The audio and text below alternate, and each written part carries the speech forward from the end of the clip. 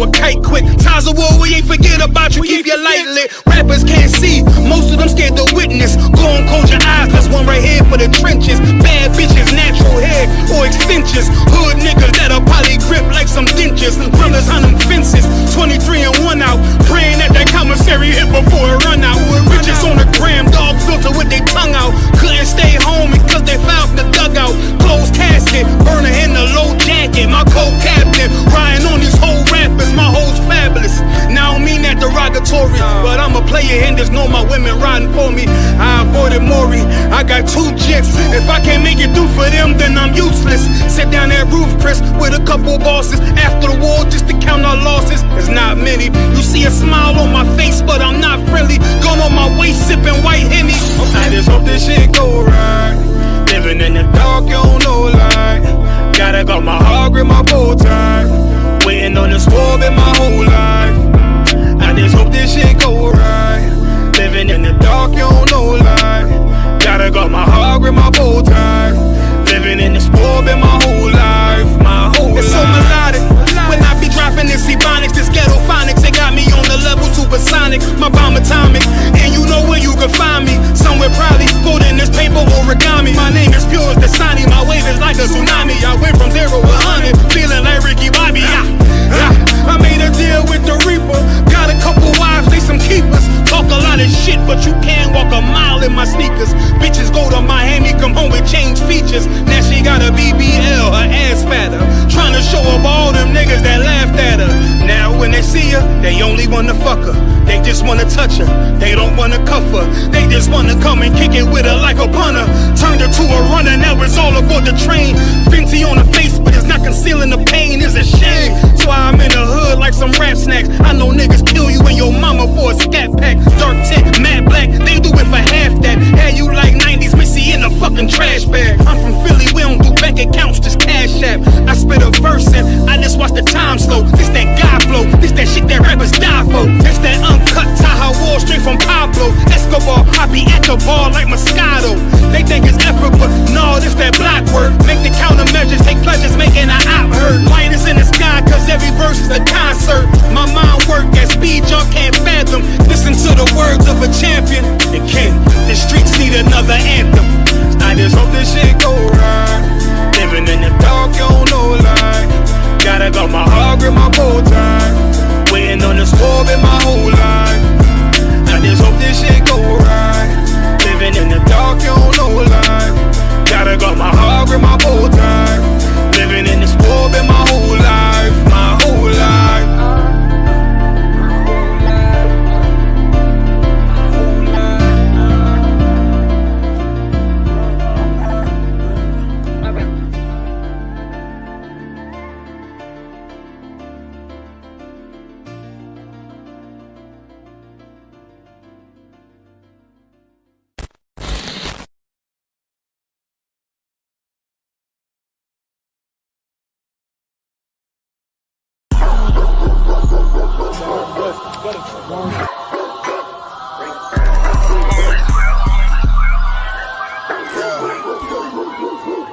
Let's get right to it, dog, you know it's raw. Well, let me catch you if you're showing off. They wanted to get you, I hold it off. Thought he was solid, but told it off. Running the field with the underdogs.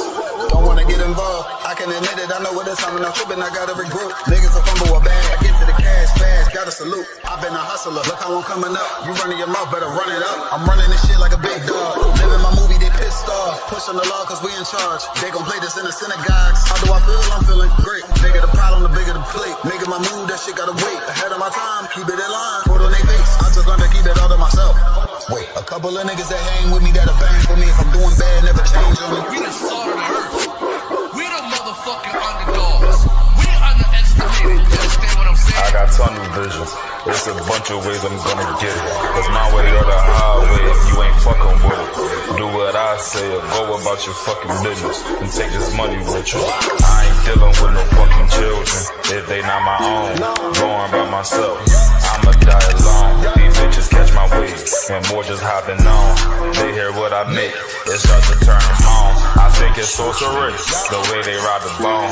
The black magic stick, they stopping by my home when I'm not even home. I'd rather be alone, so I can conquer shit, and I can see it wrong. I just keep popping shit, cause I won't be here long. I'm hopping on the road, and get my knees along. She wanna drop it low, and get her eagle on. My new bitch bad as fuck, she look like me alone. I came up from the dirt, was born right under y'all. And just like God of wine, said I just want the ball. These niggas seasonal, I watch them leave and fall. The last gon' finish first, cause we some underdogs. They say the first shall be last, and the last shall be first. Nigga, we gon' rule this kingdom, nigga. This one West. Ride to the sunset, slide to the moon for a boss. All said ghetto, then I got him, that's my doggy dog. Don't bark, gotta mean bite, we them underdogs. Off the wire, 5 yards, I'm pressing all of y'all. 9 niggas up like I'm director from a casting call. I don't give a fuck, you want beef? Next to all of y'all. UPK priest, lace up boost, then it's time to ball. The clip name Winnie, all these shells, I'ma let them fall. Niggas claim they better than like who they think they better than. One West soldier, best believe we got that metal in. Last name Cannon, cause I still got them drummers in. Kept I set that trap to hell, yeah, I'ma let them know. Underdog, you niggas trippin', we'll be poppin' on you sniffin'. Real crafty with that smithin', lock in on the mission, rockin' all out. Who the type to hop out, you be bitchin', got the crew time. Now the Glock, glitch it, nigga.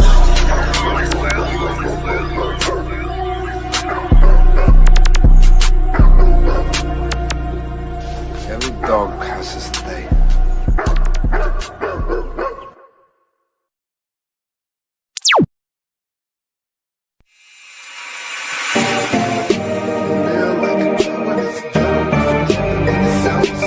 I'd rather die like a man than live like a coward. There's a ghetto up in heaven and it's ours. Black power, 144,000. I'm just trying to make 144,000. 144,000. I'm just trying to make 144,000. One body, one face, one Lord. Feel like I can take over the world with one sword.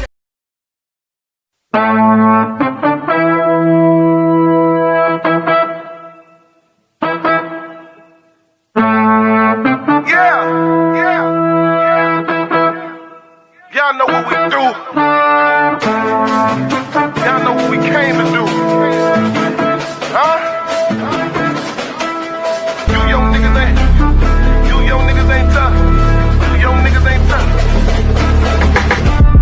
You young niggas ain't tough enough. I don't think y'all really wanna fuck with us. I told you we no bitches. I'ma need for you to listen while I paint this perfect picture. We not Christians, watch your mouth. Have them angels in your house, and them people bring you out. Bitch, you know we got that power, and you know we not no cowards. Oh, you on that bullshit? Well, I'm on it too. Oh, you think I'm bullshitting? Wait till I get with ya. If I gotta go to ground, I'ma shut the town down. I ain't about to stop until I hear stand down. All you gonna see is a lot of man down. You dealing with the men of war. We at war. I sided with the Lord, of course, on one accord. We ain't never stopping now. You running now. All my niggas go to ground. We go to ground. You dealing with the men of war. We at war. I sided with the Lord, of course, on one accord. We ain't never stopping now. You running now.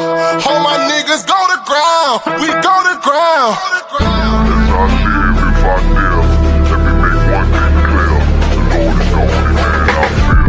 We are not the same. No, we not related. I'm not stuck on living. Death is a vacation. My camp undefeated. You cannot debate it. You just want the clout. We just want the greatest. I'm just trying to get it. If not, I'm trying to take it. Give me that. I say fuck the devil.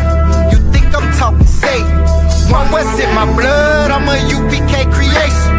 We don't give a fuck. You can see it in our faces. Got it out the mud. Straight up out the basement. The world done made me crazy. The world done turned crazy. You dealing with the men of war. We at war. I sided with the Lord, of course, on one accord. We ain't never stopping now. You running now. All my niggas go to ground. We go to ground. You dealing with the men of war. We at war. I sided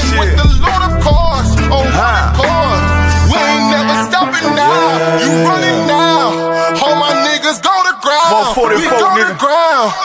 You see me riding with them people I be sliding with. We take the truth, ain't no denying it. It's this fire I spit, I got that line script. I put that pressure on them, about to put extra on them. This how the Lord is doing you.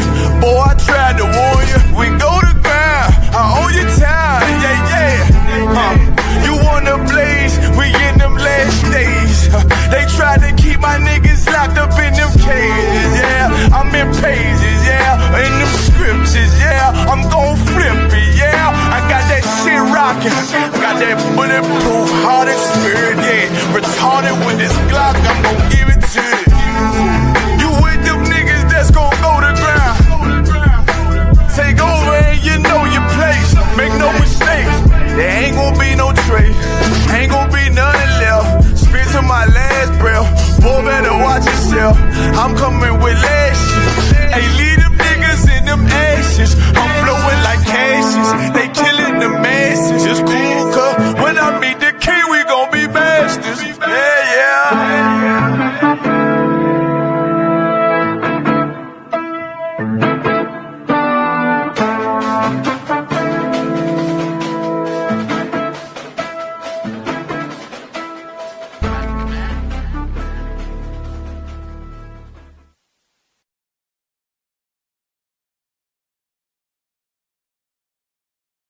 Until the general gets here. Everybody can put their phones on mute. Too, please. All right, let's clap it up. Boy, I want these lights a little closer if you don't mind. All right. So a little bit closer. Also, this here.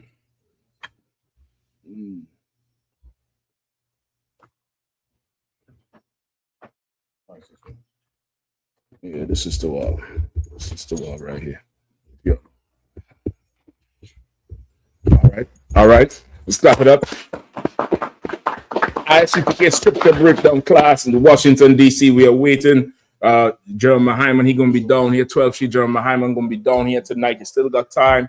You're going to make it. I know it's Friday. I know there's a ton of traffic on the road. Don't become one of them Friday evening statistics, man. If you don't want to become a number, get in this number. Come up in here. You get the point? Come up in here. We're going to have an amazing weekend. Tomorrow, we're going to be in D.C. dismantling every object you see. That's the best way I could put it. We're going to be breaking it down, dismantling it all. It's going to be an amazing thing. Don't forget, Sunday, we up in Baltimore for the Feast of First Fruits. We up in school in Baltimore, Feast of First Fruits, Eastern Avenue. Just type in I.S.U.P.K Baltimore. And you're going to see the address, everything. Come up through there. If you're in the DMV area, DC, Maryland, Virginia, anywhere, and you're in driving distance, make your way down to Baltimore on Sunday for sure. DC, we're in DC tonight in the class. We're going to be downtown in DC tomorrow. Stay tuned. The general, he definitely going to be going into a few things that's just, you don't want to miss it. That's the best way I could put it for you. You don't want to miss it without letting the cat out of the bag too much. All right. I'm definitely going to hold it down until the general gets here. If there's any questions in the room, I'll take them. Any questions online, we'll take them. A lot is going on in DC. You have the Israelis meeting with the Jordanians in the Pentagon. They say that's such a rare thing, where a meeting like that usually happens in the White House, usually happens, somewhere more diplomatic than the Pentagon. The Pentagon is, more military. I don't know what they're doing in there, but they need to do something because these gas prices, goddamn. If go meeting in the Pentagon means gas go back to $2.50, then meet up. Right. Meet, greet, sleet, whatever it is. But we need that gas down. Go ahead, Izan. Like, sir, when Benjamin Netanyahu went to Congress, they gave him standing ovations. Now they're welcoming him into the Pentagon. So that's wild. It seems like they're making some power moves. I didn't even see that. I didn't even know that part. They give him standing ovations. Well, like he runs America at this point, right? The state of Israel is not a functioning country like you and I would think it is. It's way more political, way more sinister than something plain. So of course, the presence of those leaders really, they're getting emboldened right now. The leaders of the earth, the kings of the earth are being emboldened right now to make moves that assures their white supremacy. You get the point? Like this, the moves they're making right now is not about anything but their supremacy, right? Oil is only a factor because of the abundance of it, and the world is glued into oil now. But if something else comes up, that's what's going to be the factor. But it has to all fall back to, will these moves make their supremacy stay? Will these moves cement their white supremacy? Will these moves further their white supremacy or not? Will it be a threat? You get the point? So it's like, it's going to be very interesting. I always say it for the rest of the year. This year is their midterms. It's going to be very interesting watching to see the different things that's going to be happening in America and throughout the world, you know, up until that election. And then you'll be able to really gauge the water going forward. They'll know if they have to turn the volume up, if they want to turn it down, if it's going to be, you know, just as planned, we'll know. But rest assured, whatever is going on is lining up for the Third World War. It's lining up for the Third World War, which precursors the return of Jesus Christ to make war with this nation, to make war with the kings of the earth, right? And in the meantime, what should everybody do? What should everybody do in the meantime? As this war is rampant, as this war is, you know, getting together, they're talking about how Israel's sending them explosive drones. They're sending all them explosive drones all into Jordan and Lebanon and tearing them up. Them Jordanian women, these women, they say this is their Vietnam. That's what they tell the news reporters. This is their Vietnam. I mean, I know y'all ain't dig no tunnels yet. Y'all ain't dig no tunnels. Y'all ain't dig no tunnels underground yet. I ain't seen none of that shit just yet. So I don't know how this is your Vietnam. You gotta explain that to me. And until y'all put bamboo in a hole somewhere, you know what I mean, and sleep in a tunnel and breathe through a pipe up into the soil, I don't know how this is your Vietnam. You know what I mean? But it's the situation is very it's getting there. The volume is being turned up. It's definitely getting there more and more. As this happens, what should we do, General? Follow up on you. Rock. You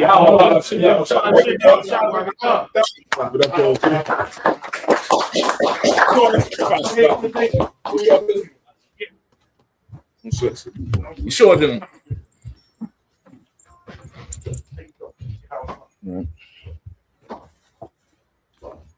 So as these things happen, what should we do? What should we do? Find the UPK, but I need a precept. I need a precept for it. All right, well, let me get a bottle of water. Go ahead. That said that little sanctuary. I could take that. What's all that smoke out there? That's our smoke going out? Get the fuck out of here. Yeah, kind. Shit. Y'all trying to put the fire on my shelter wood. All right. What should we be doing? All right, I need a precept for it though. What should we do? I need my precept though. Absolutely need a precept for it.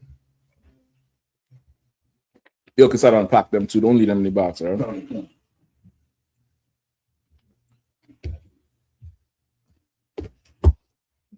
Come on. They gearing up. They meeting in the Pentagon. They're meeting all over United Nations.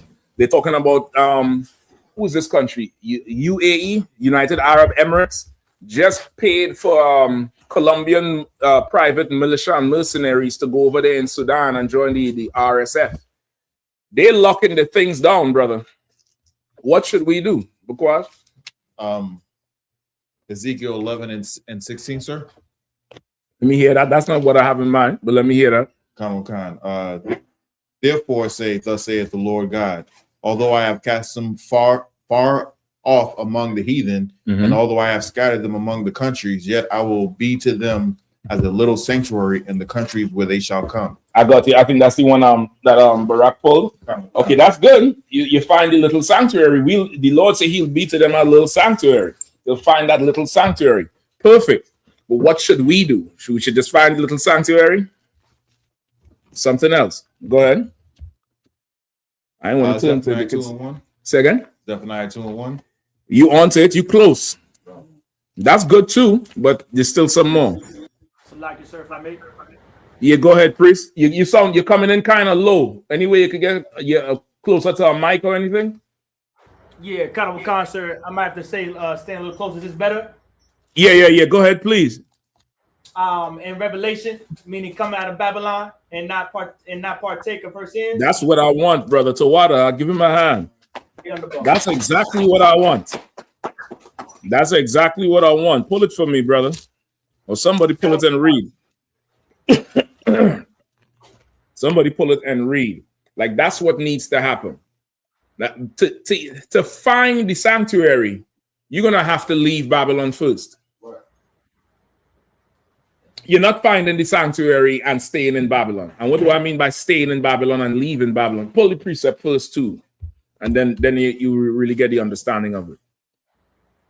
All right, Revelations 18. Let's rock. Water, sir. We got the book of Revelations, chapter 18, starting at verse 4. And I heard another voice from heaven saying, come out of her, my people, that ye be not partakers of her sins, and that ye receive not of her plagues. Right? Come out of her, my people, that you don't partake in her sins or receive any of her plagues. And we all the way in Babylon right now. We all the way in her, and we taking part in her sins. We taking part in her sins from the highest to the lowest, from the Diddy parties to Adrian Broner, to your teachers in school, to the police.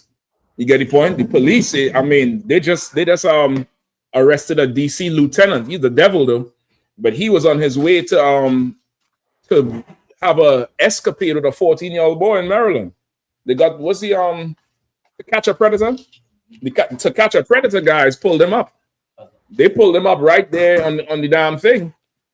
And he's a lieutenant. Like this place, her sins have reached to heaven. And of course, they're saying, come out of her, my people. You get the point, as a general? No sweat. And they're saying, come out of her, my people. So now that's what we need to do now. What we need to do now as a people is come out of Babylon. Come out of her. What does that mean? What does it mean to come out of her, my people? What does that mean? Come on, Arwadi. Yeah, use the mic there. No sweat. You hear me, sir? Yeah. We could hear you. That's for the people online to be able to hear you. So what that means is don't celebrate her holidays. Don't partake in what America got to give as far as deviancy, criminal acts, lies, like I said, the holidays. Don't follow behind her. We still here. We don't have to leave the shores of America to not be a part of America. Right. That's what you want. Come out of her. To leave in Babylon is not a migration. It's not getting on a plane or jumping in a vehicle or getting on a boat and leaving, with a destination to end up somewhere. You get the point? Go ahead. Okay. What Officer Arwad just said is 100% right. You can't be in the spirit of America. So, for example, when the holidays come around, you're not in the spirit of Christmas, right? Because you're out of her. Exactly. You're not influenced by the spirit of this place, by really the culture, the customs of this place, the way this place runs. Because Officer Arwad said, you don't want to take part in their criminality. The issue with that statement is a lot of America's lifestyle is not looked at as criminality. It's just not looked at as that. It's looked at this is the American way. This is what America does. This is America. Right. America, yeah. But it's a criminal empire. It's built on blood, rape, theft, murder, That's the foundation of this place. So the culture of this place is criminal, but this is the culture. This is their culture. This is how they operate. And if you're not careful, you start operating, thinking, processing things the same way as America does. And you will start taking part in her sins, and then you receive of her plagues. So now to even find the sanctuary, you have to find the little sanctuary. You have to change your mind. Your mind gonna have to be removed from America, because if you have that, if you're still in Babylon, if you're still in her, that's how we talk. Like how we say, I don't F with this one, I don't F with that one. The Bible say you're in her, like you're having sex with her. And he's saying, come out of her. You get the point? It's saying that because you stay in this place, you will not recognize the little sanctuary. You ask the average Christian, where's the house of the Lord? They'll tell you, go to Betty People's Church. Everybody ever seen Betty People's Church? Because see if you can pull up one for me. Some years ago, brother, Betty Peoples, I think it's Peoples is her name. Some years ago, brother, I was coming up from Maryland, and I'm passing Six Flags, and I saw this thing on the left arc, and I could not believe it. General, I had to stop and U-turn and drive into the thing. I could not believe that was a church. I couldn't believe it. Salaki, so you pass this mic to the general. You remember the introduction to the what was it? It wasn't Black Watch. At that time. It was the grill. That's a Hebrew speak. It was the grill. The grill, yeah. The grill. Commanding General Yahanna show. We went around to all the mega churches in DC and filmed them. Betty People's Church was one of the churches that was on that list or what have you. It's humongous. Yeah, that's a ridiculous. Is it still going? I ain't been out there in a while, but I ain't hear people saying nothing about it. But I'm gonna look for that intro too. It's on the intro. The intro where the general talking, General Mayak talking, general's talking, and they're showing you the church. And this church is so big, it has its own exit off the highway. It has its own exit off the highway, brother. And it's huge. Okay, that's not it. Is that it? Okay, then that's not the one I'm talking about. Yeah, the one I'm talking about, it's huge. It's just huge. And see how this one looks square? That one is steeples all over the damn place. What's it called, sir? I think it's Betty Peoples. I probably called him saying the wrong name. Yeah, let's put Betty People's Church. Oh, church. Peoples, maybe Peoples. Go ahead, Arwadi. Oh, Salagi, sir. Yeah, when that church first got open, I think her husband was still living, they had a parade going down Bright Sea Road, and I think 202. Yep, 202. So she was waving in the convertible, like the like Queen Diana. Yeah, and they got their own apartment complex as well, and their own schools. Yeah, it's huge. It's a huge thing. That's the aerial view right there, brother. But that's one of them. Maybe it's more than one, because there's another church out there. Yeah, that's the one that's in the video. I don't know what the name. The one that's in the video is the one I'm talking about. Okay, yeah. Is this the one close to Six Flags? Yeah. Slack, sis. Pass it, Matisse. I think it's called Jericho. Oh, yeah.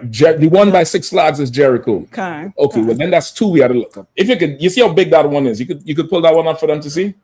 That's Betty People's place, and that thing is a spread. Like the blue and white remind me of Epstein Island, to be honest. Mm-hmm. Yep. It reminds me of Epstein parking lot. Right. It's huge. And see if you could look up the other one, the Jericho Church. That's the one I think close to Six Flags. Brother, I took a driving tour of that place. I could not believe how huge that joker was. If you could find it, right? But the point is, if you in Babylon, they ask you the house of the Lord, that's what you will look for. You would be impressed by that. You would be impressed by you go down Michigan Avenue, northeast, you will see that cathedral, and that ain't the National Cathedral, right? The National Cathedral, I think, is off of Wisconsin Avenue or somewhere up there in Northwest. But that one right there by the hospital, by the Children's Hospital, that is a massive church. Children think it's a castle. The first time they see it, they think it's a castle. You found it? Arwadian? City of Praise. City of Praise, not church, eh? It's called City of Praise. Like this joker here got its own zip code. Its own zip code. Like these churches, you'll think that's the house of the Lord. You'll think those men are the men of the Lord. But if you don't come out of Babylon, pass the microphone. I got a scripture for you if you want. Yes, sir. Please. Jeremiah 7:4. Somebody could read it, please. That the book of Jeremiah, chapter 7 and verse 4. Trust ye not in lying words, saying, the temple of the Lord, the temple of the Lord, the temple of the Lord are these. Right? Trust ye not. That's perfect, General. So wow, give General a hand for that one. Trust ye not in lying words, saying the temple of the Lord are these.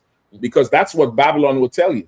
Babylon will tell you the temple of the Lord is those, and the men of the Lord are those men who in there, who full of adultery, who creep into silly women's houses, who molesting children, stealing the money.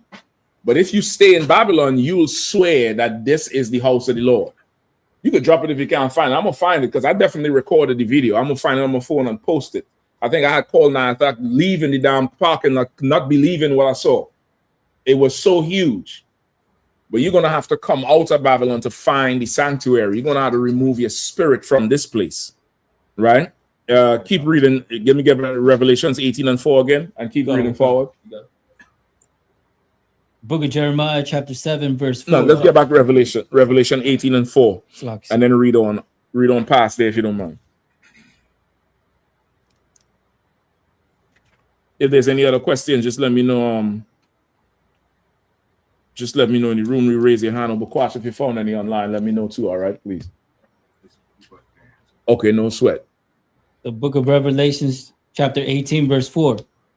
And I heard another voice from heaven saying, "Come out of her, my people." How does it feel in here to you? Is it cool? You all want the air on, or is it okay?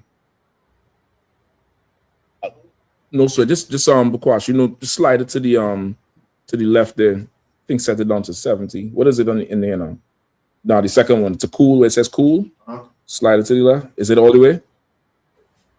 Left. All the way, yeah. All right, and then drop the temperature.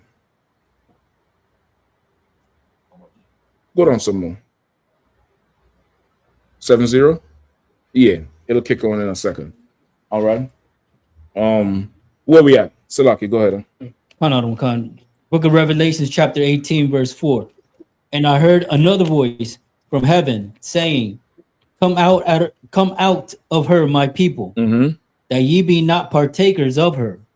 Of her sins. Of her sins. And that ye receive not of her plagues. Right, so the Lord is a father, man. He ain't trying to hurt you. He trying to spare you what's coming.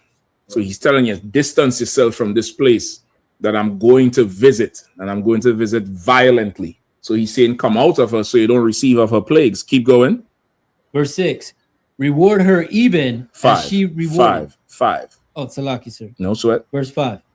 For her sins have reached unto heaven. For her what?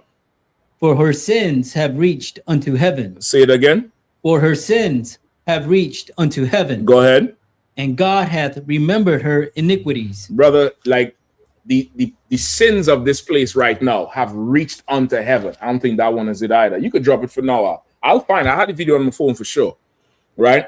The sins of this place have reached unto heaven. Anybody knows what that means? Anybody have a grasp of what he's saying? For her sins have reached unto heaven, and God hath remembered her iniquities. What does that mean? Her sins have reached unto heaven. Sir, if I could, her sins have reached unto, like, this devil have done so much, with being in America today, and with the other nations, because he allowed them to come over here. They done so much to the children of Israel that the cries of us and their crimes have reached unto the Most High, just like the blood, of Cain reached cried out to the Lord. I'll take that. It's like go ahead, a warrior. Oh God. Also, you could put it as it's kind of like the message has reached your door. It's beyond any sort of repair at this point. It's like You remember in high school, some of y'all was this student. I ain't gonna ask you to raise your hand and admit, but some of y'all was this student that, you know, sit in the back of the class, stay after and write penance. That shit did not work. Some of y'all was the student that had to go to the office. So now your misbehavior in class is at the principal's desk. And now if you have to bother him, it's going to be a problem. You much rather deal with the teacher, right or wrong. America's sins, brother, is the Lord he's hearing too much about this thing now. It's too, and he remembered her iniquities. You get the point? You bringing back memory. Now you're supposed to live your life where your reputation would precede you in a good way.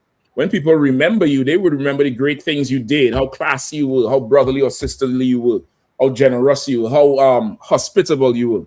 But imagine your memory is of every ill, foul thing you've ever done. You're really asking for judgment at this point. And America's sins have reached unto heaven. They talk about Alligator Alcatraz. They're trying to close it down this week. They said they spent $1.2 billion on that facility over the past year and did nothing in terms of anything with immigration. Didn't really nothing. You spend $1.2 billion to violate people, oppress people, have people out there getting sick. People died in their custody, and they don't give a damn. They don't, but yet still you're gonna pay January 6th rioters. You're gonna set them free for trying to burn your kingdom down. But people who are trying to live and survive and work for you at half a rate and do a better job than your own lazy citizens, you decide to lock them up in some alligator cage for your pleasure and for, you know, to make you feel better about yourself. The Lord has remembered your iniquities. The Lord has remembered your sins. Your sins have reached up to him. All the oppression black people are going through all over the world, everywhere. Black people didn't bring down your towers on September 11th. Black people didn't do that to you. But you would not treat the Arabs the same way you treat them. You would not do that. But now your iniquities, you're going to have to pay for it. That happens as we come out of this place. We're going to have to leave this place behind. This is something we can't cleave to anymore. At one time, cleaving to America, it was like, you know, there was safety in it. We trusted in the shadow of Egypt, like it says in Isaiah. But now, Egypt is swatting us away. Now we're fighting to cleave to Egypt, even though Egypt doesn't want us anymore. Now we got to gather together, O nation not desired, before it's too late. Now, if you want to go ahead and die with this place, you can die with this place.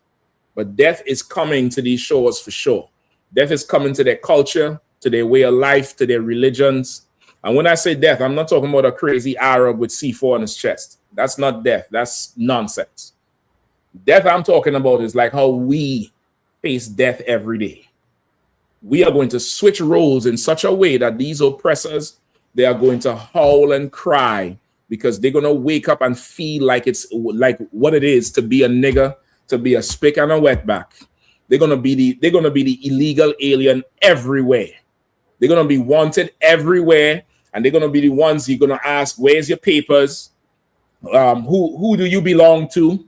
What are you doing here? State your business. They are going to face what we face now. And that time is coming. I know it seems gloomy. I know it seems, you know, grim. The pressure is on, but the pressure is on means that it's getting closer and closer and closer to the end. You're going to have to pull away from Babylon. You got to come out of her to see it. And once you see it, you're going to find the sanctuary. Go ahead, Arwade, please. Salaga, sir, I got that scripture for you. Go ahead. It's Isaiah chapter 30, verse 3. Mm-hmm.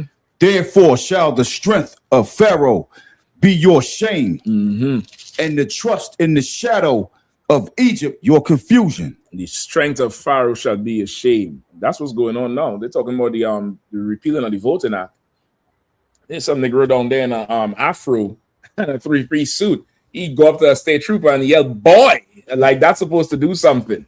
Listen, we call the white man the devil and he kisses our boots. I ain't got time to go in no state building and call no white man boy. I'll call him the devil. And I ain't even so sure this fool ain't no plant. Because I ain't never seen no Negro up in politics with a big ass afro like that. Just like that. I ain't never seen that shit. I know that clean face means something. I know Westmore is governor because how he look. I get that part. I know he's signaling to them, I'm a safe Negro. I'm one of the safe ones. I'm one of the good ones. But that nigga down there, I ain't too sure he's just part of the, the circus until the midterms. All right. Any more questions, Ms. General? No sweat. Go ahead, Amberquat. What we have online?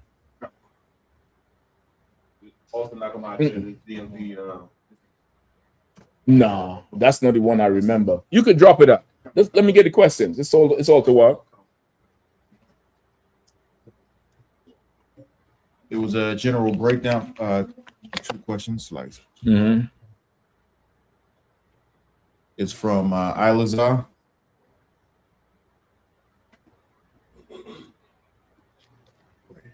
Says, Shalom, Adawan. Can I get a general breakdown on Ecclesiastes chapter 10, 1 through 7?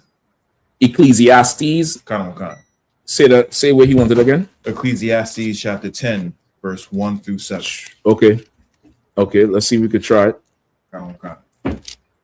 And is a general breakdown, sir. Ecclesiastes 10, 1 through 7. Okay. What's the other ones? There's another one. If those are short, I might do those first. The place to be is Shalom, sir. Can I get a general breakdown on Ecclesiasticus chapter 30, 14 through 17? Okay, that's a little shorter. Might have to get that one first. Go ahead. What's the other one? Those are the 2 for right Those now. are the 2? No sweat. Let me Ecclesiasticus. Let me get that one first. Hold on. Let me see your 10. What does he want? 7 through 1 through 7? 1 through 7. Okay. All right, we can start with that one, and then we go through Ecclesiasticus. What's the other one? Ecclesiasticus 30, 40 through 17. All right, let me see a look at that too. All right, whoever has Ecclesiastes. The book of Ecclesiastes, chapter 10, verse 1. Dead flies cause the ointment of the apothecary to send forth a stinking savor. So doeth a little folly him that is in reputation of wisdom for wisdom and honor. Verse 2. A wise man's heart is at the right hand, but a fool's heart at his left. All right, let's get verse 1. Read verse 1 again. Anybody want to take a shot at it? Let me know. Dead flies cause the ointment of the apothecary to send forth a stinking savor. So the apothecary is somebody who would make oils and ointments and fragrances and stuff like that. So the ointment of the apothecary, the dead flies, like not the buzzing fly, but these sweet flies that go around fruits and stuff like that. Just imagine them flies getting attracted to this thing because it smells so good. Even till today, I think sisters know it. They put what is it, cinnamon and something in a pot, and it attracts the flies. It just kills them, right? Because they're attracted to the smell. But this one here is saying the dead flies in this ointment, because it's not meant to kill them. This is a fragrance. This now will sour that fragrance. It will cause it to smell off than what it really is. You get the point? Go ahead. So doth a little folly him that is in reputation for wisdom and honor.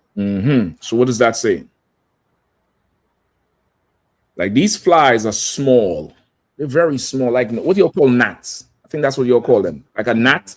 Not ain't a huge fly. They're like a horse fly. It's small. Few of them will ruin this oil. It's expensive oil. It's saying, go ahead. Because so just like those small flies will ruin that nice fragrance, a little folly, meaning a little sin or something that is not of good reputation could spoil somebody who has some honor. A little folly. Folly is like silly.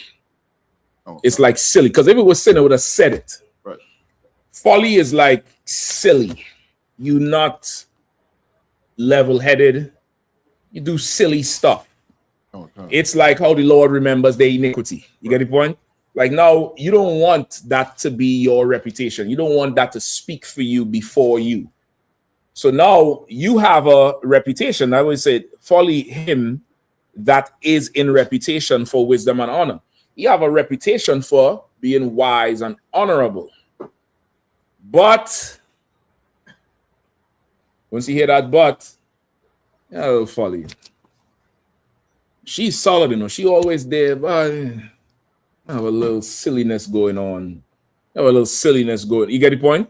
Like it's saying that folly, that, you know, something is simple. You're doing some simple nonsense. And this is simplicity that comes not from ignorant. There's something you might be ignorant of something, or you don't know. But this is just you just being simple. Just folly, which usually comes from, I'm gonna just say from an observation, it comes from a moment of laziness that you just get comfortable with yourself and don't want to be all the way laced up. You kind of want to be, you know, unbuckle the belt, loosen the tie, and that's what you carry, because to be a professional requires focus, attentiveness, consideration. You have to think. And sometimes, brother, thinking is the hardest thing you could do. So I'm just telling you straight up and down. Sometimes for some people, thinking is like, what are we talking about? I just felt to do this thing. And it was silly. You know how it is. That shit, brother, it's nobody remembers you speaking. Nobody remembers your class. Nobody remember your great counsel. That's what's going to start to stack up as your memory. You get the point? Go ahead. Do me a favor, because you could probably shut these windows here too, all right? Under folly, sir, can you also say, like, somebody who had a good reputation, being seen one time drunk would spoil that reputation? That could be folly. It depends. Also? It depends. What's his name? What's the brother's name? No. Definitely not him. That's beyond folly. Nobody don't care about his boxing right now. There's nobody don't care about, you know, Mexican. Remember he was saying, I can, American, Mexican, any man can get. Nobody don't give a rat's ass about that. Not Adrian Bruner. What's it? What's Sodom and Gomorrah? Lot? No, not Lot. Noah. Noah got drunk. Was that folly attributed to him? Nah, sir. It presented an opportunity for somebody else to do folly. Exactly. You get the point? Okay. You understand? Okay, being drunk so much in a technical way. Technically, being drunk is a sin because you're losing control. But it's a sin because of what you do when you're drunk. You get the point? Like, if now you being not laced up causes you to sin, then that's the issue. You get the point? Noah was separate.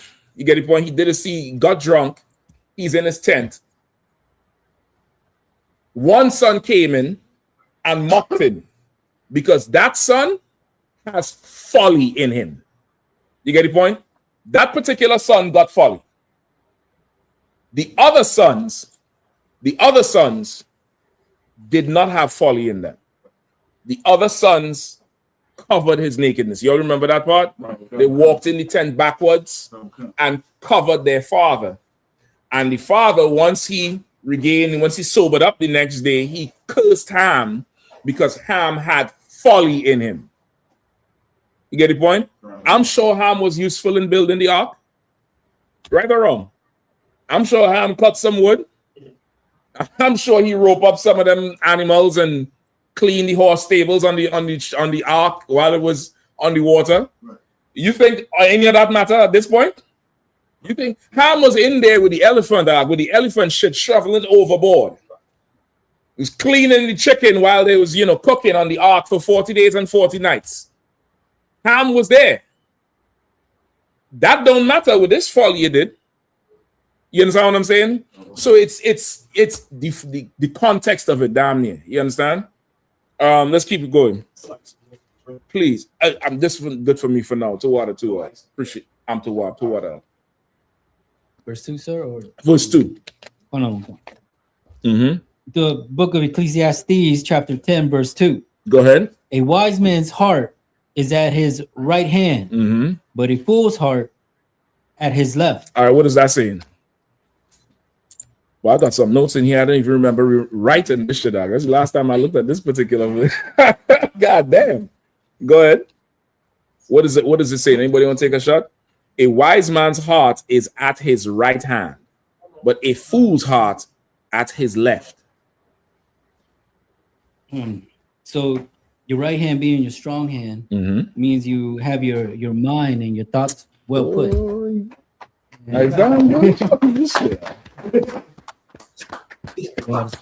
God damn, Isaiah.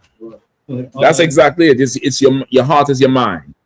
A wise man, his mind would be to his strong hand. Go ahead. But a fool's heart at his left, so meaning since your left hand is weak, so is your mind. It's like now you giving over to folly versus giving over to the wisdom and knowledge of the Lord, or the proper way to behave, or that's basically it. You a wise man would give over to what's strong.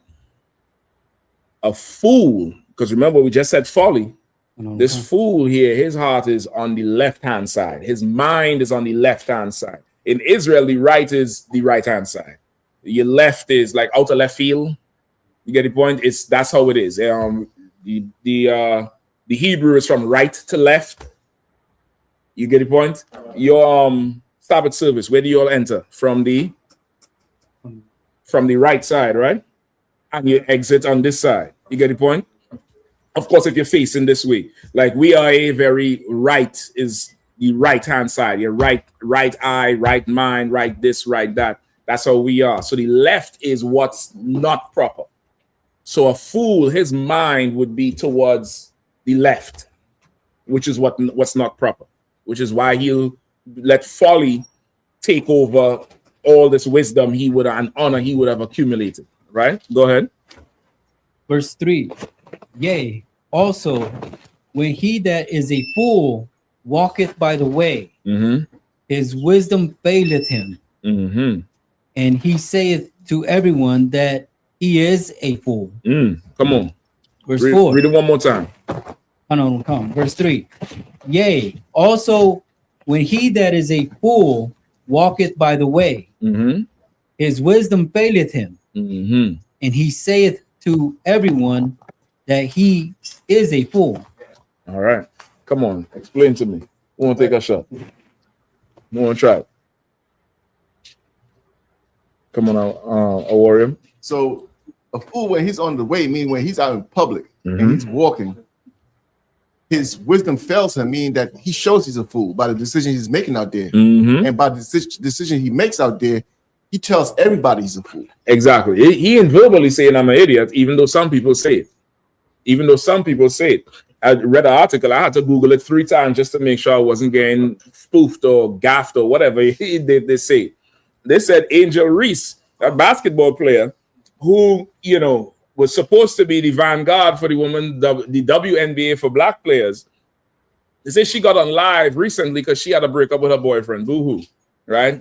Everybody breaking up now because of Meg Thee Stallion and that fool. She broke up with her boyfriend. Boyfriend said publicly how she have 80 bodies on her.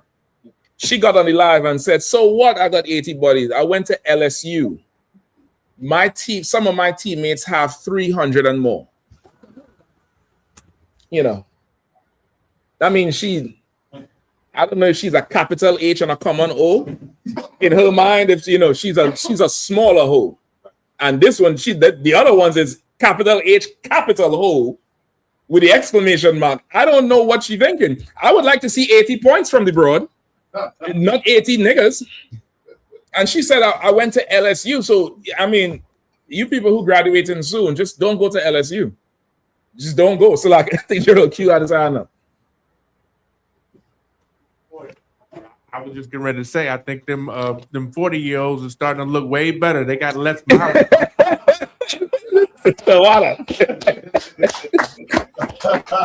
Listen, it's rough out there. Listen, come out of her, my people. You know what I mean? She might have to do 6 months to a year to get her name. 80. That's a lot of iniquity to forget, woman.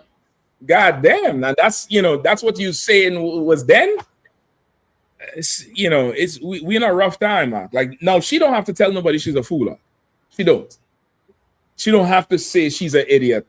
She made the statement live. You know, the internet confirmed it. I thought it was a fake. The internet confirmed it. And birds of a feather flock together. So the way she throw her friends under the bus, she says some of her friends, her teammates, I think she said, got 300. Y'all can't put up 300 points. Y'all ain't doing nothing. Y'all, the white girl running the NBA right now, the WNBA. What is the whole thing about? Nobody. She doesn't have to say she's a fool. I used to feel sorry for her when they put the Ice Age meme up with the little green thing from Ice Age. You remember that with the two eyes on the side and said this is Angel Reese. I used to feel sorry for her, but I mean, right now, you had to own that shit. You had somebody out there now? Yeah. Go ahead. Oh, I'm coming to you. That should be a lesson for all sisters. That when they preach this freedom and stuff like that, it's only so that they can always point to you as the bigger hoe. I mean, it's a setup. It's a defense mechanism. Right. To go be free. So if we have an argument, you got 80, you got 300. Spartans. What is your profession? Oh, Barack, 1 second, brother. Let because I can't do that, please. If you don't mind, just keep the memory, all right? Remember, all right? Just let Kazak handle them things, all right? All right, so what? Kazak, if you don't mind, whatever you need back there, sorted, all right? Right? What is your profession? Ho. Go ahead, Arrow. Sir, if I could, me, Officer Bakwashi was talking earlier. So I guess if you knock down the football team and the basketball team, you can rise up, in them numbers, them bodies that she got. What do you mean? Like if she not, like 50-something brothers up on the football team, it's like 12 brothers on the basketball team. She can get them numbers up quick. 4 years in college or going to the club, I don't really the dorms care and about everything. the how she get there and all. Come. The fact that she's there is the problem. I don't care if she took a Uber, if she took a jet. I don't care if she walked to that number. The fact that she got there is ridiculous to me. You get the point? And again, it's the sins of Babylon. It's the plagues of Babylon. It's the plague. The plagues of Babylon is that thing. And it comes from, again, the church, because I'm sure she has some amazing molestation story. I'm sure she have a ridiculous one. Let's say amazing in a bad way, something that would just make you be like, what in the hell is going on? Like you a top prospect. I mean, our brother went to one of them schools. They had some he said they had some track girl coming. She was a state champion in hurdles. She was done by the spring semester because she ain't jumping hurdles no more. She came in and was, hot to trot and had a name and was, name ringing out. And that wasn't all that was ringing out. Like the plagues of America is something we can't get away from. Angel Reese have a problem. You got the what's the big footballer name who he has the show? Shannon Sharp. Shannon Sharp. This nigga's what, 6'5"? He's a freak of nature, Hall of Famer, super successful in the NFL. And he has a deviancy where he cannot control himself. Right. He gets finessed out of what? A few $1 million? 50 million. I thought it was like 2 or 3. He gets finessed out of millions of dollars. Adrian Broner, he can't, anything wrong than soft, he got to touch it. Remember the general did the class about, somebody who just can't leave something alone. They got to just touch something. It's part of the culture in America to ruin a childhood by some deviant. And now that child is going to grow up deviant and just perpetuate deviant lifestyle. And it's just going to get worse and worse and worse, which is why you have to come out of this place, which is why your mind got to be in your right hand and not the left, which is why you can't let folly stay in your reputation like gnats in an ointment. You get the point? Keep reading that, please. Verse 4. If the spirit of the ruler rise up against thee, leave not thy place, for yielding pacifieth great offense. Offenses. All right. Read that one more time. Hold on, we'll come. Verse 4. If the spirit of the ruler rise up against thee, leave not thy place, for yielding pacifieth great offenses. Talk to me. Who want to take a shot? Who want to take a shot at it?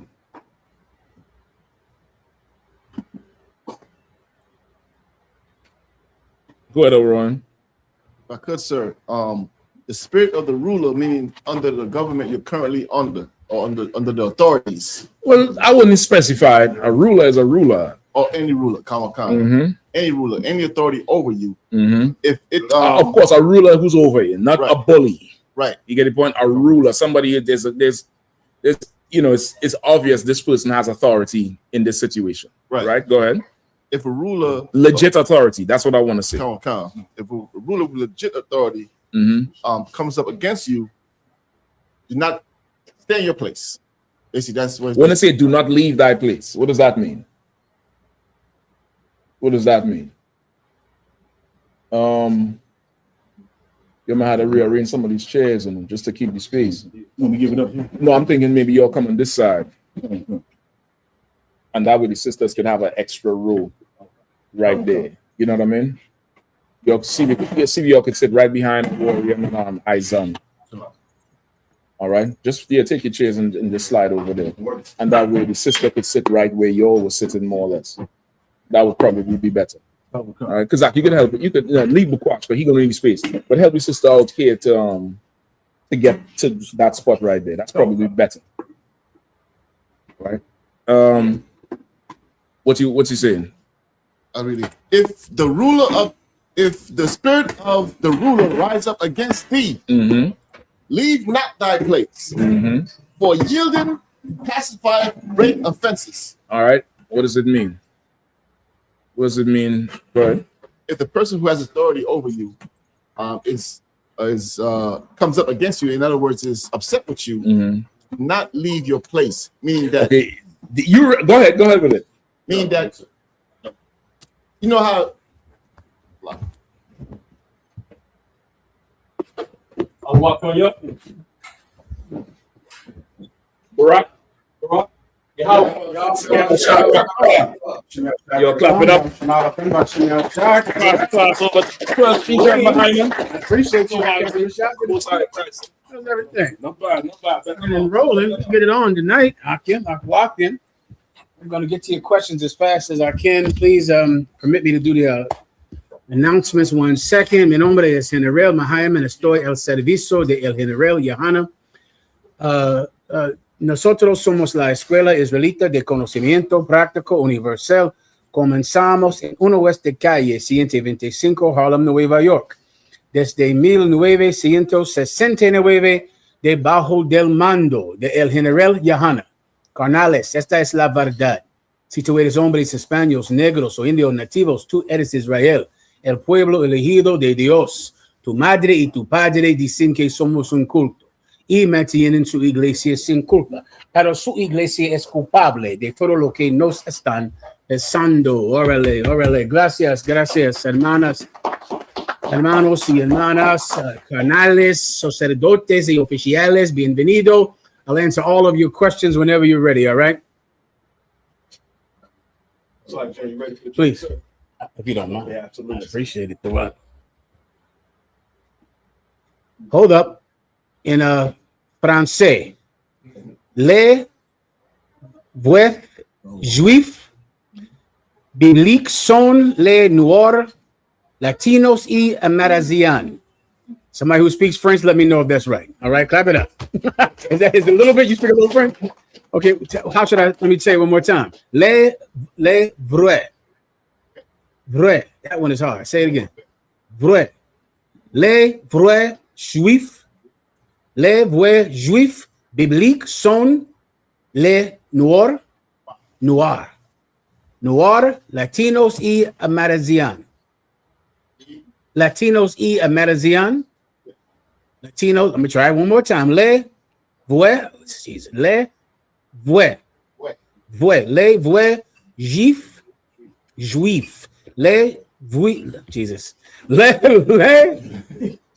les vrais juifs bibliques sont les noirs latinos y amerindiens. Close enough. Close enough. I'll practice it. All right. I'm ready to rock, Aki, whenever you are. Questions, please, up front. Slug it, sir, if I could. So I was scheming through the YouTube, ran into Sarnetta and them again, you know. So I kept hearing something. They were saying that Paul, Luke, and John, they wasn't recorded, like their names wasn't on, you know what I'm saying, our records. Well, I mean, where does that come from? If you ever heard I don't know what they're talking about. You got to ask them about that. The record is right there in front of them, right? It's the Bible. And of course, the Bible is written in the Qumran caves on scrolls that monks gave their lives to protect. Like many people look at the Bible, and especially the King James version of the Bible, it was written at a time when King James was in a battle with the Catholic Church, a terrible battle with the Catholic Church, because he wanted supremacy over the Catholics in England. Right, he wanted it for selfish reasons, but that spurred him to really fight to have a Bible that the common people could have directly understood, because simply he wanted to take away power from the Pope and power from the bishops. He didn't want them to have the power to have the only true translations. So he went through painstaking cost, stock, and expense with scholars to make sure it was correct. The records he had were scrolls, brother, that monks gave their lives to protect. I mean, they died. They died during the time of the Third Crusade and the Fourth Crusade, when the western part of the Catholic Church came to kill them, to destroy those scrolls, and to murder them for having black pictures of saints on their walls of their churches. And they went to slaughter them. And brothers gave their lives, and hid these, because if they would have been found, they would have been destroyed. You understand? So, and of course, those brothers, Matthew, Mark, Luke, and John, they're all over those scrolls, and they're all over the Bible because of that. You understand? The water, sir. No problem. Now, here's a lesson, since we're in a scripture breakdown class. So, what's the reason that Sarnetta wants to devalue or degrade Matthew, Mark, Luke, and John? What's the point? And why do they do it? What's the reason that anyone wants to say that Bible is tampered with? The white man used that Bible to destroy us. That Bible is so old, you shouldn't follow some book so old. You're going to hear that all the time. But like in every battle, what you want to do is get the motivation of the person that is saying the lie, mentiroso, the lie. Get what's motivating him. What could it possibly be when you're talking about the conscious community? Take a guess. Go ahead. So, They trying to prove us to be liars. Why? Because first of all, they don't even believe in the truth. Okay, are the conscious community now? They're Black Panthers and terrorists. Are we too radical for them? They sell drugs. Right. Captain Desaryak, man, used to battle him all the time. He got arrested for selling cocaine. You remember him? What was his name? Tootie. That's Natural Tahuti. Natural Tahuti. Now remember, we in a whole biblical battle with this cat who sells keys of cocaine. Right. But every week we're like, well, in Jeremiah 15 and Ezekiel 37, he leaves there and sells keys of coke in Harlem. We in another battle forever with some cat that's saying you can make a baby without having sex, and in a battle over the Metanetta, whatever the hell that is.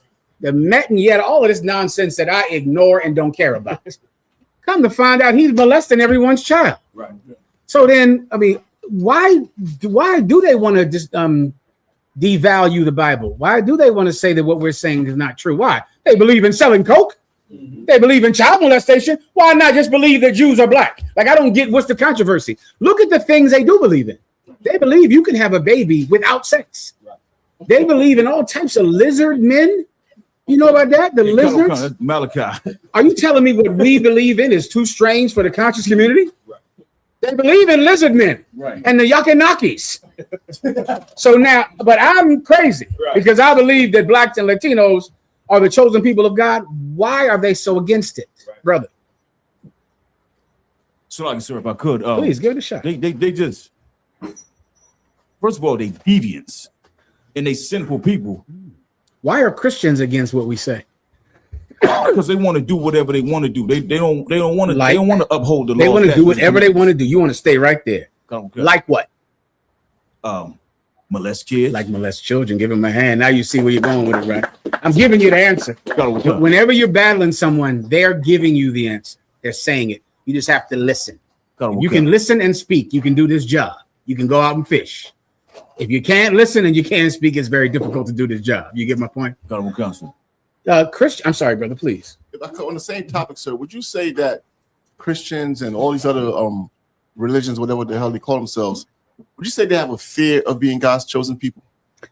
Okay, fear of being God's chosen people is not the accurate way to understand them, because if you ask any Christian, they're a child of God. They're a saint. They're saved. They're the anointed. Like, Christians have a gigantic ego.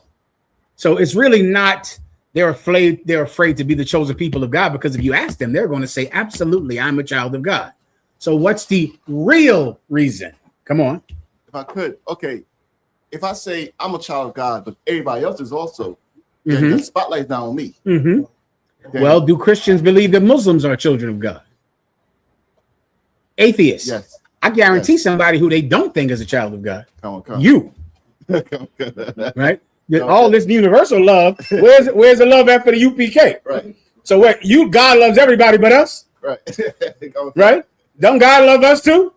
Right? God loves everybody. Okay, well then he loves me. And this is what I'm going to say right now. And if God loves me no matter what, then God will love me even though I hate white people. Won't he? Right. If he'll hate me even though I'm gay, and hate me even though I eat pork, and hate me even though I'm a drug dealer, why can't God, I'm sorry, if he will love me even though I'm gay, and love me even though I eat pork and shrimp, and love me even though I'm a drug dealer, why can't God love me?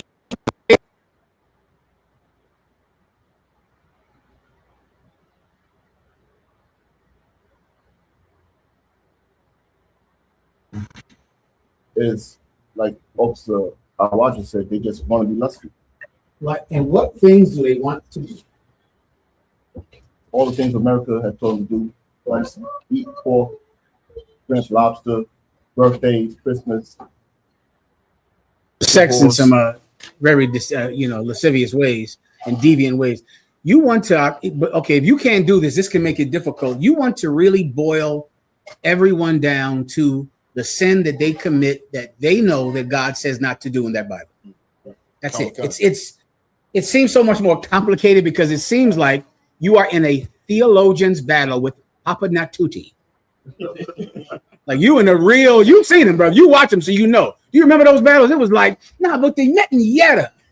When you translate it back from the original Greek, the original Greek, he's selling cocaine. The original Greek. That polite, forget about it. I mean, he was a scholar of scholars, was he not? He understood all knowledge upon the earth. Well, when the original went back to, what's the name of Egypt? Kemet. When the original Kemet, when they went to the valley of death, he's touching your child and having sex with a 13-year-old girl. I'm starting to think they're not so scholarly like they might want me to believe. Right. I'm thinking that maybe they're hustling me. Maybe they're just sexual deviants and drug addicts. Right. And so their whole problem with Matthew, Mark, Luke, and John are those words that tell you you cannot be a drug addict or a sexual deviant. Right. Maybe that's all this is about. Maybe this is about nothing else but that. Now, once you can get that, then cutting and destroying enemies can become quite easy. You understand? Anything else? Please. The water, sir. No problem. Good night. Please. It's been a while since I heard you say it, sir, but I remember you would have the breakdown where you said New York is Jerusalem, Philly is Corinth, DC is Rome. If I could, sir, can I just get a breakdown on that again, sir, please? I'm sorry. That's old. That's old One West doctrine. That's old as when I was coming up.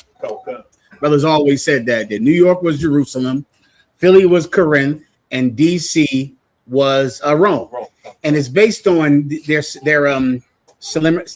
how similar they are with the places in the Bible. Of course, Jerusalem is where the truth started, right? It's where all the tribes are, all 12 tribes are in New York, right? It's the home of the truth, 1 West 125th Street, Harlem, New York. It's Jerusalem, in spirit. You get the point. Corinth is like a city that is, and the brothers that have been to Philly or grew up there know Philly is super into. Okay, we used to call it the Philly chill, right? But it's brotherly. That's the best way I can describe it. It's like it doesn't have the ambition that New York has. It never had. When I was coming up, it did not have. I would go back and forth from Philly to New York. And I remember one time going to Commanding General Yahanna. And I spent time with him in New York and then go back to Philly. And the brothers in Philly were chilling. What they knew how to do is sit right there with a bottle of liquor and laugh with each other. You get my point? Right. But New York was super ambitious about Times Square, New York people, fishing, but they also hated each other. You get my point? They had a lot of problems with hating each other, but they were animals about the truth. Right. I mean, they were straight up and down animals like in New York. About going to a camp, Jesus. About Times Square and fishing, they were animals, but they did not like each other. You understand? And I remember one time coming back from New York, and I sat down with Commander General Yahanna, and I said, how can the brothers in Philly be more like y'all brothers in New York? He said, what you mean? I said, man, I go up there and, brother, they is going to camp out and they is fishing and they losing their mind. Philly is very relaxed and very cool. They love each other, but they're not very ambitious about growing the school, about making the school go from 10 brothers to 30. They're not very ambitious. And he said, well, that's true. The brothers in New York are aggressive. He said, but the brothers in New York have a lot of problems that the brothers in Philly don't have. And I remember that specifically. And because Philly, they loved each other. They cared about one another, but they didn't care about growing. You get my point. And that's Corinth. Like when you read in the Bible, Corinth, even that brother who slept with his father's woman, he came back around. They was happy to have him. You get my, he was proud, but they didn't hate him. Paul said, you better never let him come around again. But Corinth was letting him come back around. Why? Because that was their homeboy. You get my point? That was the brother they was with. He made a mistake. He did this. It's okay. They were like that, and that's how Philly is. It's Corinth. It's a place more focused on relationships than the aggressiveness of spreading the truth. And they're very good at that. You get my point, right? Rome is the seat of government, right? And usually the brothers that grow up here grow up under the shadow of Egypt. Like it's like almost like if you're from DC and live in the DC area. I remember coming down here for the first time, being in awe at this giant garbage that y'all live under. You living under that building with that old Washington monument and that all of those giant monuments to Lincoln and Abraham Lincoln. And what's that street you can drive downtown, and it's where the IRS is, and there's like mausoleums down there, like giant stone pillars to American imperialism. Right. And you live under that every day. Every day you're seeing that, going to work every day and seeing the success of your oppressor and seeing the monuments that he built to crown his success. Right. And it definitely puts you in a certain vibe like fear. Like, fear is like you could be afraid to come against that monument downtown. That giant seat of power. And before you know it, brothers in DC kind of tap out, just give themselves over to their position under the oppressor.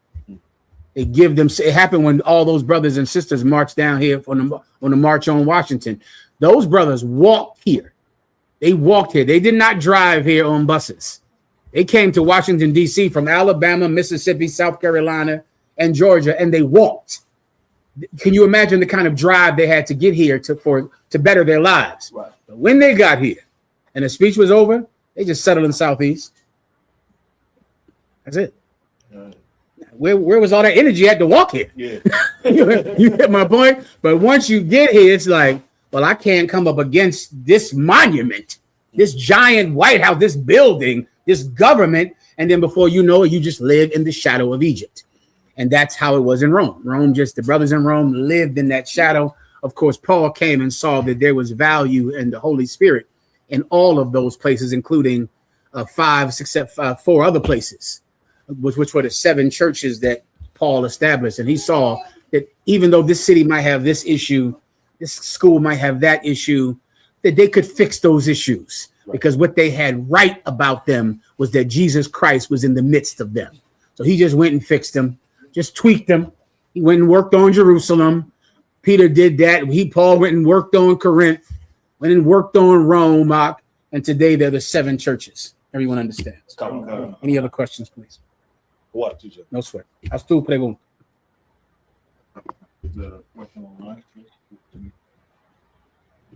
Is in the book of Ecclesiasticus. Locked in. Yes. The place to be has says, Shalom, sir. Can I get a general breakdown on Ecclesiasticus chapter 30, 14 through 17? Sir? Absolutely. Glad OKC. Whenever you're ready. Who made the food, Akim? The sisters? What's the name? Allah. Ayan Lawana. Allah, say, so you can go ahead and say it, brother. Sister Ayan Lawana. Give her a hand. Captain Pastor, Sister Taqwa. The water out there. Appreciate it. All right, I'm ready to rock.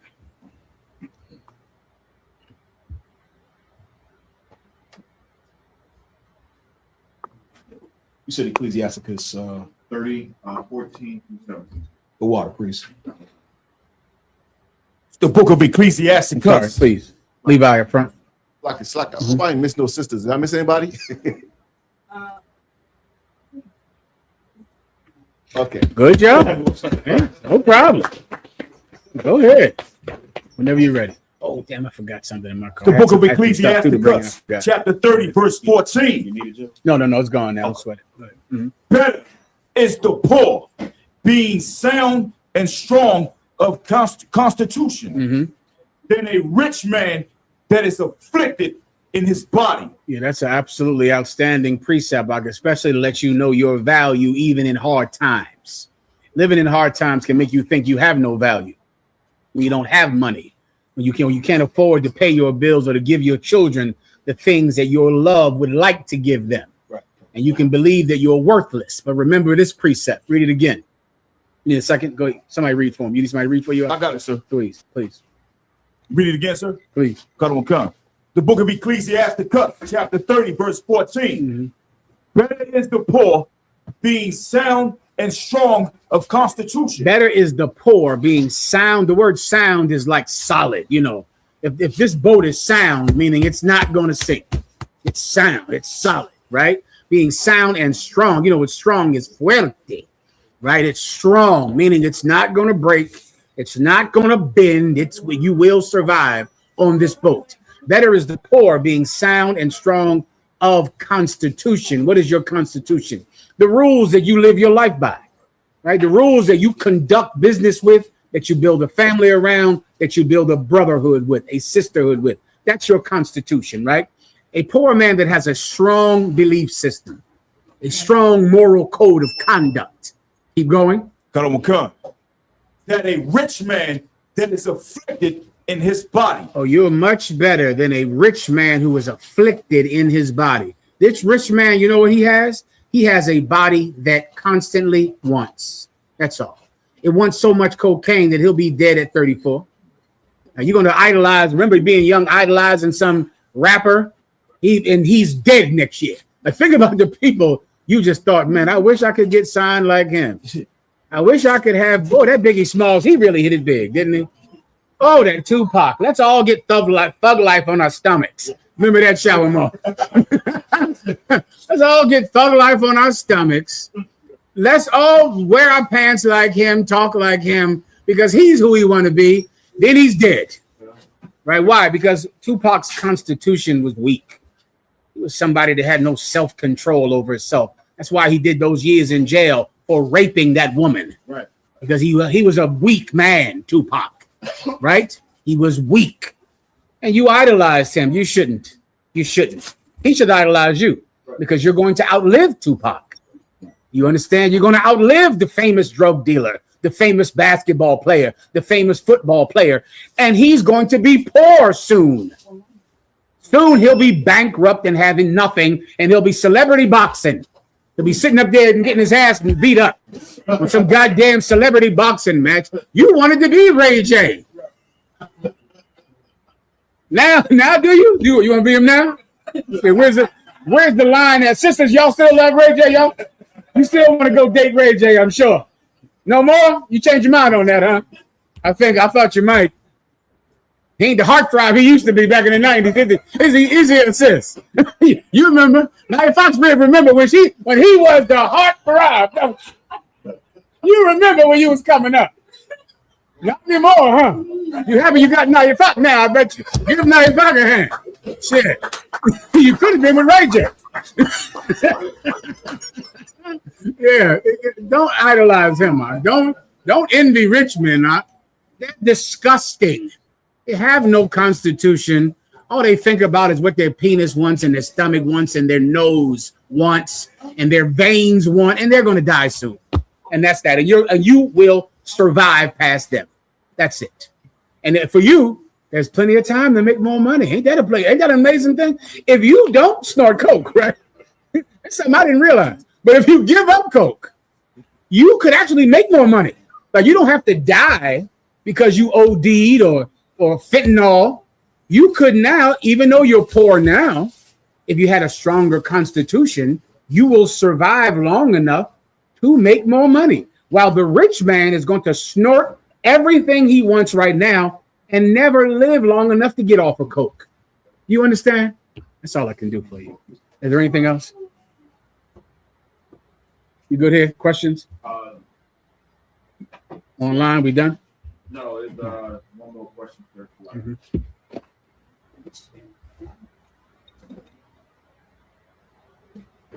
It's in Zechariah 2:5. Instead of question. Mm-hmm. No, we're ready. Zechariah.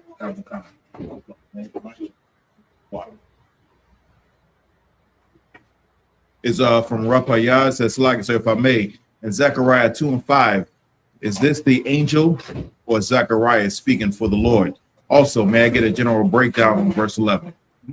Go ahead.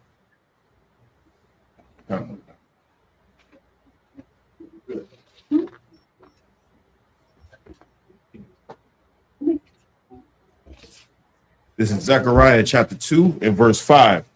For I, saith the Lord, will be unto her a wall of fire round about, and will be the glory in the midst of her. Missing. Where's the angel part? I'm missing what you're asking me. He's asking is Zechariah speaking here, or is this an angel? It's the Most High speaking, right? The Most High is speaking through Zechariah, which is exactly what's happening at camp in Washington, D.C. It's the Most High God speaking through Captain Meshach, General Cabal, Captain I.S.U.P.K, General SHALAM, speaking through them. It's the Lord speaking, but it's a man's mouth moving. Good to go? And then he asks for a general breakdown, verse 11. Go ahead. It says, Zechariah 2:11. And many nations shall be joined to the Lord in that day, and shall be my people, and I will dwell in the midst of thee, and thou shalt know that the Lord of hosts has sent me unto thee. Okay, he wants just a general breakdown about this. Read it one more time. Zechariah 2:11. And many nations shall be joined to the Lord of that day, and shall be my people, and I will dwell in the midst of thee, and thou shalt know that the Lord of hosts has sent me unto thee. Okay, this is a general way to understand every precept that sounds like this, and it might be every last one of them. I'd have to try to remember, but I don't think any of them are different at all. This is always speaking about Israelites. Always. It's so profound and widespread, and you can just assume it's always speaking about Israelites, and you're never going to be able to be confounded. The minute you think it's talking about white people, which is what everyone wants it to be thinking about, because we are black, which means we must focus on white people's salvation. All right? Come on. Please, anytime. You don't have to ask God. This is never speaking about any other nation except for Israel. What's your precept for this? Abraham. When the Lord said, Abraham shall be the father of many nations, General Cabal. You want to say something? Go ahead. In verse 8, in verse 8 it says, for thus saith the Lord of hosts, after the glory hath he sent me unto the nations which spoiled you. For he that toucheth you touches the apple of his eye.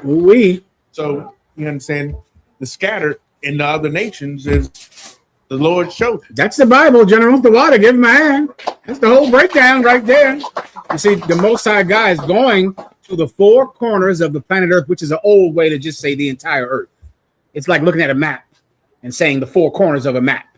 So that's where you read that term, the four corners of the planet Earth, to find people who are scattered among these nations. And he's going to deliver. And so he's going into many nations, taking African Americans, taking Mexicans, taking Guatemalans and Haitians and people in France, because those are the scattered sheep of the Lord among those nations. That's your breakdown, huh, if you want it. Anything else? Mantime Koi said, since Russia hit up NATO, is it about to go down? I hope. Espero. I hope. I don't know. No man knoweth the time. Right? So I don't know, but I know that Jesus Christ said this. Thou shalt hear of wars and rumors of wars, but let your heart be not troubled, for the end is not yet. Right? Whenever you see, wars and rumors of wars, what you don't want to be is afraid. It's almost a byproduct of faith, because Jesus Christ is going to return. He's going to deliver our people. Great destruction is coming. Sometimes that knowledge, like most knowledge, can create fear. You can be afraid. The ignorant are almost never afraid because they're ignorant. They don't understand things. But when you begin to know Jesus Christ is coming back, then you begin to go, oh my God, great death is coming. The gasoline, how are we going to eat? We're going to have to live in bunkers. It's going to be a terrible, goddamn horrible day, a day that has never been seen since the foundation of the world. So it can make you afraid. So what you want to remember is, thou shalt hear of wars and rumors of wars. Let your heart be not troubled, for the end is not yet. For nation must come against nation. Meaning what? When you see wars about to start, World War III, it's still not World War III, right? This is how you know when it's over. When World War III begins, not the beginning, not something that could precipitate World War III, not a nation bombing this nation, not a place invading this place, but when you see World War III, now it's on. Right now, there's no question, because the missiles are in the sky. This is it. And Christ doesn't want you to get afraid soon, because getting afraid soon makes a lot of terrible people do terrible things. You ask the Jehovah's Witnesses, there are people out there that have known about the coming of Jesus Christ, sell everything they own, get butt naked, and lay in the field. Am I making this up? I am not. The Jehovah's Witnesses did all kinds of nonsense. They said Christ was coming back, I think, in the 30s or something. Tons of those evangelicals, they pick some old date. Jesus Christ be back here May 15th, 2 p.m. And because of that, you know what they do? All commit suicide. That's what happens. Every last one of them says, let's commit suicide so that we can get on the chariots, because they're afraid to go through the trouble of that war. Go through it. It ain't happening yet. Pick up your kids from school, everybody. Just pick them up. Don't be late, okay? Don't say, well, Jesus Christ coming back. You're going to have to get home on your own. Pick up those kids from school. Go into that slavery of yours if you still got one. Make some money. Pay your tithes. Take care of some kids. Shalom, it's good to see you, boy. Give out your hand. Why? Because there are wars and rumors of wars, but the end is not yet. Everyone understands. All right, good to go. Next. It says, Slacker General, this is Officer Roth from Baltimore. May I get a breakdown of Judges chapter 14, 3 and 4? My question is, why would the Most High give an occasion for Samson to be with a heathen woman to destroy the Philistines, when we are not supposed to marry a heathen woman or another nation? Go ahead and read it. It's the book of Judges, chapter 14, verse 3. Then his father and his mother said unto him, is there never a woman among the daughters of thy brethren, or among all my people, that thou goest to take a wife of the uncircumcised Philistines? So for those of you that don't know, Samson sinned against the Lord and broke his Nazarite oath by having sex with a woman outside of his race. Her name was Delilah. Most people think it was about his hair, and it was not. His hair was part of the Nazarite oath, which he was not supposed to break. He had sex with a heathen woman who cut his hair. That's how he broke his Nazarite oath. And then his mother and father are saying, God damn it, isn't there any woman among thy people that you could have? You could have any woman. Think of Sam. You know what the best way to understand Samson is an athlete. It is the exact same dynamic. Black men, when they finally make enough money that they could have anyone, that's when they want this slut whore that's a stripper. Then it's like a wild thing. But that's the reason they became an athlete. And you'll find that out. That's the reason, because here you are, brother. You got it, right? You could be with anyone you want. You could do it. You are the high value man. You could be with any single woman you want. That's when he wants a slut from a trailer park at that moment. That's what his father is asking him. Why would you do this? You're Samson. You're famous. You don't have to do this. Keep going. And Samson said unto his father, get her for me. Samson said, get her for me. I don't want to hear none of that shit you talk. Blah, blah, blah, blah, blah. Go get her. Go ahead. That's what you need to understand Uriah's question right there. Please. That Prescott did. He had the height of his goddamn career, and he go get an Edomite. But at the end of the game, he run over to the sideline and kiss her in front of the whole goddamn stadium. That's sick. That's disgusting. And that Shannon Sharp, my God. I hate to even think about how much money he gave that piece of garbage. Right. Well, he was at the height of his career, so now it's time to give it to a piece of garbage, right? Now it's time to give everything he has to some slut, right? Remember that part you just read. His father is telling him, why would you do something like this? Go get her. That's what you need to understand Uriah's question. Go ahead. For she pleases me well. Go get her, because she pleases me well. And that is the weak constitution of rich men right there. That's all. They have a problem in their flesh. They have a problem. That pleasure is all they care about, and they're not going to live long. Their eyes are going to get burned out of their heads. It's going to happen. Keep going. Verse 4. But his father and his mother knew that it was of the Lord. Read that again. Salakia. But his father and his mother knew not that it was of the Lord. That's it. His mother and his father didn't realize that him having sex with this heathen was of the Lord. His mother and father didn't realize that because they were righteous. So righteous, they dedicated their son to the Nazarite oath when he was a baby. That wasn't his will, that was their will. For their son to take an oath to never drink wine, to never cut his hair, to never marry a woman, to never cut his beard. They loved the Most High. They didn't realize that this sin was of the Lord. Keep going. That he sought an occasion against the Philistines. What was the reason? That he sought an occasion against the Philistines. Now, this is all you need to understand this. The Lord cannot tempt anyone with evil. Neither is he tempted with evil. Never say when thou art tempted with evil that it is the Lord that have done it. That is a extremely easy to understand precept. So all you need is that. And now remember, nothing you read here can contradict that. This is difficult to understand. That one is not. So now explain. I just gave you some clues. Uriah can give it a shot if he wants. He gave you some clues. His parents didn't realize, you know what? The Most High wants this. Did the Most High want Samson to sin? No, he did not want Samson to sin. Was Samson going to sin anyway? Claro que sí. He was going to do that shit regardless. The Lord didn't want him to sin. The Lord wanted Samson to never cut his hair, never cut his beard, never drink wine, never have sex with anyone. That's what the Lord wanted. But Samson was a filthy, disgusting sinner. That's what he was, regardless of what was right or wrong or what God wanted. So the Most High God used him. How do you know for a fact the Lord did not want Samson to sin? His eyes were burned out of his head, and then he was killed. He died. He pushed the pillars down on the Philistines and himself. Do you understand? He didn't live out some long life with a great beard next to his grandkids.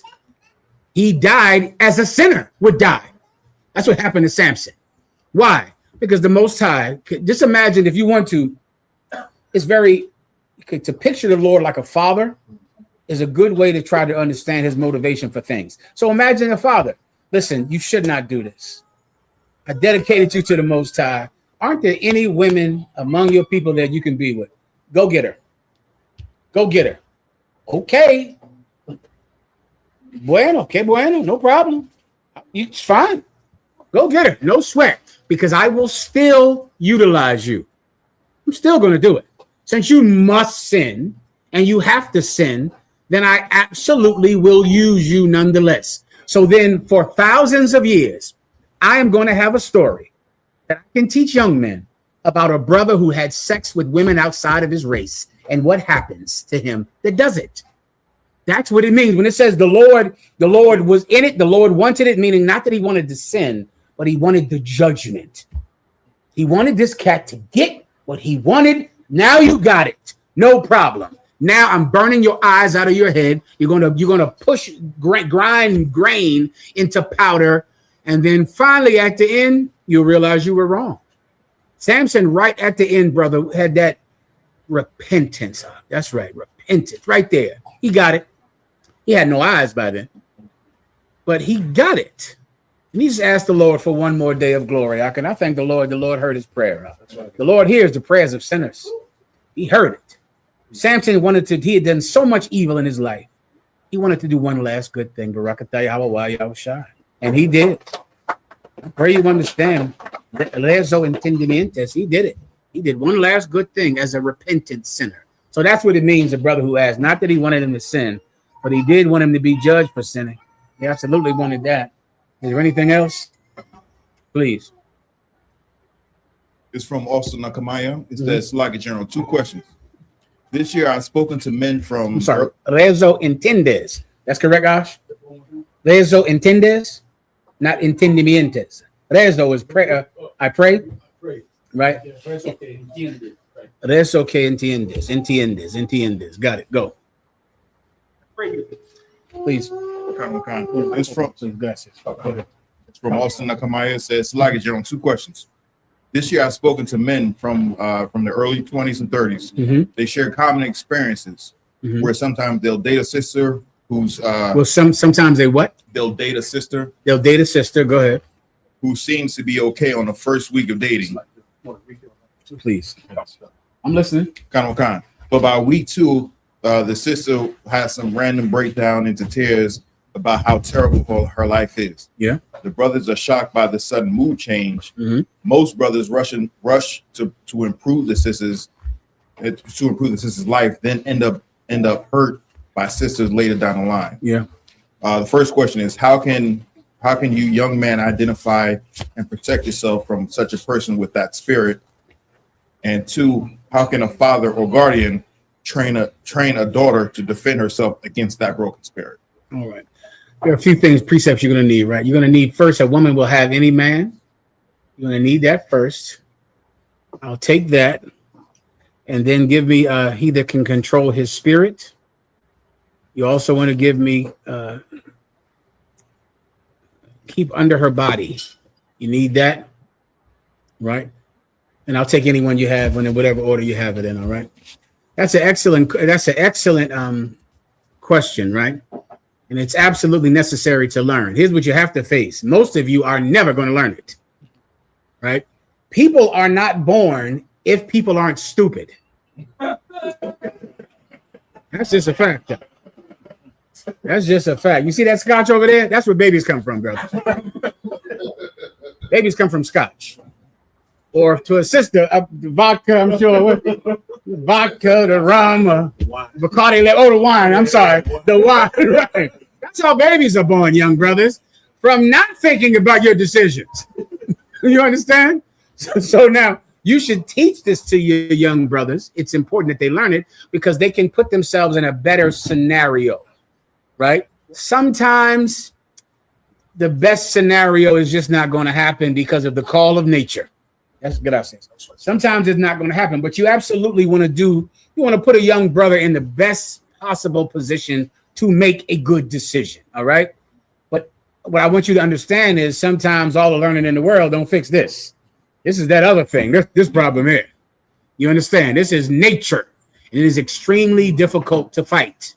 All right. But you can help someone to have a good chance at making a better decision. All right. So whenever you have that choice, I mean that precept, please let me hear it. Kind of. This is Ecclesiasticus 36 and verse 21. A woman will receive every man. Read that again. A woman will receive every man. A woman will receive every man. The thing that's one of the most important things. I mean, this is so vital, but it is so difficult to understand. Do you know that what the key is to getting a good woman is the ability to turn down women? You have to do it. It is like, I mean, it is. There's just nothing more important. Right. Like the reason that you pick terrible women is because you cannot say no to a woman. You can't turn down sex. You just can't do it. If you could say no, if you could go years saying, no, sis, Salakia, I can't do that, sis. No, my apologies. No, I'm flattered. But no, it's all right. Brother, you're giving yourself an excellent chance to get a good rib because you can say no, you can turn them down. But when you cannot turn a woman down, you are bound to make a mistake because you are saying yes. And you have to just be willing. Let me make it more simple. Be willing to lose a good woman, just to lose it. She might be great. She might be wonderful. She might be the key to all your problems. She might solve all. Oh, she got plenty of money. You know, she's an entrepreneur. Do y'all know about that? Oh, they all entrepreneurs now, Michelle. They all got businesses. They all flaunt them like crazy. Oh, Jesus Christ. LLC. Ooh, they got him, General Cabal. If 70's good. Samson women. Oh, Lord. Listen, they're so attractive in every way. They have an LL. You know they're doctors. Did you know they're doctors? They're doctors too. They have PhDs. They have LLCs. They have everything. Oh, they're showing their breasts. They got beautiful bodies. They got beautiful faces. They love you. And guess what? I got no problem with you having other wives. No, I'm fine with that. She's not. She's lying about that. She's lying. She is telling you that she absolutely can accept you have another wife. Let me explain. She can accept you cheating on your first wife with her, but she will not accept you getting another wife after her. Right? She likes the fact that you have a woman because then she can feel like she's better than your first wife. She can feel like your first wife is too heavy, too old, too slow, and now I'm having sex with her. Man, that ups her self-esteem if you have a wife, because then she can look at your first wife and go, he's over here with me now. You don't please him. You say, that's right, baby. I thank you. Listen, I'm getting the third one.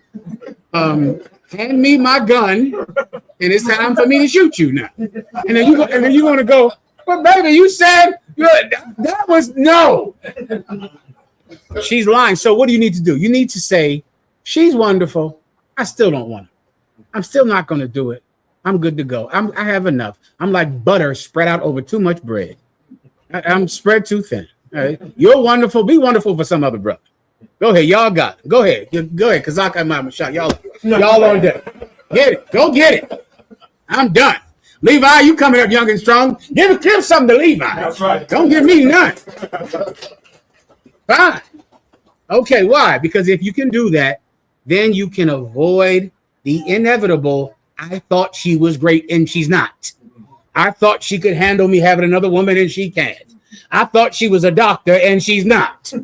You can handle that because you can turn them down. So that's step one, all right? That's the best I can do for you. Now just ignore that. And just have sex with the first one you see on Instagram. All right, go ahead, brother from Baltimore. Go ahead. You from Baltimore? That's like your DC. My apologies. Go ahead. A woman will receive every man, yet one daughter is better than another. I'm telling you, brother. Listen, she'll be with anybody else. She just wants attention. The man is irrelevant. She just needs who will be calling her. Somebody. You get the point? Who will come over? Who will tell her she's pretty? Who will she talk to about the problems on her job? Anybody. How do I know? Because if she can't find a man, she'll get a bulldagger to do it. The person is irrelevant. Excuse me, children. Salaki, I forgot. Give you a little money for that one. I'm sorry. Just ignore it. Don't. Don't listen to none of this.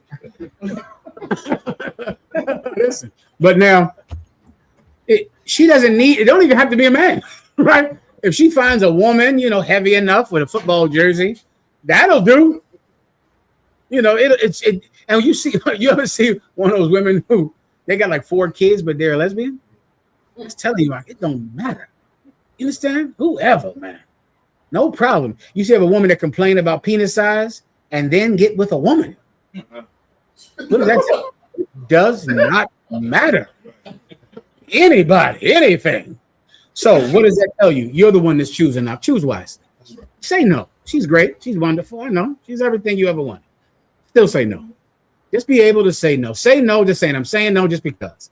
I'm saying no just because I'm saying no. There's good brothers out here. Listen, they're going to have you and love you. I'm saying no. And if you could start off with that, you're starting at a good spot. Keep in next precept. Please. Give me the other. Oh, shit. Keep under her body. Keep that foot on her neck while she is young. Bow her head. I'm sorry. Bow her head. And that might be the same one about under her body or something like that.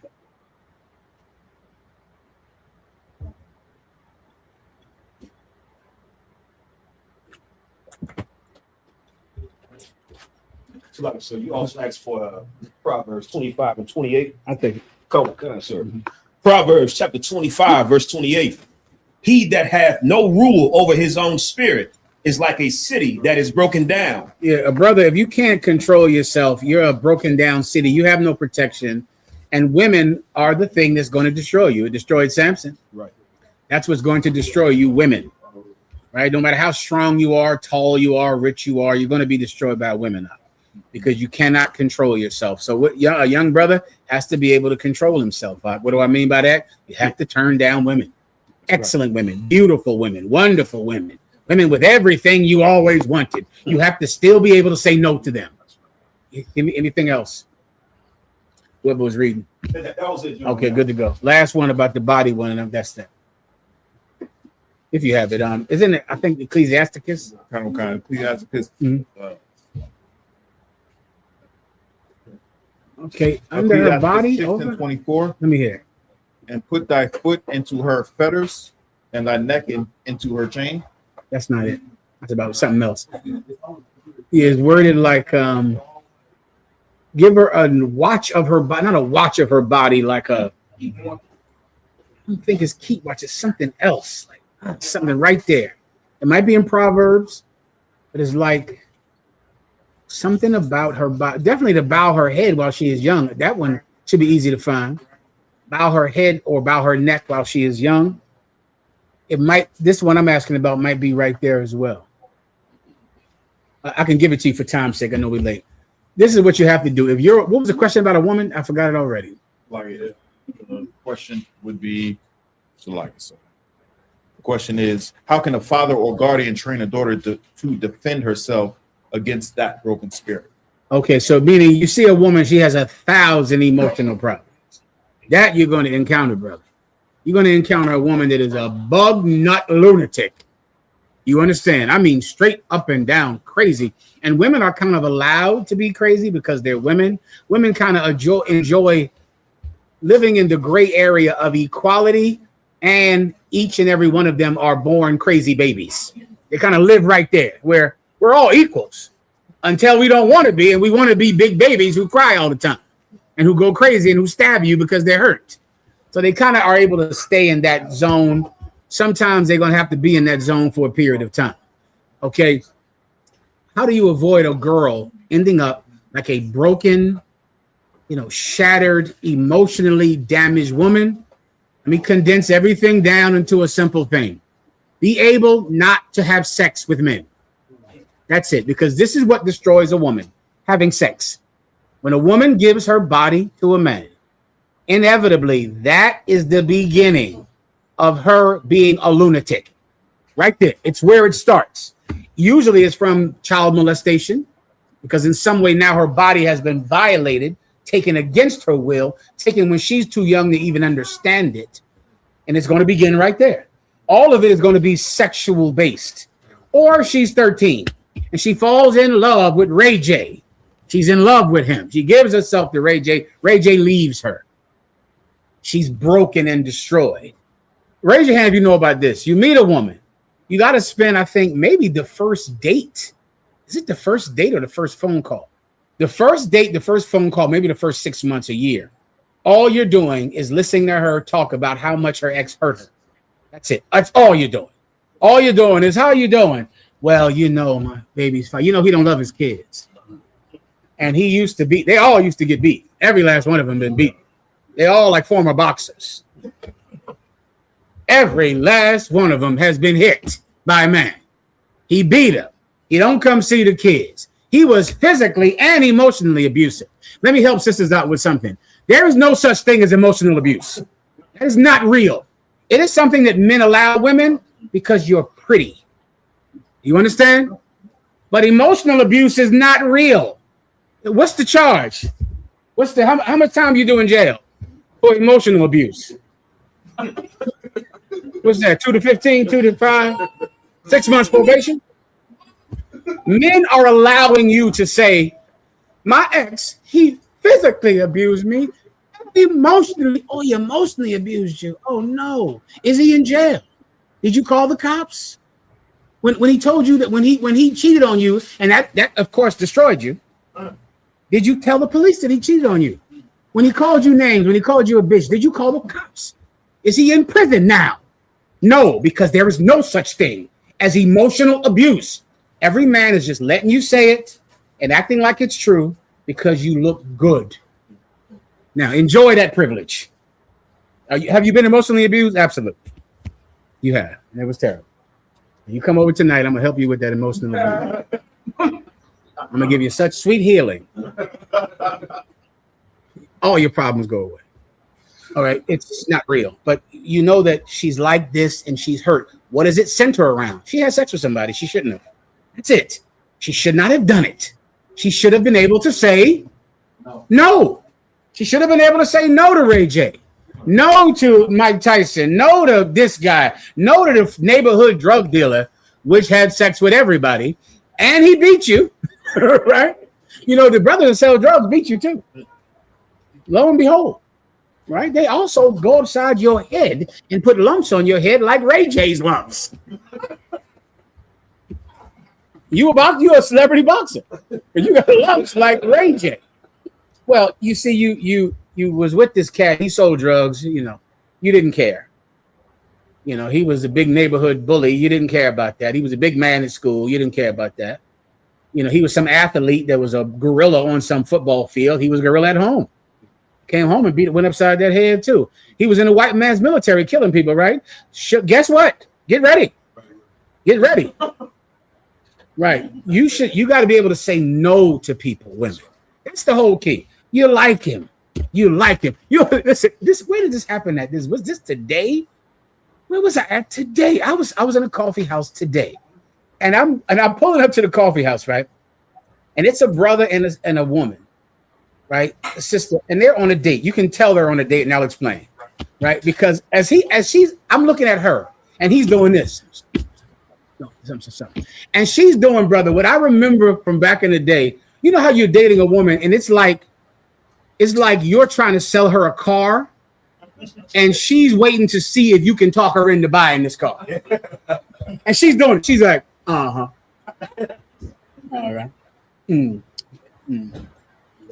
And I'm looking at her like, oh my God, I remember that. It's like, okay, you know how you buying a car, you know that the car dealer is hustling you. Yeah. You know it. You know before you walk in the door. You're getting ready like, this motherfucker gonna hustle me into buying this car. But what's the problem? I want to buy a car today. Right. So damn near, I want to get hustled. I'm just listening for, is he gonna give me is he gonna say the right thing that make me walk out of here with a car today? I'm wanting to say the right thing. And women on a date, you're going to see that look like, And why is that? And why would you? Well, because see, I know he used to beat you. I would never treat your kids like that. Your kids need a father figure, right? Oh, I'll take him to prom. I'll take him to the basketball games. And I know. He did what? He did that to you. These brothers. brother, I don't know why they gotta act like this. Me, I would never do that to you. And she listened like, Why? She knows she's been lied to since she was 11. She knows you're lying, but she wants to get a man. So she's hoping you can give her the right sales pitch so she can surrender her common sense and have sex with you. That's what she wants. And you're on a date trying, making sure you're nothing like that ex, right? You ain't nothing like him. You'll never do the shit he did. Never. Guess what you're going to do? You're going to go upside that bitch head too. Excuse my language. You're going to hit her in the head. Why? Who knows why? Why? Because she's going to drive you out of your goddamn mind, and you're going to hit her, and then you're going to say, God damn, now I see why that nigga lumped your head up. But what do you think he thought? You think he thought, you know what he did? Her ex was doing this on their first date. I'll never do what that your other baby's father did. Now he the current baby's father, and he lumping her head up too. And now she come to you like, you know, I've been through abusive relationships my whole life. Have you heard that before? I've been through abusive relationships my whole life. Oh, you're the answer. And you like, yeah, I am the answer. I'm definitely the one. Because I'm not like that. I'm nothing like that at all. I won't be like that. I promise you I will never be like that. And you sit and listen and make promises that you're never going to keep. Both of you should say no to each other. And now you're going to stop trauma in the Black and Hispanic communities. Please, go on. She's trying to figure out who she's going to buy cracks from. Yes. It's like, yeah, you can buy it from. It's a sales pitch, and she listening, and she waiting, and you serving it up. Please. You don't have to ask God anytime y'all want. All right, everybody, that's all I can do for you. Now just ignore all of that and just do whatever you want. Okay? Anything else? Come, sir. Is from Quashad says Slack Galawap. If a brother or sister keeps using the term you're worshiping a woman or a man, can you tell me what that means? When they use the term, they're usually speaking about our rank system in the UPK. You should ask them. That's better, but that's what I got to assume, General Cabal. Yeah, that's what they usually mean. They usually mean they don't want to take any orders. They hate our rank system. Now, why would they not want to take any orders? What would be the possible reason? General Shalom? With the white man. Oh no, they don't. They have no problem with going to a job every day and cleaning a dirty toilet at their job, but getting paid damn near nothing, slave wages to do it. Right? People follow orders all day, all the time, constantly. When you get on the goddamn bus, they're telling you where to sit and to put money into the damn machine and where you can sit. People are following orders all the time, every day, in every way they're doing it. So then why do they have a problem with, I ain't see you over there, General Kadam.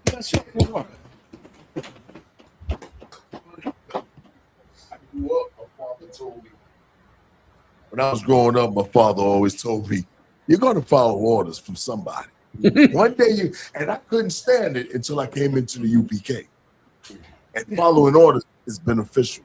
That's right. Yeah, it's man. really to save my life. True. Yeah. I mean, I don't know how you big tough independent men drive a car without following orders. What you say? F that seatbelt? Huh? You don't. You put the seatbelt on. The thing beeps until you obey it. Go ahead. I'm sorry. Oh, here you go. Go on. No sweat. Yeah, you're going to follow orders if you drive a car, if you get on an airplane. If you walk down the street, because you damn sure better cross at that stoplight if you're black or Latino, or else you're getting a jaywalking ticket, right? You can't talk too loud because that's disturbing the peace, right? Can't cause an uproar. You can't drink when you go outside like a grown man should be able to, right? You, not you. That's public intoxication. I think you're obeying someone constantly, all the time, every minute of the day, and I didn't even count the job that you're on, where some idiot is telling what you to do all day, okay? So what would be the reason that they would have a problem with following orders from Commanding General Yahanna and the generals and captains and officers that he puts over them, otherwise known as your betters? That's what they are. Those are the people that are better than you. Why would they have a problem with that, General Cabal? Give them a hand. Can we get to that eventually? Right? Because the problem with following orders in the UPK is because we order you not to have sex with that woman until she's been in this school a year. That's the problem. And so when you hear that, you go, ain't no man gonna tell me when I can get a woman. That's why you broke the 1 year rule, right? Because you ain't no man gonna tell you when you can get a woman. Ain't hearing that. No. Oh, that's the one order you disobey. But you obey everything else in life. You drive from here to there and you obey. You cross the street, you obey. You go on the plane, you obey. Everything in life, you obey. You don't obey this one because this one is about your lust. Right. You see, you can buckle your seatbelt and still go drive to get high. Right. Go drive to a brothel. Go drive to go have sex with someone's child. You see, the rules that men give you don't make you compromise your lust. You don't want to follow One West because that is exactly what we're doing with our orders. That's the point. All right. Anything else? Yeah. Little man pull up. Then here they come. The exactly what says, tell me what to do. Yeah. Run. Give him a hand. Yes, that is the case. All right. Anything else? This from America is Burning says, like out of one, if I may. Can I get a general breakdown on Ecclesiasticus 30 and 17? I have that right here, sir. Ecclesiasticus 30 and 17. Death is better than a bitter life or continual sickness. That's it. What it's speaking about is trying to make the living understand the merciful judgment in dying when you have extreme illness. Like if you have someone in your life that dies and they're living with terrible disorders, terrible diseases like leukemia and cancer and terrible things, you're going to be very sad because you love this person and you don't want to lose them. But if this person has done everything that they can do to stay with you, and if they still die, then the Most High has decided to give them misericordia, to give them mercy, because it is better to die than to live like that. And you've seen people like in your life, you've had people like this, when you're looking at them just withering away and dying and they're trying to hold on.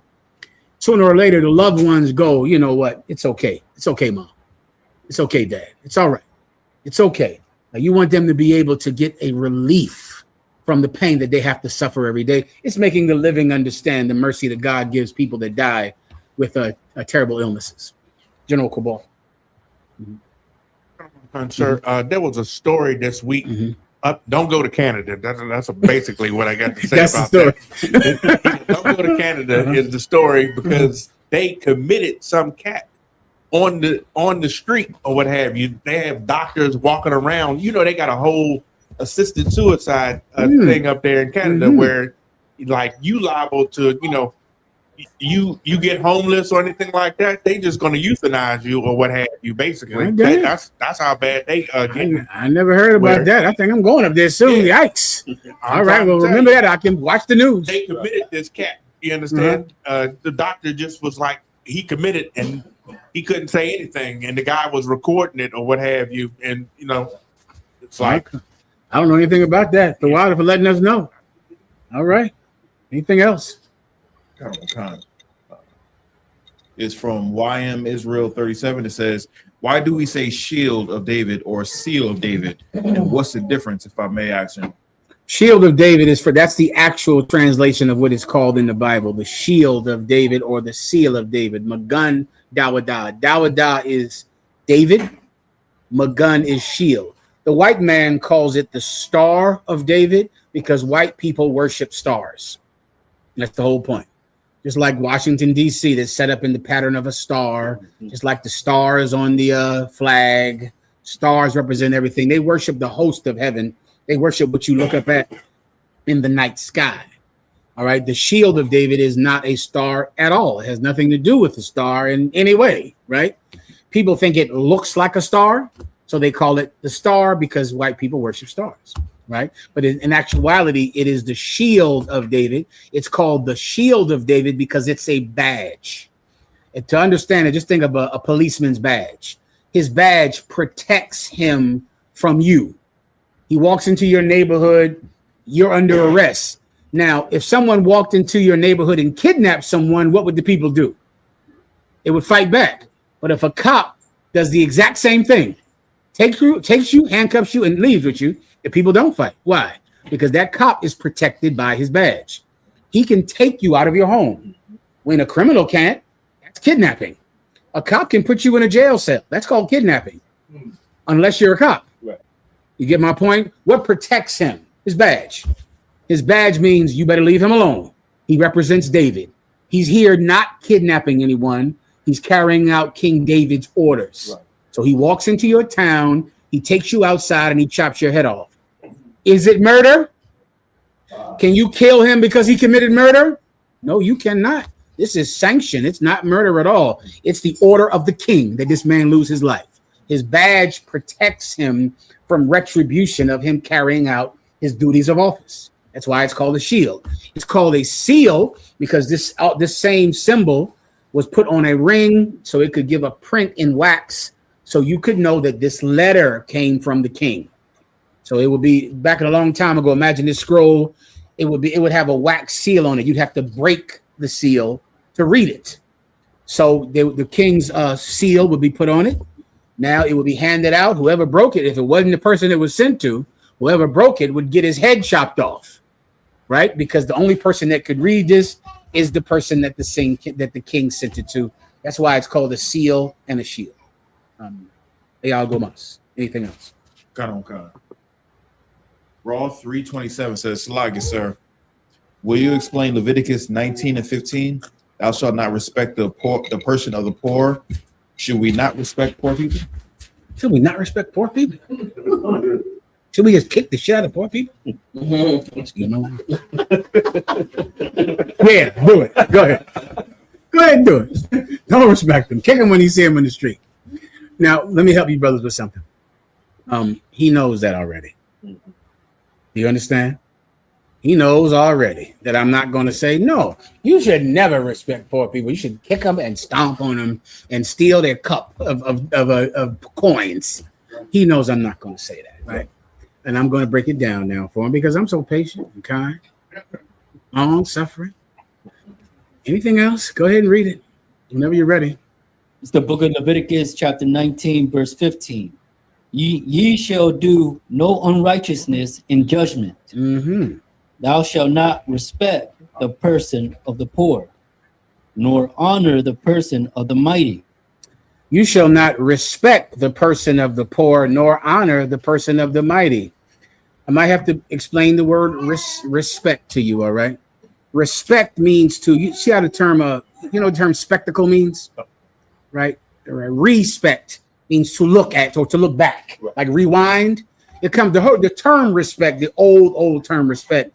It was a military term referring to a leader in front of a column of soldiers. Now, the ones in the front can march and they're in the front, but you're supposed to have respect to the people who can't run. And you want to look back at them. You want to make sure they're catching up, make sure that no one is hurting them. So you want to respect people means don't just go forward with the strong people. Look back at the people that can't keep up. That's the original term for respect, right?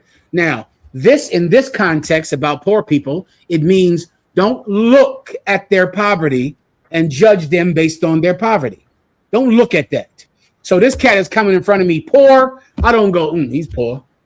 He only has a free lawyer, right? He doesn't have a suit on, which I wonder why you must have a suit on. Right. What's the point? You ever wonder why is that? Right, what is the point? Okay, so meaning if you're too poor to have a suit, right, you still have to have one on. So meaning I cannot come to court looking poor. Like, why would it be better? What if I came to court in rags? Wouldn't that tell the judge, God damn, he's poor. Maybe I should have some mercy on him. He came here in a sack and rags. You would think that would make the judge have pity on you. Right. Because he looking at you, Yahanna, I'm in a trash bag. Come on. I stole something. I'm in a trash bag. Can you give me a break here? A poor man still has to go to court looking like he's rich. Still. Because they don't want to have mercy on the poor. Well, the Bible is saying, don't look at what he's wearing. Don't look at that. Don't acknowledge it. It means nothing about this case. Don't honor the rich. So now I'm going to look at the poor man, how he doesn't have a suit on, how he's dirty and filthy. I'm going to honor the rich man. You're going to be a terrible judge if you do that. Right. Don't do that. Ignore that. Ignore their status in society. Ignore their financial status. That's not what this is about. Give me the precept you need in James. The man has the ring on his hand, and you judge him differently than you judge the poor man. That's the precept that you need for this. The respect here is talking about the looking. It's using the term in the old way of looking. Come on. I can say, if you have a beef with somebody, you say, play with me, I have court clothes. So how you break it down? That's a good one. It's that. It's like, that's a real Benjamin Cole saying. Yeah, I'm a court clothes. So it's from what you're saying, where you ain't having money to have court clothes, much less a lawyer to go nowhere. Forget about it. If you can pay for a lawyer, you could do anything you want. You could raid the Congress. You can do whatever you want to do. That's correct. The water. Whenever you have the precept, let me know. I think it's in James, right? The poor man, he has a ring. The rich man has a ring on. James 2 sounds right. I see no children ask questions today. Y'all got rich kids down here in DC.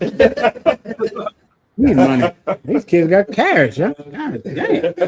Loan me some money. In case you want a little something, it's sitting there for you. Couple comments. James chapter 2, verse 2. For if there come unto your assembly a man with a gold ring and goodly apparel, and there come in also a poor man with vile raiment. You see that? They're coming to your company, a rich man with goodly apparel. That's why those Romans wore purple, which is why those purple pigs love wearing purple today, because that was something that was illegal to wear. If you were not royalty, you were not allowed to wear it. You can look that up if you would like. Buscalo, look it up. You wore that. Oh, you won this case. You walked in there with purple on. You won back in Rome, right? You see a rich man, he has goodly apparel on, and a poor man, his clothing is terrible because he's poor. Go ahead. Verse 3. And ye have respect to him that weareth the gay clothing. And yeah, he have respect to him to wear the gay clothing. Speaking mainly about the purple pigs at IUIC, I think. I think that's the whole point of this. Precept, that and Christians, of course. General Cathone. That's the point. That's why I pulled it. Right? That's the point. Like the judge is like, everybody got to wear a suit. And if you don't wear a suit, your lawyer is going to tell you you're losing. The lawyer is going to tell your mama to do what she has to do to get a suit up to that court, because that lawyer knows that place is corrupt. Right. And he knows if you look like a man who stole out of necessity, who sold drugs because he was poor, if you look like that, you're going to jail. Right. You have to look like someone that didn't need to sell drugs to be able to not get convicted of selling drugs, which I'll never understand. Okay, but it is exactly how court works in Great Britain, America, Trinidad, and other places. Anything else? That's it. You can keep going. And say unto him, sit thou here in a good place. Sit here. The reason I pull this is because it has respect here, saying you had respect to the rich. Over there, it said you had respect to the poor. This one, you have respect to the rich, meaning you're looking at this rich man's clothing. You're looking at that poor man's clothing, and you've prejudged this situation before you've heard any evidence. You're prejudiced. The real kind, the damaging one, the one that government does, just like racism. Racism is something that you have to be rich to do. No Black or Latino is racist. It's impossible for you to be racist at all. Only governments and landlords and banks can be racist, can establish racism, right? And judges, they're the ones that have respect on the poor when they see you don't have a suit on, and they have respect on the rich when they see you do. That's the point. All right, anything else? Good to go. There's another question from one was Zakarwan. It says, Shalom, Yahabashim Yashar Barakatha. Also, Zakarwan checking in from Dallas, Texas. Good to hear from you, warrior. It's like Adam 1. Can I use John 17:5 to say that Christ knows he was Adam? Let's hear it. The one I would usually go to is in Romans. I know if I battle somebody, I go to Romans, first Adam, last Adam. That's the one I rock with. Go John ahead. chapter 17, verse 5. And now, O Father, glorify thou me with thine own self, with the glory which I had with thee before the world was. That's strong. I'd take that. I wouldn't take it first, but I would take it. I'll take that for Adam. But this is where I would go directly. I would go to first Adam, last Adam in Corinthians or Romans or something. I got it right here, sir. So go ahead. 1 Corinthians chapter 15, verse 45. And so it is written, the first man, Adam, was made a living soul. Now, everyone you're battling is going to know who the first man Adam was. The first man Adam in the book of Genesis, the first book of the Bible. They'll know what you're talking about. The first man Adam was made a living soul. That's directly out the Bible. The Most High God breathed the breath of life into him, and he became a living soul. Go. The last Adam. The what? The last Adam. The what? The last Adam. There was another who? The last Adam. See, there was another Adam, though. The first man, Adam, became a living soul. The last Adam, his story is at the end of the Bible. Right. It's at the end of the Bible, in the last books of the Bible. The last Adam, go ahead. Was made a quickening spirit. He was made a quickening spirit. Adam was made a living soul. He was given life. Jesus Christ, who is the last Adam, was made a quickening spirit. The term quickening means to give life. The first Adam was given life. The last Adam gives life. That's what quickening means. Right. All right. I don't know how you could find any other breakdown but that one, Christians. That's it. That's all you could do with that. Is there anything else? Then if you want, you can go to that one we pulled too as well. All right, next, please, General Kubal. Same topic? Okay, go ahead whenever you're ready. No sweat. Your brother read for you. Go ahead. Read for the brother. Read for the brother. Leviticus chapter 10, verse 1. No sweat. The water. Go ahead.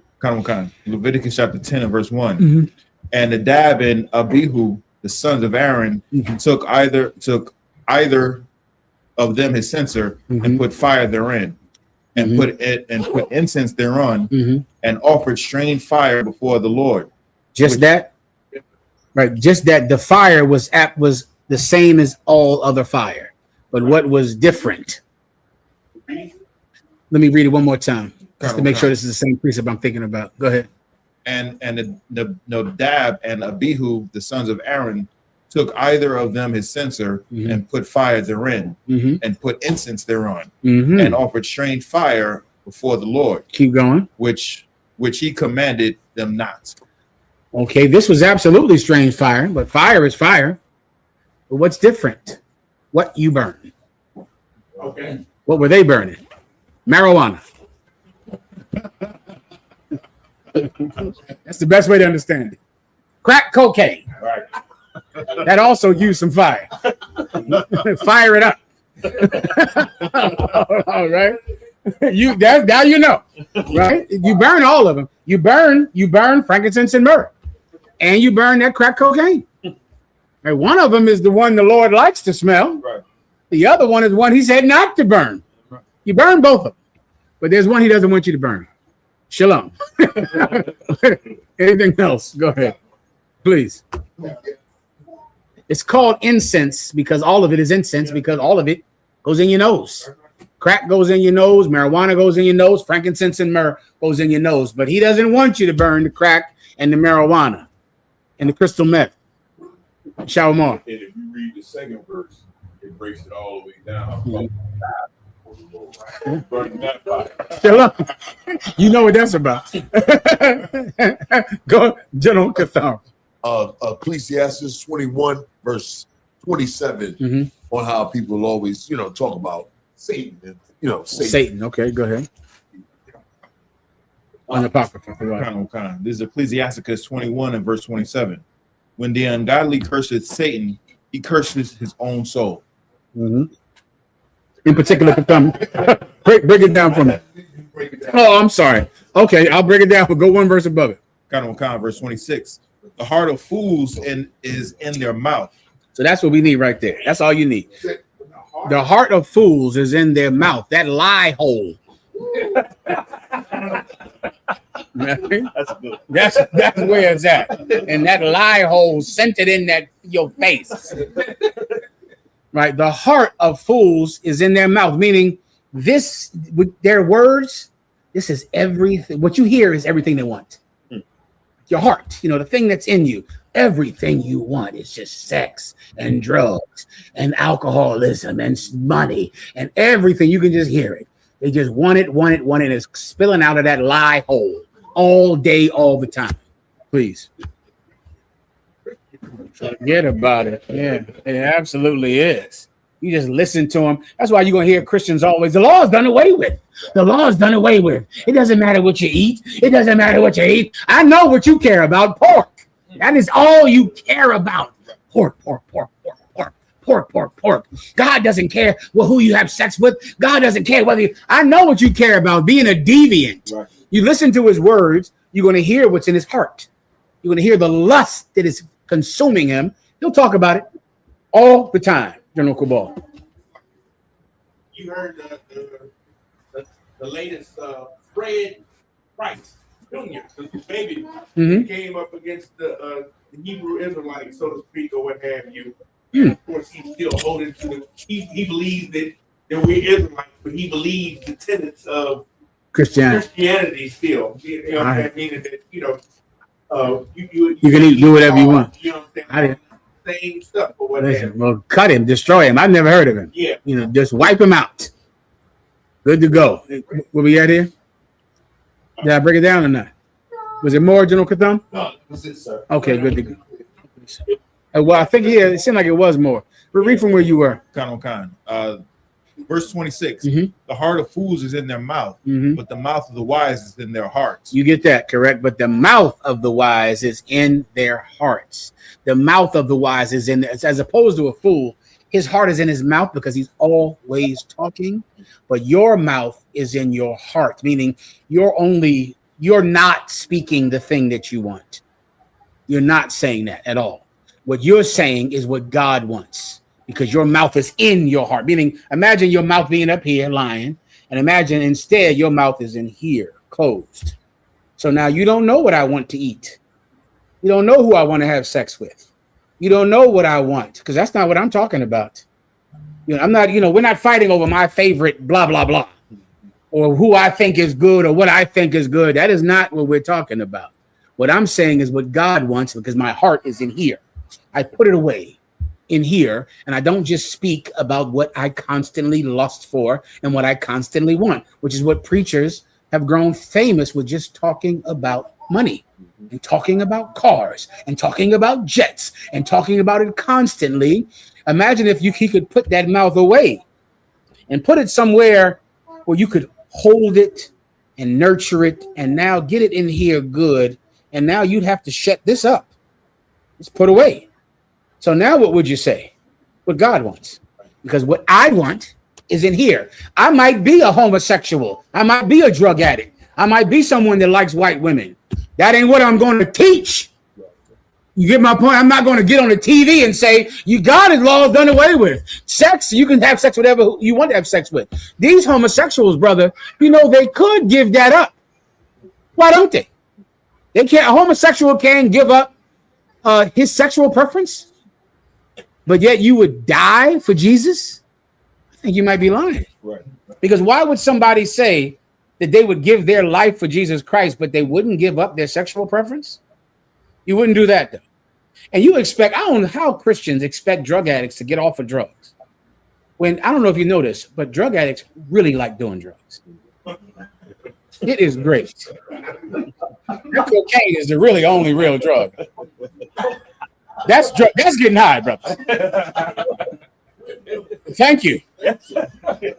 Now let me tell you, a brother that gives that up, a homosexual can give it up. That's right. That's right. You hear me? I don't know what else he can do. He can stop. You could stop anything, please. So, what's worse, sexual lust or drug addiction? Say that one more time. What is worse, a sexual lust or drug addiction? They're all the same, and don't even think they're different. They're all strong, powerful. Most times you were doing it very young, right? When did the brother first get high? 11?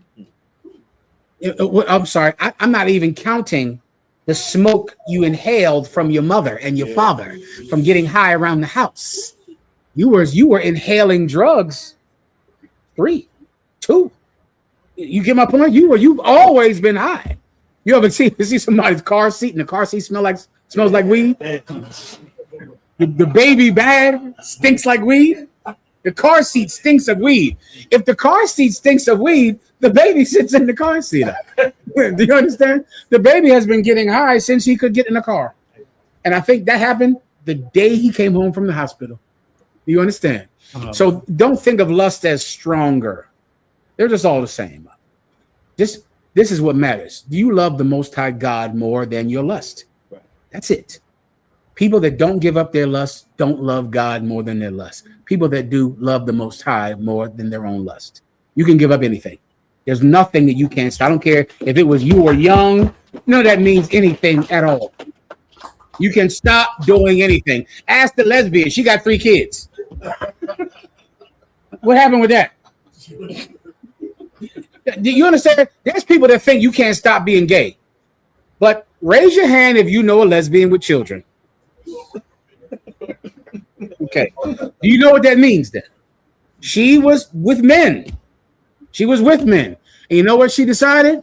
These men are emotionally abusive, they're physically abusive, and I'm done with this. And she just switched. Now she's with women. And no one ever says, damn, that ain't possible. How could you have 3 kids and be with women now? No one even questions it on. No one even thinks anything about it. A lesbian has another lesbian watching her kids, and no one ever says, oh, where these kids come from? What all these lesbians? Nothing. But why can't a gay man say, I'm done with that? I was molested as a child. These terrible things happened to me. I was so young, I didn't understand. I'm done with that. F that. That's it. I'm going to change myself. The lesbians do it. Drug addicts do it. Why can't you? The Christian church doesn't want you to. That's right. Because the minute that gay people, drug addicts, pork eaters, and murderers stop going to church, the Christian church falls. And that's that. Anything else? Say algo mas, please. So in the next scripture, when it said in verse 27, when it says the ungodly curse of Satan, is cursing Satan is sinning. Cursing Satan is sinning? When the ungodly curses Satan, read it from the text. It's a lot. It's a lot. I see it now. When the ungodly curseth Satan, he curseth his own soul. You get it? I guess I'm confused that it's saying that he curseth his own soul. It's right there. It's right there in front of you. Let General Cabal break it down. Go ahead. You got it. Christians. Give him a hand. That's all. That's all you need right there. What they do? And you know, the devil is a liar. The devil is a liar. The devil is. Satan rebuke you. Satan this, Satan that. When the ungodly curse Satan, he's cursing himself because he is full of Satan. You understand? Satan is what's in him. Right. So it's like, and that's why Jesus Christ said, when they acclaimed that Jesus Christ was doing miracles by the power of Satan, he said, Satan cannot cast out Satan, or else he would destroy his own kingdom. It's impossible for Satan to cast out Satan. Well, when the ungodly curses Satan, Satan, you a liar, Satan, you evil. Now let's have some pork and be gay men and have sex with children. Satan is in you. So when you curse Satan, you're cursing yourself. When you curse Satan, you're cursing your own soul because Satan has control of your soul. That's the point. You're a hypocrite. Can I break it down that way? Is that simple enough? You're saying something, but you're a hypocrite because you do that. You're saying you hate Satan, but really you love Satan. You're saying you hate sin, but you're a sinner. You're a hypocrite. Satan is inside of you. That's the point. Good to go? Solid. Anything else? Also, Mashak, let me know. Can someone contact the brothers with Commander General Yahanna and see if I should hold or end it? Please go ahead. This is from Maga War 144. It says, Shalom, General. You schizophrenic people have a demon that make them say what their demons are saying out loud? Yes. is so much of what we call mental illness is demons. That all of it is just all a demon. And that's good news, because if it's a demon, it can be fought. That's right. It can be fought. You can fight it. There's so many different ways. You can fight it medically. You can fight it with discipline. You can fight it with both. All right. You can fight it because it's absolutely a demon. A schizophrenic, that's a powerful demon. That's those demons that Christ talked about when the disciples went out and tried to cast them out. And they would come back, and Christ said, you need to work on your faith. You don't have faith. Howbeit, this one ain't coming out with just faith. There's some demons where faith ain't going to be good enough. This one cometh not out but by fasting and prayer. Meaning what? That person that has the demon, they're going to have to want to give it up. How do they show it? They stop eating. You want to get rid of schizophrenia? You can't do it? Stop eating. Stop drinking. Do it. The brothers that's working with you, they stop eating. They stop drinking. Everybody just says, we locked into this. Because if a schizophrenic person does not want to not be a schizophrenic, I don't care how much somebody else believes. That ain't going to work. Right? So Peter can believe all he wants, but that is irrelevant. That person with schizophrenia has to say, I'm tired of schizophrenia. I can't stop. I'm not eating food for a day. I'm not drinking water for 2 days. I'm going to focus. I'm going to deny myself something that is essential to life so that I can develop the strength to give up something that's destroying my life. Everyone understand? Anyone else? General Cabal.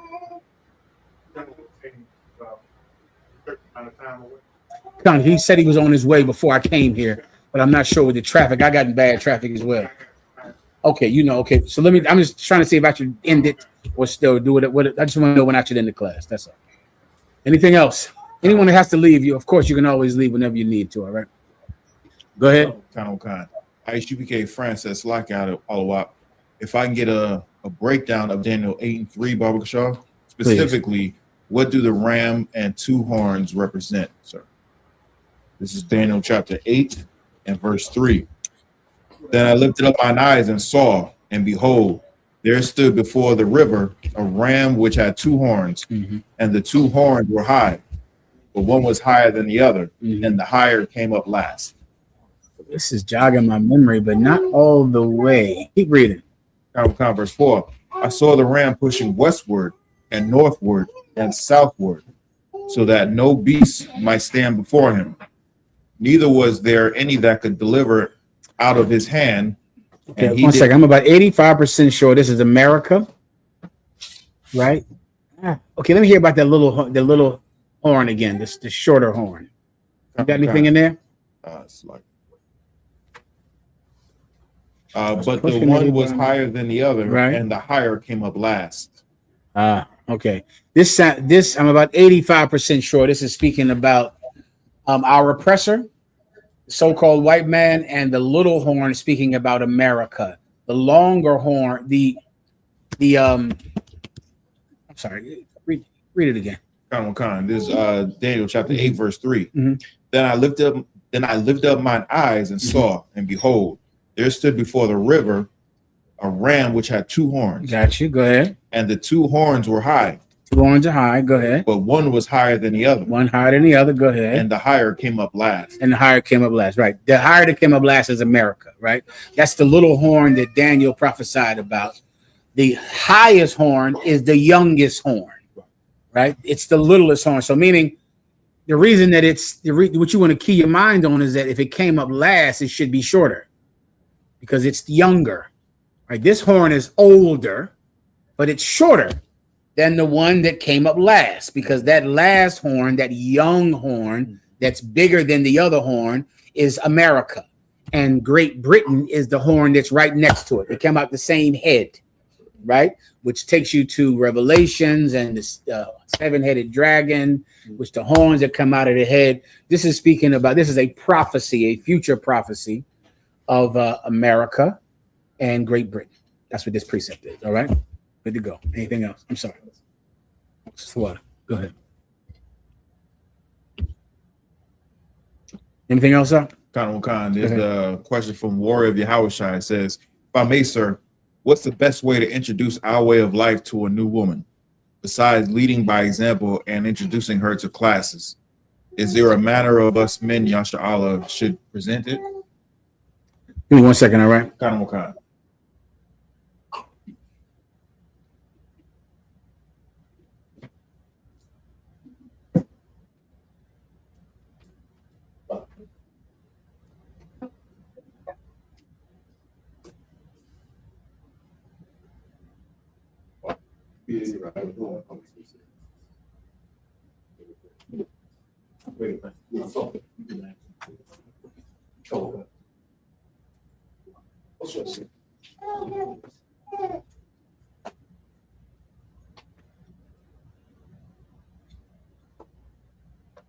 All right. I'm sorry. No, I think I'm good to go, Warrior. I appreciate it, do I? I'm sorry. What was your question? Khan. The question is, if I may, sir, what's the best way to introduce our way of life to a new woman, besides leading by example and introducing her to classes? Is there a manner us men of Yasha Allah should present it? All right. The best way to present the UPK lifestyle to a woman is not to attempt to hide it and soften it so you can sucker her into having sex with you. Right? That's the mistake that you make. Right? Even if you're thinking about, well, how do I present it to her so I can lie enough to her to get her to have sex with me without scaring her off? Which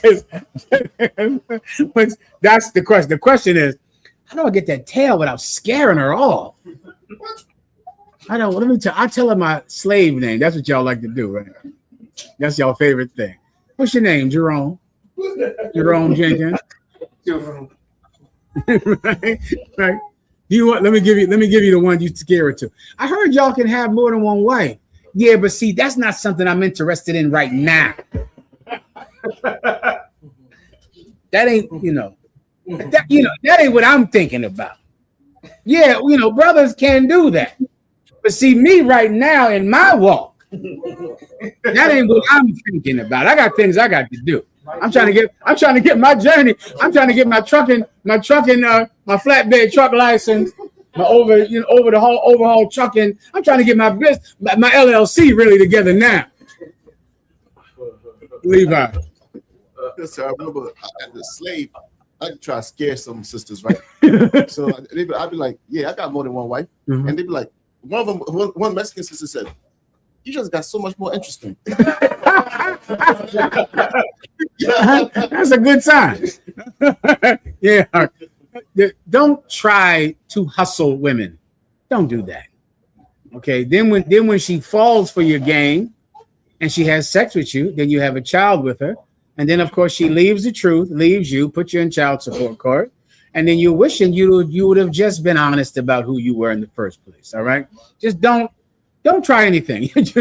Don't try to soften it. Just be honest. Now, not softening it doesn't mean I'm telling you to be rude. That's not the same thing. Right. I'm just saying, don't try to hustle her. You're just talking to her. She asks you a question. You're telling her the truth. Right? You're listening to her. And that's all. All right. Everybody don't sculpt a special lie for a woman. Okay. Good to go. Anything else? That was the last one. Come on, Warrior, right here. Can I get a breakdown of Ecclesiasticus? Can I get a breakdown of Ecclesiasticus chapter 21, verse 24? Can I help sisters out real fast before I answer that question? When the brother tells you he does not want a woman right now, he is absolutely going to get another wife. And you got to know that. That is going to happen. Okay? He just really likes you because you're so pretty. And he really likes you. And he doesn't want to scare you off. And he knows that if he says this to you, he won't get to have you. So he has to say, he's like trying to say, yes, we teach that. Yes, I'm allowed to, but that ain't what I want. So that you can do what women do in your mind, which is lie to yourself. Women love to do that. Like, oh, yes, I'm sorry. Please. Like, no sweat word. Women like to find, you give them an out to lie to themselves, they'll take it. So then she'll go, okay, yes, he's in that crazy group, and they have other wives. But you see, I got one of them who doesn't want other wives. Because not all of them have more than one wife, right? That's true.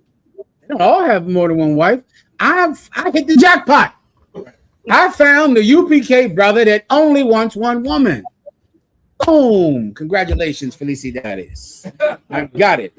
So then she marries you. So she gets to have all the benefit of all that UPK sex appeal that brothers have that make women just want to be with us all the time, except she doesn't have to fight her own insecurities and low self-esteem to think you might be with another woman because you told her that ain't what you want. Okay, later on you're going to want that. It's going to happen. So why do that? Why do that? Let her leave you now. Let her just say no. Let her say, well, I don't want to be with you. Then you say, thank you very much for your time. And you move on, and that's that. Everybody understands. Anything else? Please. And can I get a breakdown of Ecclesiasticus chapter 21, verse 24? Mm-hmm. Ecclesiasticus chapter 21, verse 24. It is the rudeness of a man to hearken at the door, but a wise man will be grieved with the disgrace. Read it one more time, please. Mashak, just if I still don't know what his will is in the matter. You know, should I? You let me know. Oh, you okay? Hold on.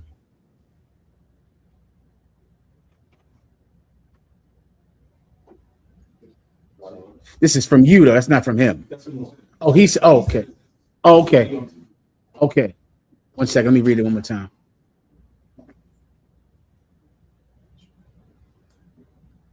Okay. The water. Okay, go ahead. Ecclesiasticus chapter 21, verse 24. It is the rudeness of a man to hearken at the door, but a wise man will be grieved with the disgrace. You got to read above it a little bit. I can explain it to you in 1 second. Verse 23. A fool will peep. Let me start to go up another. Yeah, please. Verse 22. A foolish man's foot is soon in his neighbor's house, but a man of experience is ashamed of him. That's where you need to start to understand it right there, right? So read it one more time. Ecclesiasticus chapter 21, verse 22. A foolish man's foot is soon in his neighbor's house. A foolish man's foot is soon in his neighbor's house, meaning what? If you're a fool, you're going to rob your neighbor. You're going to rob the brothers that you need to depend on for safety. You all live on the same neighborhood, on the same block. You need each other. You're dependent on one another. What do you do as a dummy? You go sleep with his wife. You go molest his children. You go steal his car, steal his goods, right? When this is someone that you need, you make an enemy of someone that lives next door. You need this person to survive. Now you're enemies because you're going in his home, stealing what belongs to him. You understand that part, right? Please. But a man of experience. But a man of what? Experience. But a man of experience, someone that has grown wisdom through living through situations. You know not to do this to him. No, anybody but him. I need these brothers. I need them to look out for my truck at night. God damn. I started giving kids money. I just paid kids money to be outside at night. They're around my truck. I started getting them all water ices. Hey, how y'all little bad niggas doing? You want some water ice? Anybody looking at my truck? No, all right. Go get some water ices and make peace with everything. Y'all know around here, what are we doing around here? We still giving out pizza and beer around here? Mashak, you know Katham? Shit. What we doing in this neighborhood? Tell them, you better tell these young brothers. We did this.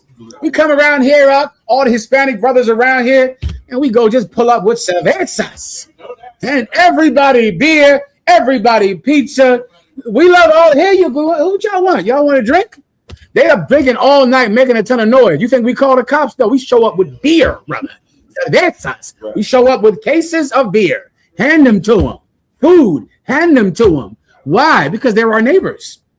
We're gonna have peace around here. Or else how the hell are we gonna sleep? That's right. How the hell the truck gonna sit outside? I'm in shock. Recently, one of them got. Oh man! They all came right back on this corner. He was on the front lawn chilling. The next day he came and told me what was going on, and I said, "Yeah, man, we was out there." I just told him, don't mess with the cars. So stay on this side, like from the hospitality. Yeah, he remembered, but they all came because it was young when we first came in. That one died, and they, I mean, it was like about 150 people. Oh, yeah. And they man, was just, get some bottles out there, man. Out there moaning that brother, man. Show up with some what they love to drink. It's a car out here. Tequila, Modelo, man. Show up with that tequila, moaning that brother, man. Let him sit right here. Let him sit right out here on the grass and drink that tequila right there. Come on, Kathum. He told me go out there and just hit him with some beer. And next thing you know, the leader was protecting everything, putting everybody in check. But what that cost us, $30. It's grace, Sock. You know what they would call it in the past? They would call it having some class. That's it. Instead of saying, get off my lawn, get off my step. No. Here's some beer. Here's some food.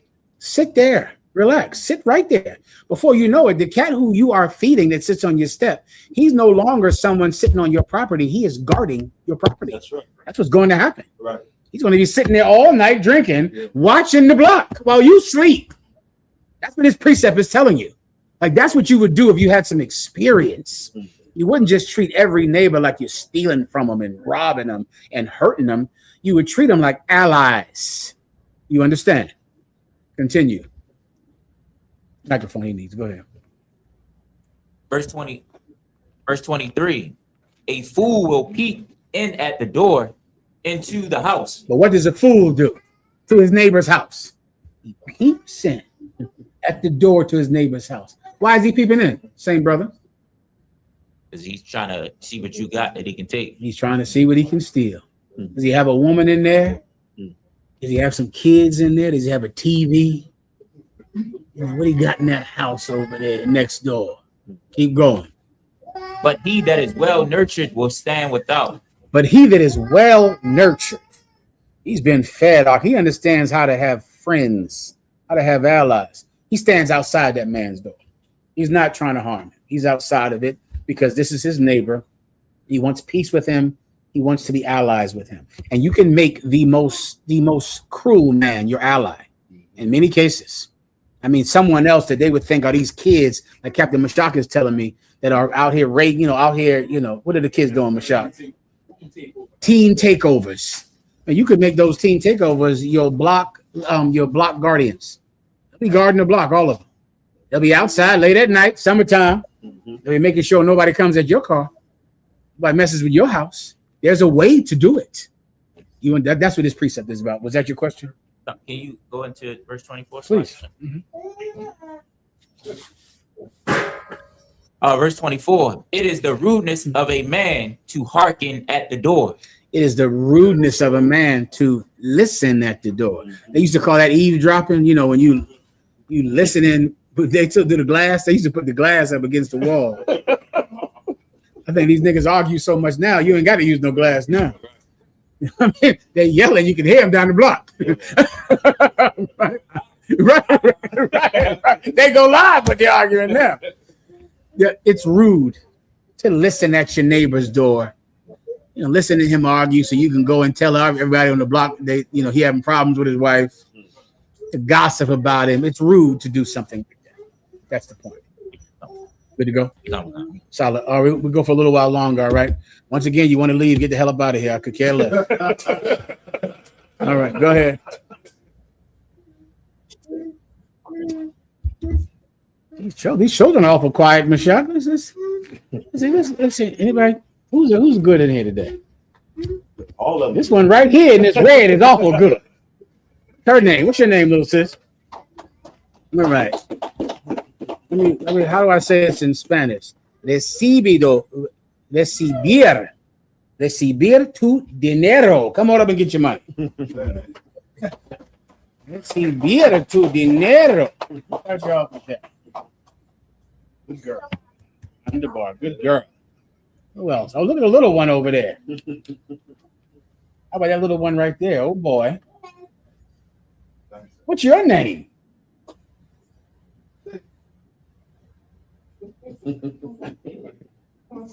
You can say it. What's your name? Oh, what a pretty girl. Recibir tu dinero. Come on up and get some cake.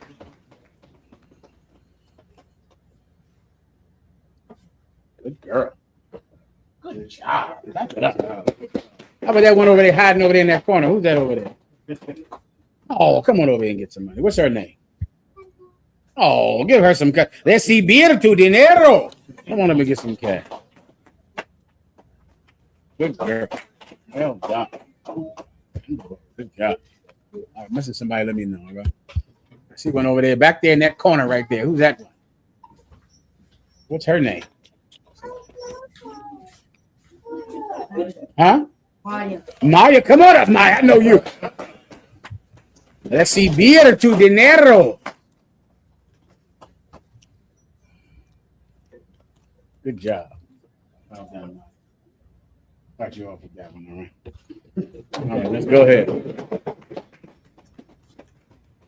Okay. Any other questions? It's a question from Michael Ward 144. It says, it's like, can I get a breakdown on John 11, 9 and 10, Papa Shaw? You got it. It's the book of John, chapter 11 and verse 9. Jesus answered, are there not 12 hours in a day? If any man walk in the day, he stumbleth not, because he seeth the light of this world. Verse 10. But if a man walk in the night, he stumbleth, because there is no light in him. Just a general breakdown. Sir. All right, this is speaking about the truth and how if you have the truth, you're going to make the right decisions in life. Jesus Christ said that I am the light of the world. And the condemnation of the world is that light has come into the world and men prefer darkness rather than light. Jesus Christ came to teach us how to live out. Teach us how to walk up and down this earth arc and make good decisions, marry the right women, marry the right men, raise right children, and fight oppression with righteousness. He came to do it. If you follow him, you'll do it well. Why? Aren't there 12 hours in a day? Speaking about the daylight hours, right? In the daytime. If you go out and you're moving around in the daylight, you're going to not bump into something, right? Imagine a time where there was real darkness, you know, before electricity. And it was dark, nigga. It was dark back then. Well, come on now. Listen, if you operating and moving and riding your horse around in the daylight, you'll be fine.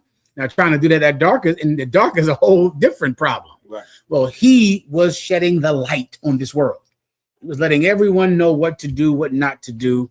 And if they did what he told them to do, they would be safe. That's the point. Anything else?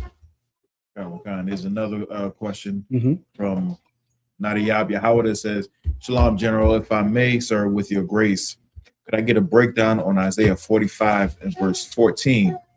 How do I bring this to life and relate? I didn't do any of those damn stories I was supposed to do today. Yes.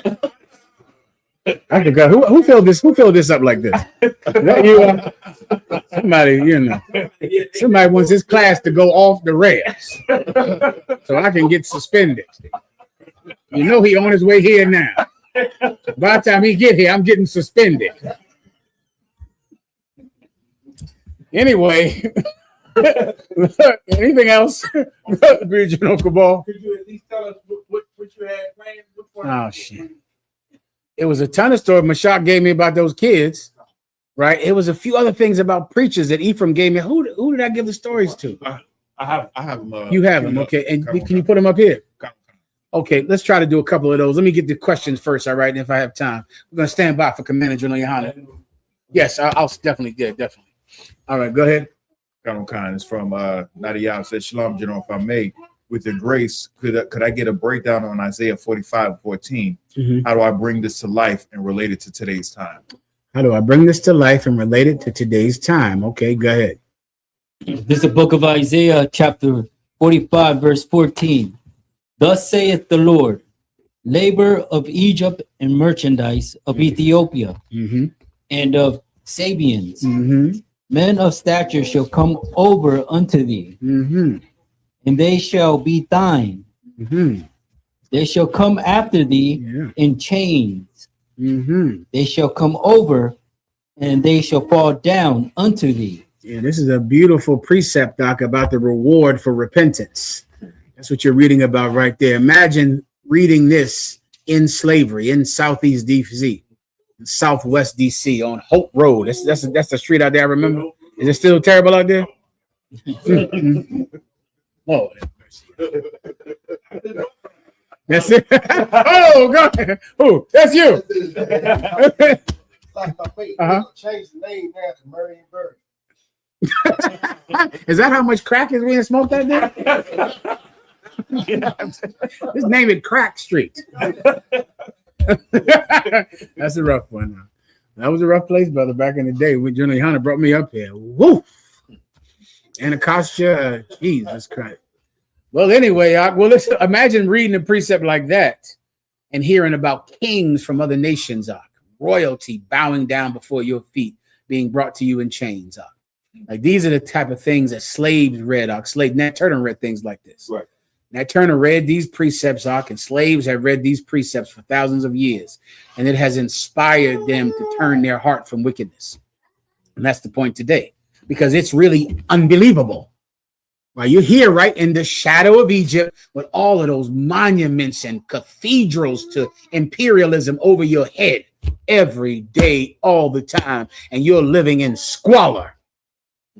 You're living in squalor, and it just doesn't seem like that you'll ever get to go into their world.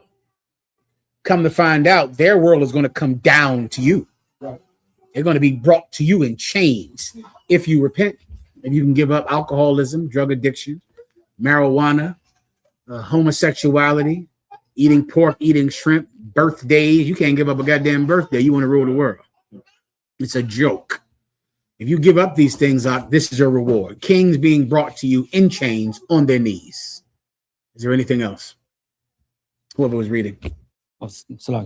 They shall make supplications unto thee. They'll beg you, please don't kill us. Please, please, please, we'll give you everything. We'll give you our entire gross net worth. We'll hand it to you. We make this much in rice every year. We make this much in manufacturing. We make this much in wheat every year, in cattle and in farms every year. We'll hand it to you, please. We'll give you this much, please. Please let us live. Mm-hmm. A good precept be Revelation 21 and 25 when he said they'll bring the perfect precept. They'll bring their riches, the glory to other nations to you day and night. The kingdom of heaven, the lights will never go out. That's correct. No sweat. Anything? I'm sorry. Anything else? Are we done here or not? I think we're done. Are we done? Go ahead. Oh, one more question. You got it. Is Prince of Judah says, Shalom, Adawan, Slaki General, with your grace, what is the best way to deal with the rib who is unruly and disrespectful, even though you do all you can for them? Well, okay, you didn't marry her already. I'm assuming by that you call her your rib, right? So you married her already. Here's what you want to do. You want to first find out why she's like that. You married her already, so now you have to find out why is your rib so unruly and disrespectful. You want to ask her a ton of questions. Let me give you just a short answer because this is a question better answered in specific to that particular wife. It's another funny thing about women. Women are so much alike that you can forget that really truly controlling women is learning how they're different from other women. Like every woman is different from another woman, but women seem so alike that you can just think, how do you do this with women? How do you handle this with women? Because they seem so alike. But if you want to truly control a woman, you have to learn what makes her absolutely unique and different to any other woman. And there is something. And you just find out what that thing is, because there is something. And so that's why I'm telling you, in general, you want to ask her, like, why is she so rude? Why is she so evil? Why is she so out of control? Why does she talk the way she does? Ask her about her mother and her father. Start there. Start asking her about that family, her mom, her pop. Start asking her about her first boyfriend, first time she fell in love. You want in essence really question her about her history. And in doing so, you'll see what makes her specifically different to every other woman on the planet. Now, once you have that, once you have the thing that is her and her alone, then you take that and you control her for the rest of her life. And she won't be able to do without you. There'll be nothing that she can do because she would have given you the most intimate part of herself. And then now she can't do without you. And so now, just the thought of losing you, when I say losing you, I mean, you not calling today. That's what losing you is. Losing you will feel like he didn't call me today. Oh, well, to get you to call every day, she'll watch her effing mouth. To get you to call every day. To get you to care about her, to look at her. Just to look at her. If you don't look at her, then she is destroyed. So she'll need you to look at her. Why? Because instead of putting on this tough act, which is what women do in general, this, I ain't taking no shit and blah, blah, blah, blah, blah, blah, blah. Oh, they tough. They tough. They so tough and so small and so tough. Right? And so that is a defense mechanism. So to the brother's question, all of that rude mouth. And just so you know, white women do the same thing. That's right. Every Chinese women do the same thing. Chinese women is rude as hell. Chinese people are just rude, period. Yeah, okay. It's just a rude race of people. And a Chinese woman is cursing out that Chinese man all night, all day. Because it's not about being a black woman or being a Latino woman. It's about being a person that has no self-control. So you're just out of control. Tell you if you're Chinese, you're all goddamn night. Come on. Go ahead. If I could share this, Uncle Shop. Please. I had to drive a bus to New York today and come back on the way back. I had to use the bathroom. So I stopped and said, we're going to take a break, 15 minutes. If you're not back at this time, I'm leaving. Everybody was on the bus. I started to leave. The woman came up and said, hold on, my husband, he's coming. I said, is it the guy in the mirror that's coming running up now? She said, if she stuck her head out that window, out that door, and whatever language she was speaking, she come from all the way out. He came on the bus and apologized to everybody. Well, that's good. he had some class. It's because we know black women. We think it's like it's a theory in debates and battles. Forget the name. It's like knowledge is specific to you, so you think it's important. Not empirical knowledge. That's something that's factual. Confirmation bias. That's close to it, but not confirmation bias. Oh, it's on the tip of my tongue. I can't recall it, but it's like it's small. I mean, you think because you went through this, this is true to everyone. That's what the whole premise is called. But it's really just you going through it. That is not what's happening. You think that black women are rude. Every woman is out of goddamn control because they all have a monthly. Have you heard of that before? They're all just, hysterical. And they're all, and it's just, that's how they are. So now, why? Want to figure it out. Why doesn't she have any control over herself? You're going to talk about that mom and that pop and that history and who's abused her in the past and the abuse she had as a child. You're going to figure it out. You're going to say, oh, that's why you talk like that. Oh, I get it now. I get exactly why you cannot control your emotions. I get it. So then you find that out. You start digging away at that. Some of you women need to get on what's called medication. Have you heard of that before? That's right.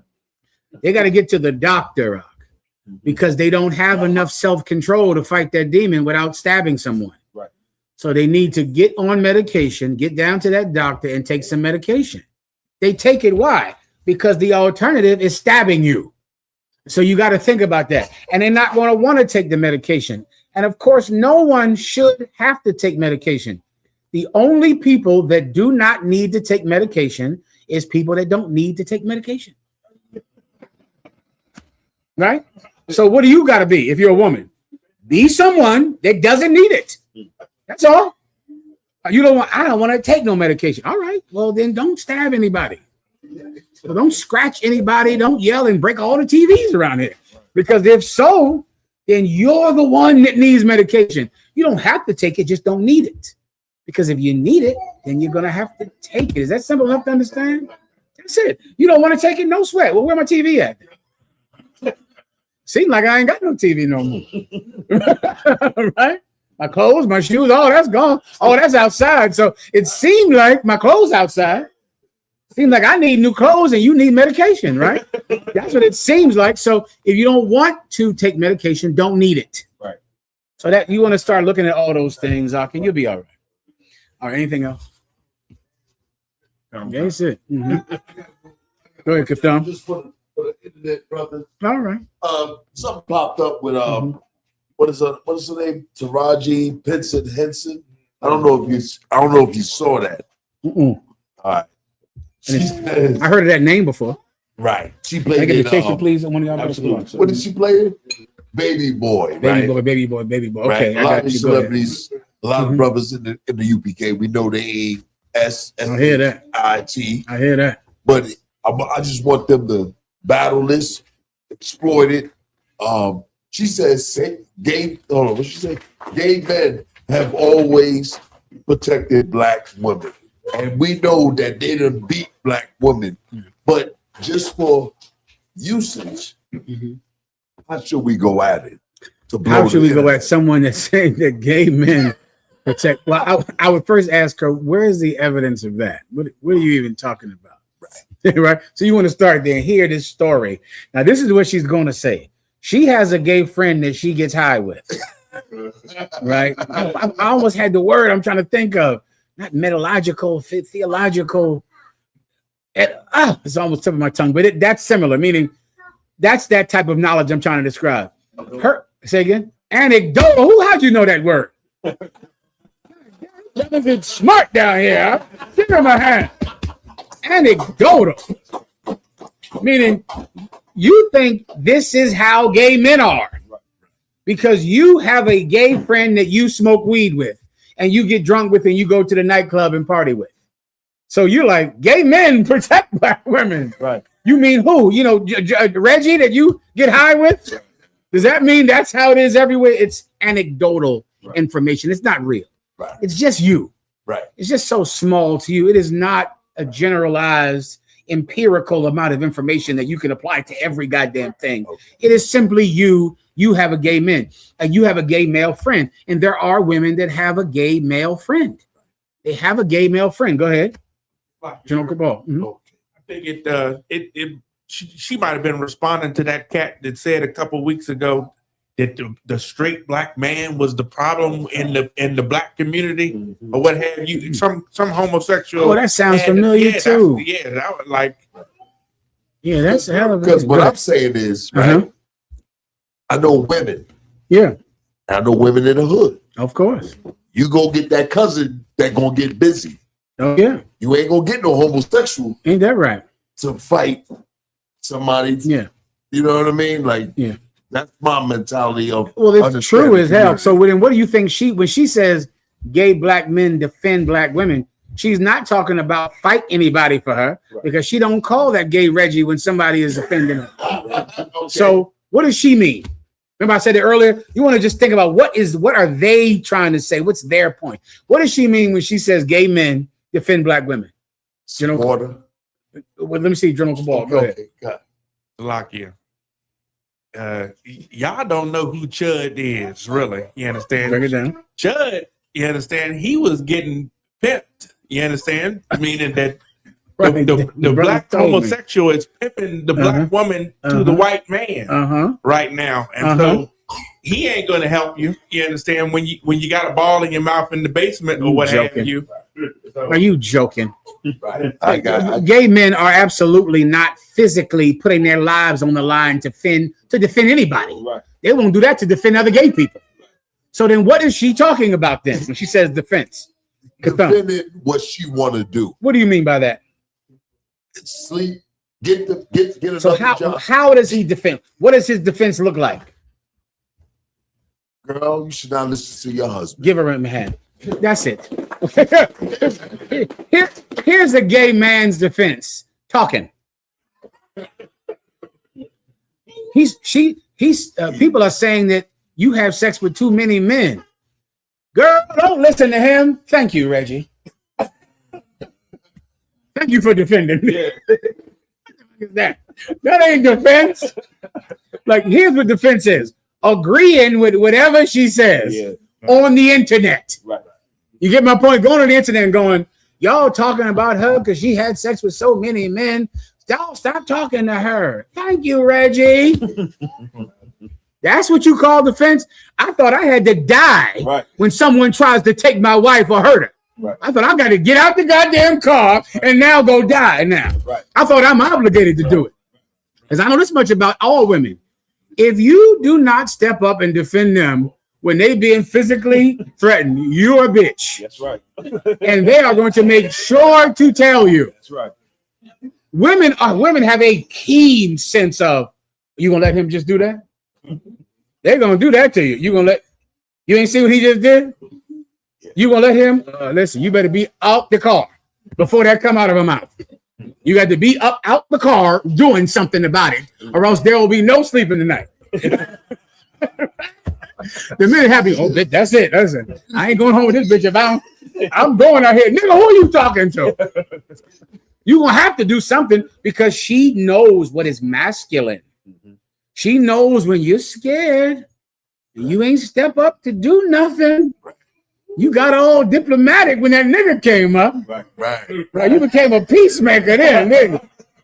You the Prince of Peace when them niggas came up. When she's gonna realize that, and she will never respect you again. Reggie gonna say, "Girl, you tell him." Thank you, Reggie. Right. Please. Like if I may too, sir. And the irony in what you're saying is, if a straight man doesn't defend her, she gonna call him gay. You my gay. point. Women are keen to masculinity. They get it. Right. They get what being scared is. Right. They get if you start acting all scared, what you brother, you done. Yeah. You are, and in doing so, they can help a lot of weak brothers. Right. Because if you can just do things to make sure your wife ain't never saying you're a punk ever. Right. Oh, that can help because she's keen to it. She understands it. She understands that you can't be afraid to die if it means defending her or your kids. And you can't. That's just a fact. That's not something. Don't have kids then. That's right. Don't have a wife then, because once you get them, you can't be like, oh, you hurt my wife. You slapped my wife in the face. Well, baby, listen, what did you do wrong? She got a lot of mouth. Brother, you better do something. I don't give a, you better get up there and do something about it, because she ain't gonna be happy with you because you all diplomatic. Right. Everybody gets it. I gotta go. Go ahead. I'm thinking the same thing. Like, something physical, and then, like you said, right, he's just supporting her decisions. That whole nonsense about, well, then let everybody be gay. Since gay men are so wonderful, let everybody be gay. Oh, I forgot. Then you can't have people anymore then. And I guess it ain't no more goddamn people. If everybody is gay, then guess what? Ain't no more gay men either. You see how ridiculous this talk is? Right. Oh, so gay men are the best. Okay, no sweat then. Well, then let everybody be gay. Guess what, Reggie? You wouldn't even be here unless for people who love vagina and penis. That's how gay people get hit. Right. That's how all bad people, good people, all kinds of people. So the concept is something for arguing, something for online, but it's not true. Nobody believes it. It's just good to argue about nonsensical things, and it means nothing else. Come on, Warrior. Microphone, come on. We can get to the stories if you please go ahead.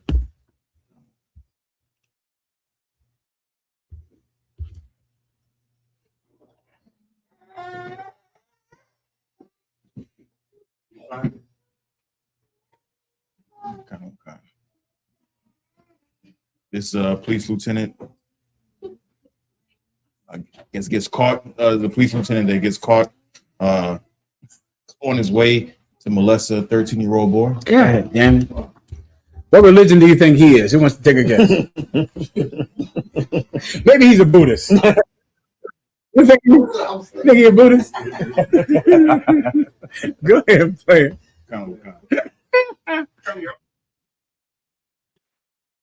Oh, it's right here in DC.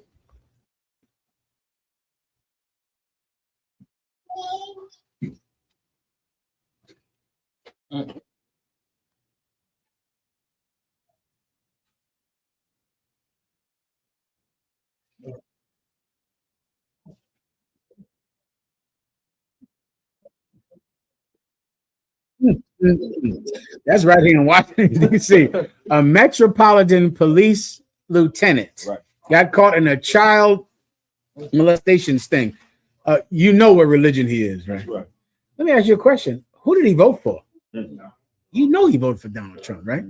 Like in America, child molestation was virtually legal before, but now it's absolutely legal to be a child molester. It's absolutely, Donald Trump legalized child molestation. And child molestation, brother, I've struggled sometimes trying to think of, I like to try to think of how could I condense things down into what is as simple and what is the basic enemy to destroying families. And it's hard for me to think of something worse than child molestation. Right. Child molestation is, I mean, it is at the root of every crazy, terrible person that you wonder what's wrong with them. Right. Somehow they're being interfered with as a child. As a child, somehow they're sexualized. Somehow something sexual has happened to them. All of these brothers that you think are gangbangers and they want to kill everybody, you'd be stunned how much you want to kill other men when a man has touched you when you were a boy. Right. Then you grow up and you are just killing anyone and everyone because you don't ever want anybody to think that you're weak again. Somebody thought you were weak when you were 6 years old, right? Somebody thought you were a punk. Never again. Right. Never again. You understand? Right. That's the root of it. That's why, of course, in prison, they're getting stabbed. Because in prison, they're making sure to hurt the people that ruin their life. They're doing it. And then you go to women, and every woman that you're looking at, you're wondering, why is she so promiscuous? Why is she so destroyed? What's wrong with her? Inevitably, it's going to go back to some type of sexual abuse. It is so damaging. It's hard for me to quantify it or to think of something that competes with it. Poverty does not compete with it. There are people, brother, you can be absolutely poor, living in poverty, get straight A's in school, go off to college if you have good parents. Right. Everybody knows this. If you have good parents, sometimes you don't even know you're poor. You don't even understand you're poor because you're in a loving home. Right. Everyone is caring for you and everything is good. And you're poor. You don't have everything you need, but everybody's working hard and working together. And no one is abusing the children. And now in the ghetto, in the projects, in Southwest, on Hope Road, still you can have good people. But then when you introduce child molestation into poverty, into the ghetto, into already a stressful situation, now you're wondering why everything is burnt to the ground. And that's the reason. That's the reason. And now Donald Trump has sanctioned it and pardoned everyone that was party to it and made it legal for white men to molest children and doesn't care about it. It's not a priority, and you absolutely can get a pardon. And this devil here could absolutely get pardoned for this. He absolutely could do it. Donald Trump has done it before. What does this show you? Also, give me another. I'll break it down with the rest of the stories, but all of them will have a common theme. All right. Give me the next story. Can I get some ice, please? What's up? Yeah. Oh, no problem. I do go. The water. Go ahead. Person you've ever killed. Wait, rewind that and play it again. Come. Your claim that your abusive stepfather forced you to kill a man when you were 7 years old, is that the only person you've ever killed?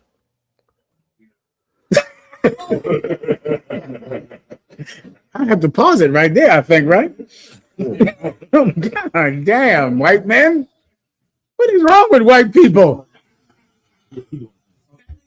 This cat is running for governor or something. He's running for governor. Mm-hmm.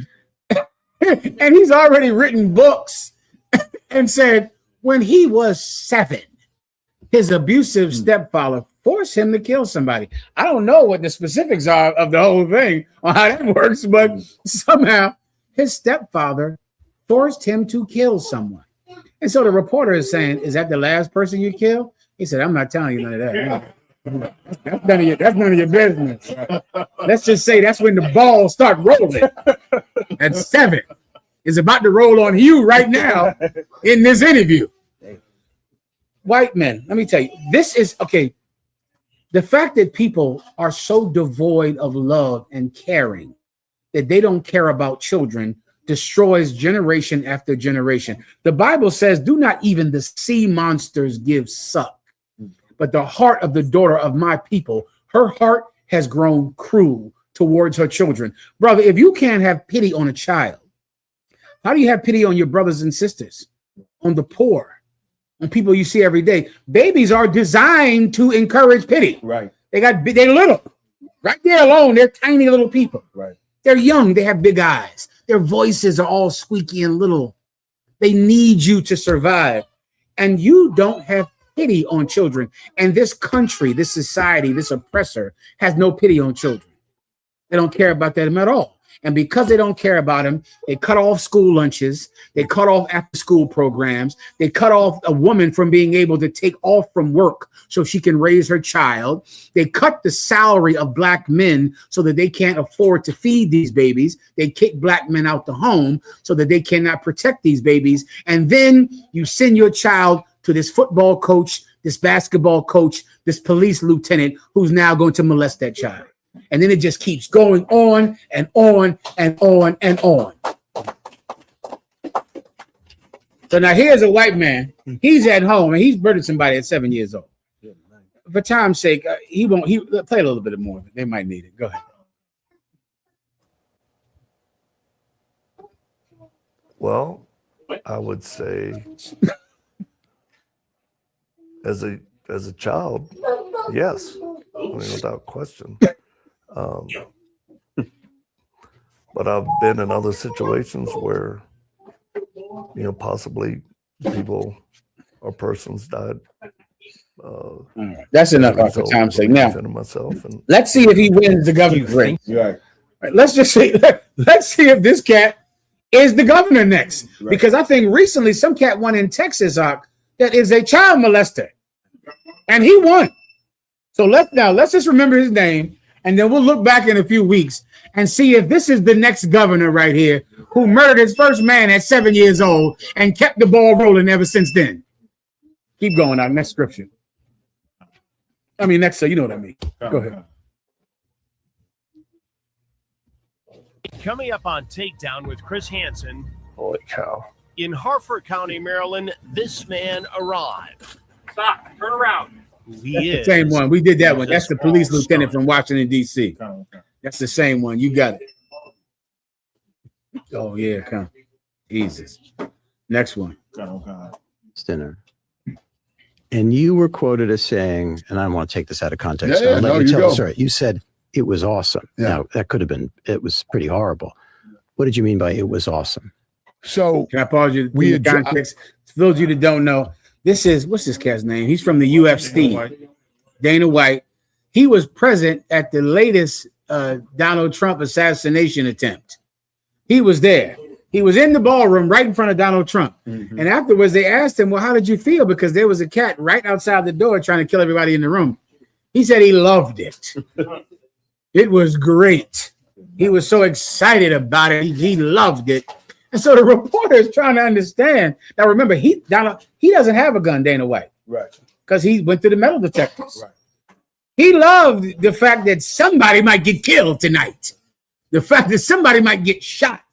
It was so exciting to him. You need to understand this because this is in the mind of white people. This is empirical information. I can take this back to slavery, oppression, imperialism, the British Empire, the Spanish Empire. I can show you this is in the heart of them and their plurality. Right. Not in, what's that word again?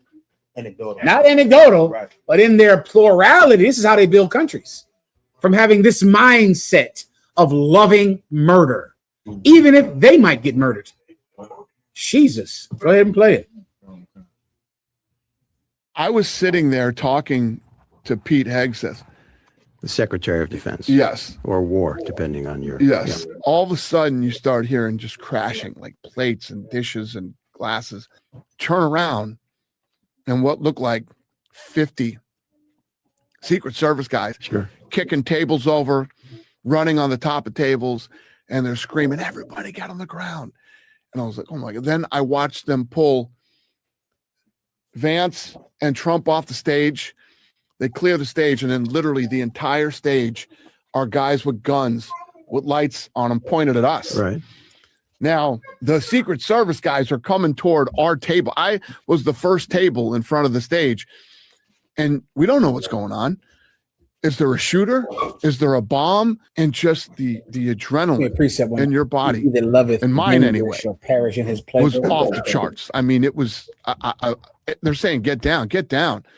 First of all, I'm never a get down kind of guy. Okay, that's never going to happen. If there's something going on here, I got a bad news for my family. It's going to be a closed casket.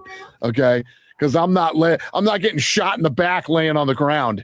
Now, being another man, tell me the greatest movie you ever saw with those type, just on steroids. I mean, it was now to Dana, it wasn't a movie. I know, which made it even greater.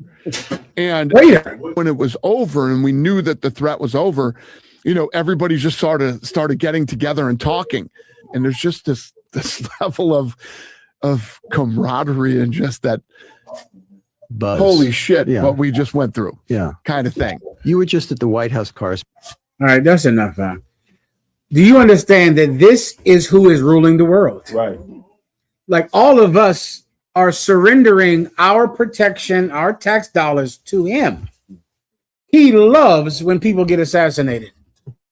He loves to be right there. He ain't getting down.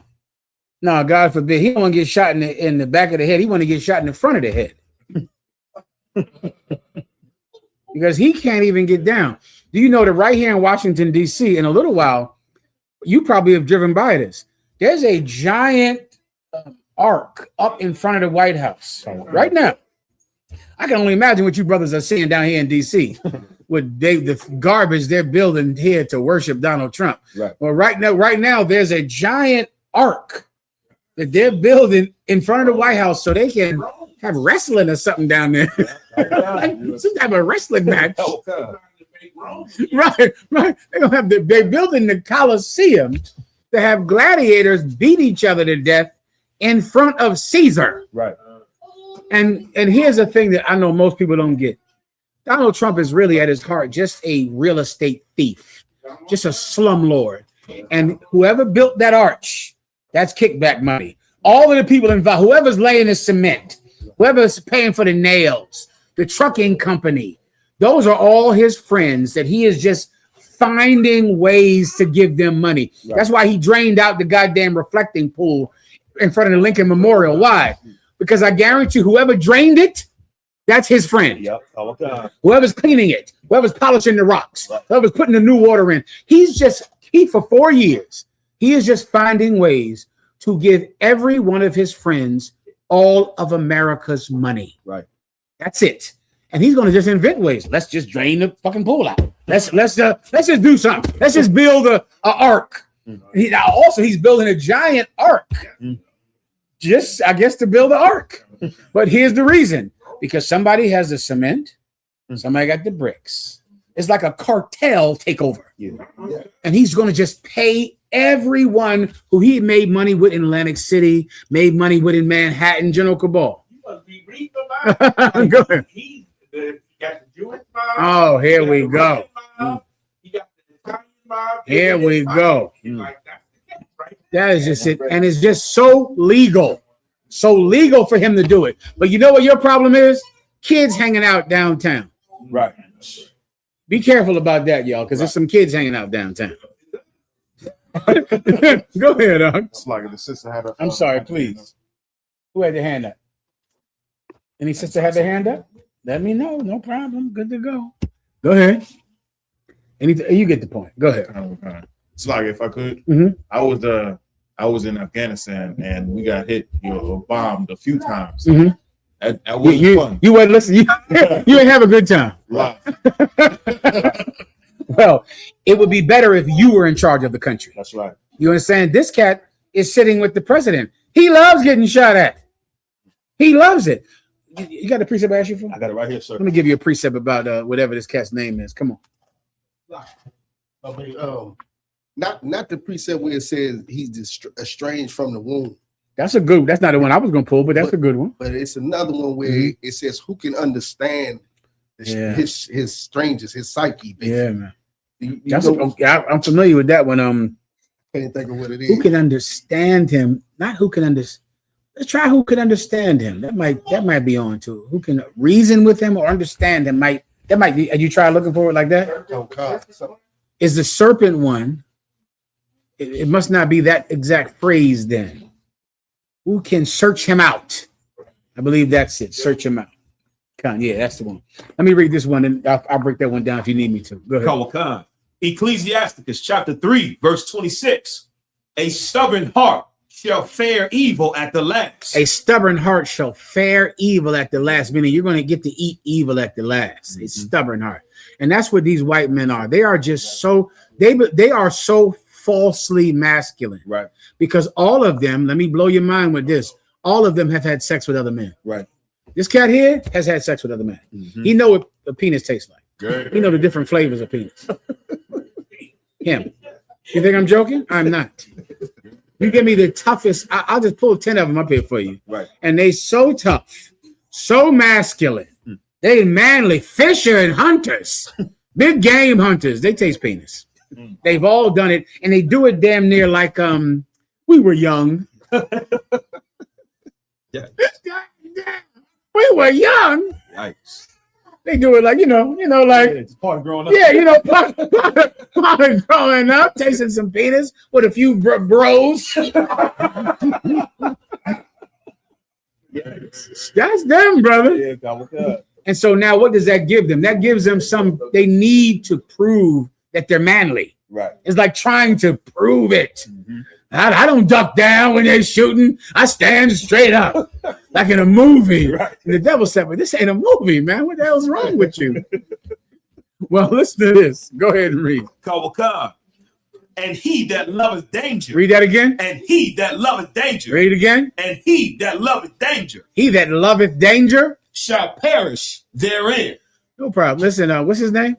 Dana White. Dana White, I hope you have all the fun you want to have. I pray, rezo entendiendes. I pray that you have all the fun that you want to have. I pray all of you white men get to have just exciting, right, hunting lives. I pray that you get all the excitement that you want. Rezo entendiendes. Anything else?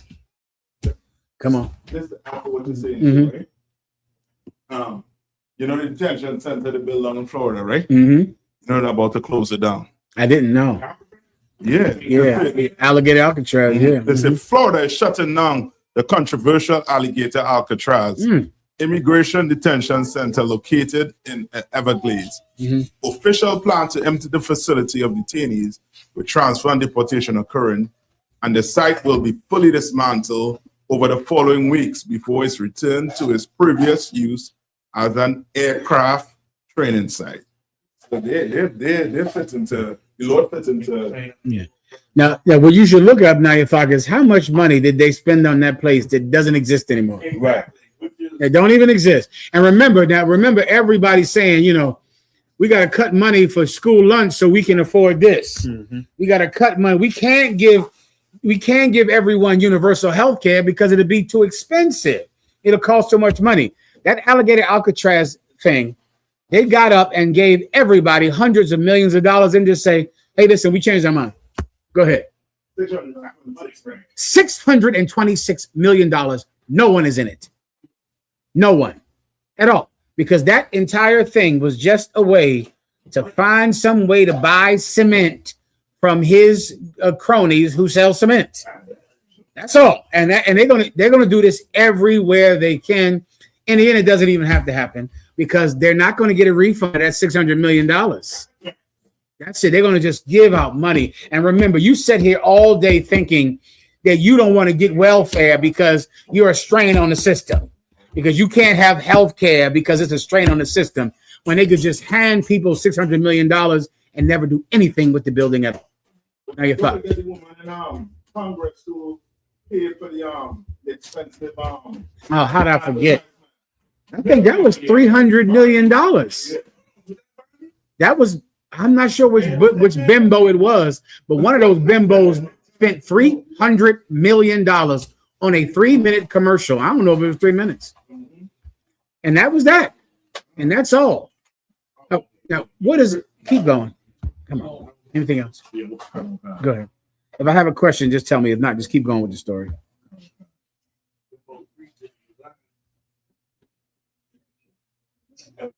I don't think of myself as being. 1 second. Go ahead. Let me get Osh. Go ahead, Osh. Never until recently. What? Yes, he was. That Doge. Whatever happened to that, Osh? Right. Doge. They were going to go into the government and stop all that frivolous spending. We got to balance the checkbook in America. And meanwhile, he was getting $1 million a day, fired every black woman that worked here in D.C. Yep. And that's that. And it's over, and he's gone. Go ahead. Military readiness service. When you go to the clinic and you get ready to go to war or what have you, they can't even keep the buildings open or what have you. So, you know what I'm saying? If you're in there, you understand, you better hurry up and get the hell out. You better. Because you understand, you ain't getting no service right now. You understand? In the nation's capital, all the way down to your special military in Quantico, yeah, man. What have you? You can't even keep the goddamn doors of your clinic open, and it's terrible. Shame as far as that part. It's horrible. And you know, General Cabal, do you know all of our parents and our brothers and sisters felt bad on welfare? Yes. Like, they felt guilty. Right. They feel ashamed to go down to the welfare office. Right. You got food stamps and food assistance. You feel ashamed to let anybody know that you are taking $300 a month from the government. Right. You feel terrible about it. And we all grow up like this, when meanwhile white people are squandering the entire economy of America on playing. What does that tell you? Don't feel bad about it. You know what the key to take it to money with America is? Here's the key. Take every penny.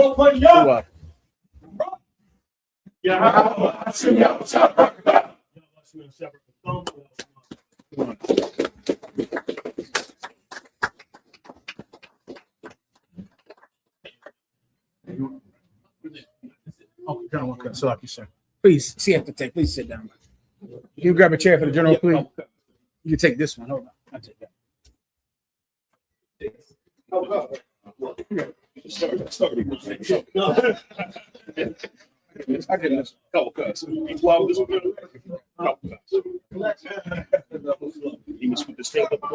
It seems, I'm not sure. Okay. I'm already here. It's good to go. What? Kind of want to go. No, I'm good to go. Yeah. That's right.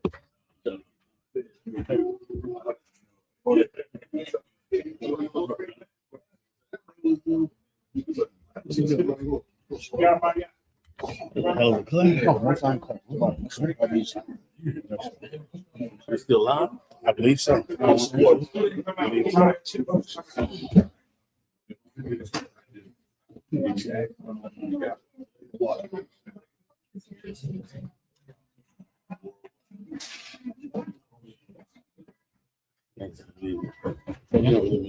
No, good to go. I think they just doing a couple of stories. They got the grub here too. I think that was it. You got another chair down here if we need it. There's two right here. Hey, Michelle. Yeah. It's shot this swap. Michelle. Yes, sir. Real quick, sir. Is that Michelle's daughter, Zan, right there? Is that Zan? What's your name? Zan, how old are you? Huh. Remember you when you were born. You're a grown woman now. Look at her.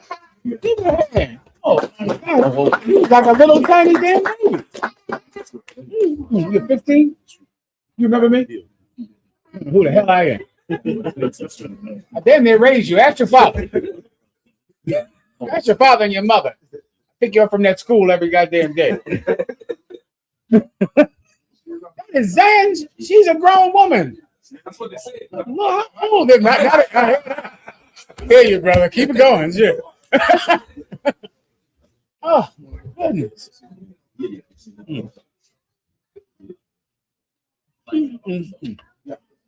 It's cute. That time go by. He was sitting right back there. He's right there. He right next to Shalamar. Arch is over there somewhere too, or something. Thumb is over there as well. Yeah.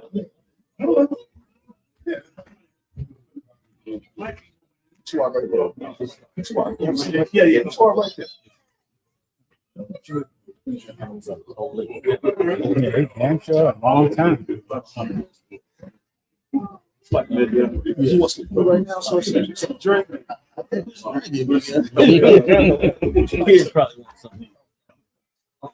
I had to do scotch. No, I'm not. Oh, it's like Jack Daniels. Stop some frogs. Trying to go on the chase or ginger ale. Oh, you got ginger ale? Yes. If you could. Absolutely. Thank you so much. Ice too, sir. Please. What?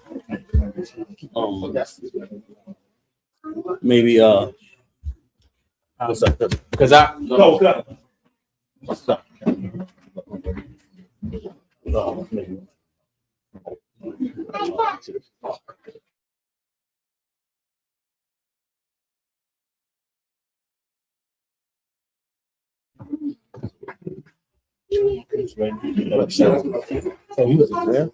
Oh shit. I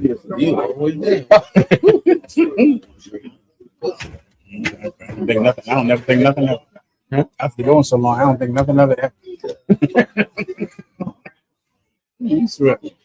No sound correct. Brother, I was just waiting until they sit down. I can keep going. Maybe we should do it now. Maybe we just keep going so we can wrap it up.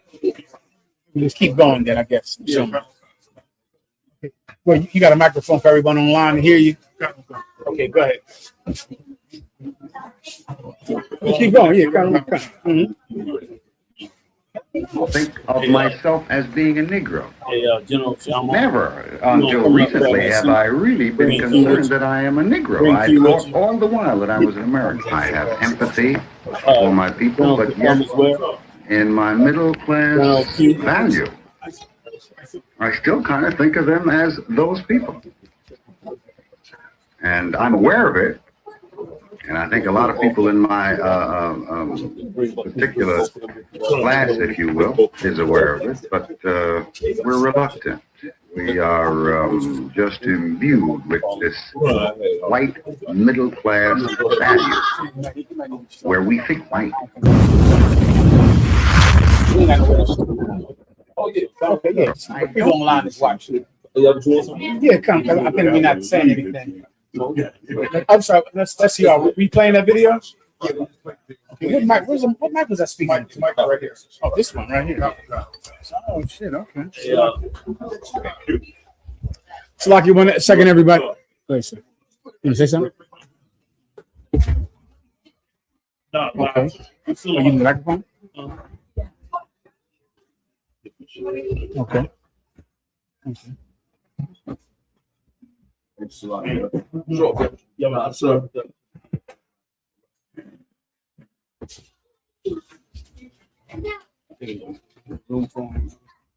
I can move in. Yeah. You put a chair on this side. Oh, you want a chair here? You want to get on this? I'm moving on. Yeah. Okay. No. Yeah. We watched the class all the way down from Philly. Yeah, I'm not sure. Do you want to keep the stream going? Or I would probably just do whatever story he has. If we have any questions, then I would wrap. I would probably keep it going just to give you a chance to say something if you want. Good. We're going to keep going. We're going to keep going for a second. Commander General Yahanna just came in. Clap it up for Commander General Yahanna. Came down with. This mic you using? Hey, you anywhere else you'd have to pay a university $50,000 a semester to get a class like y'all got tonight. Am I lying? I'm lying, but that was a hell of a class. You know what I'm saying? Like they acted like we could never learn and grow and surpass them when the Israelite School of UPK surpasses all their scholars in all of their universities. The Most High is amazingly graceful to the 12 tribes of Israel. So big shout out to you, General, for keeping a hell of a class. Big shout out to all these generals, man. I love these old hoary heads. These old hoary heads, man. I was with them. They had all black hair back in the day. Man. They was young, and you know what I'm saying? Like, see this young cat here? They was like you. Like, they was young, look grizzly, ready to get on. I said, all right, come on. I hung with them to the hoary head thing. I said, well, goddamn, we here. You know, man.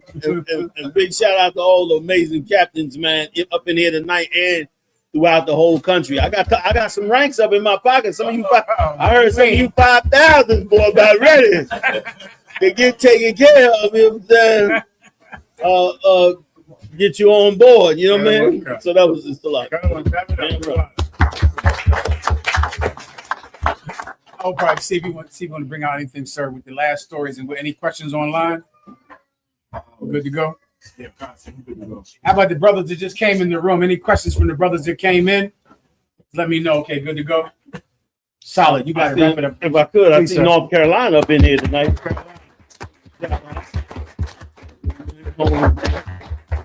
Anybody else in that from out of town? Baltimore. B-Mall has always doing their thing. Congratulations to them out there. You know what I'm saying? And of course, Philly is here. Philly up in the building. You know what I'm saying? The captain coming through here, man.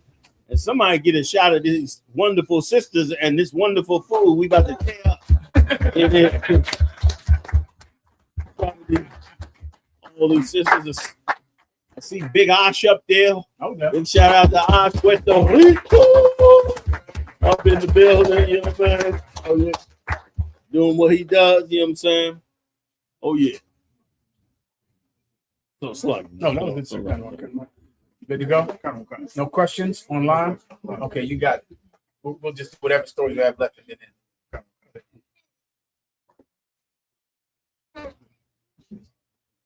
Think of myself as being a Negro. Never until recently have I really been concerned that I am a Negro. I thought all the while that I was an American. I have empathy for my people, but yet in my middle class value, I still kind of think of them as those people. And I'm aware of it.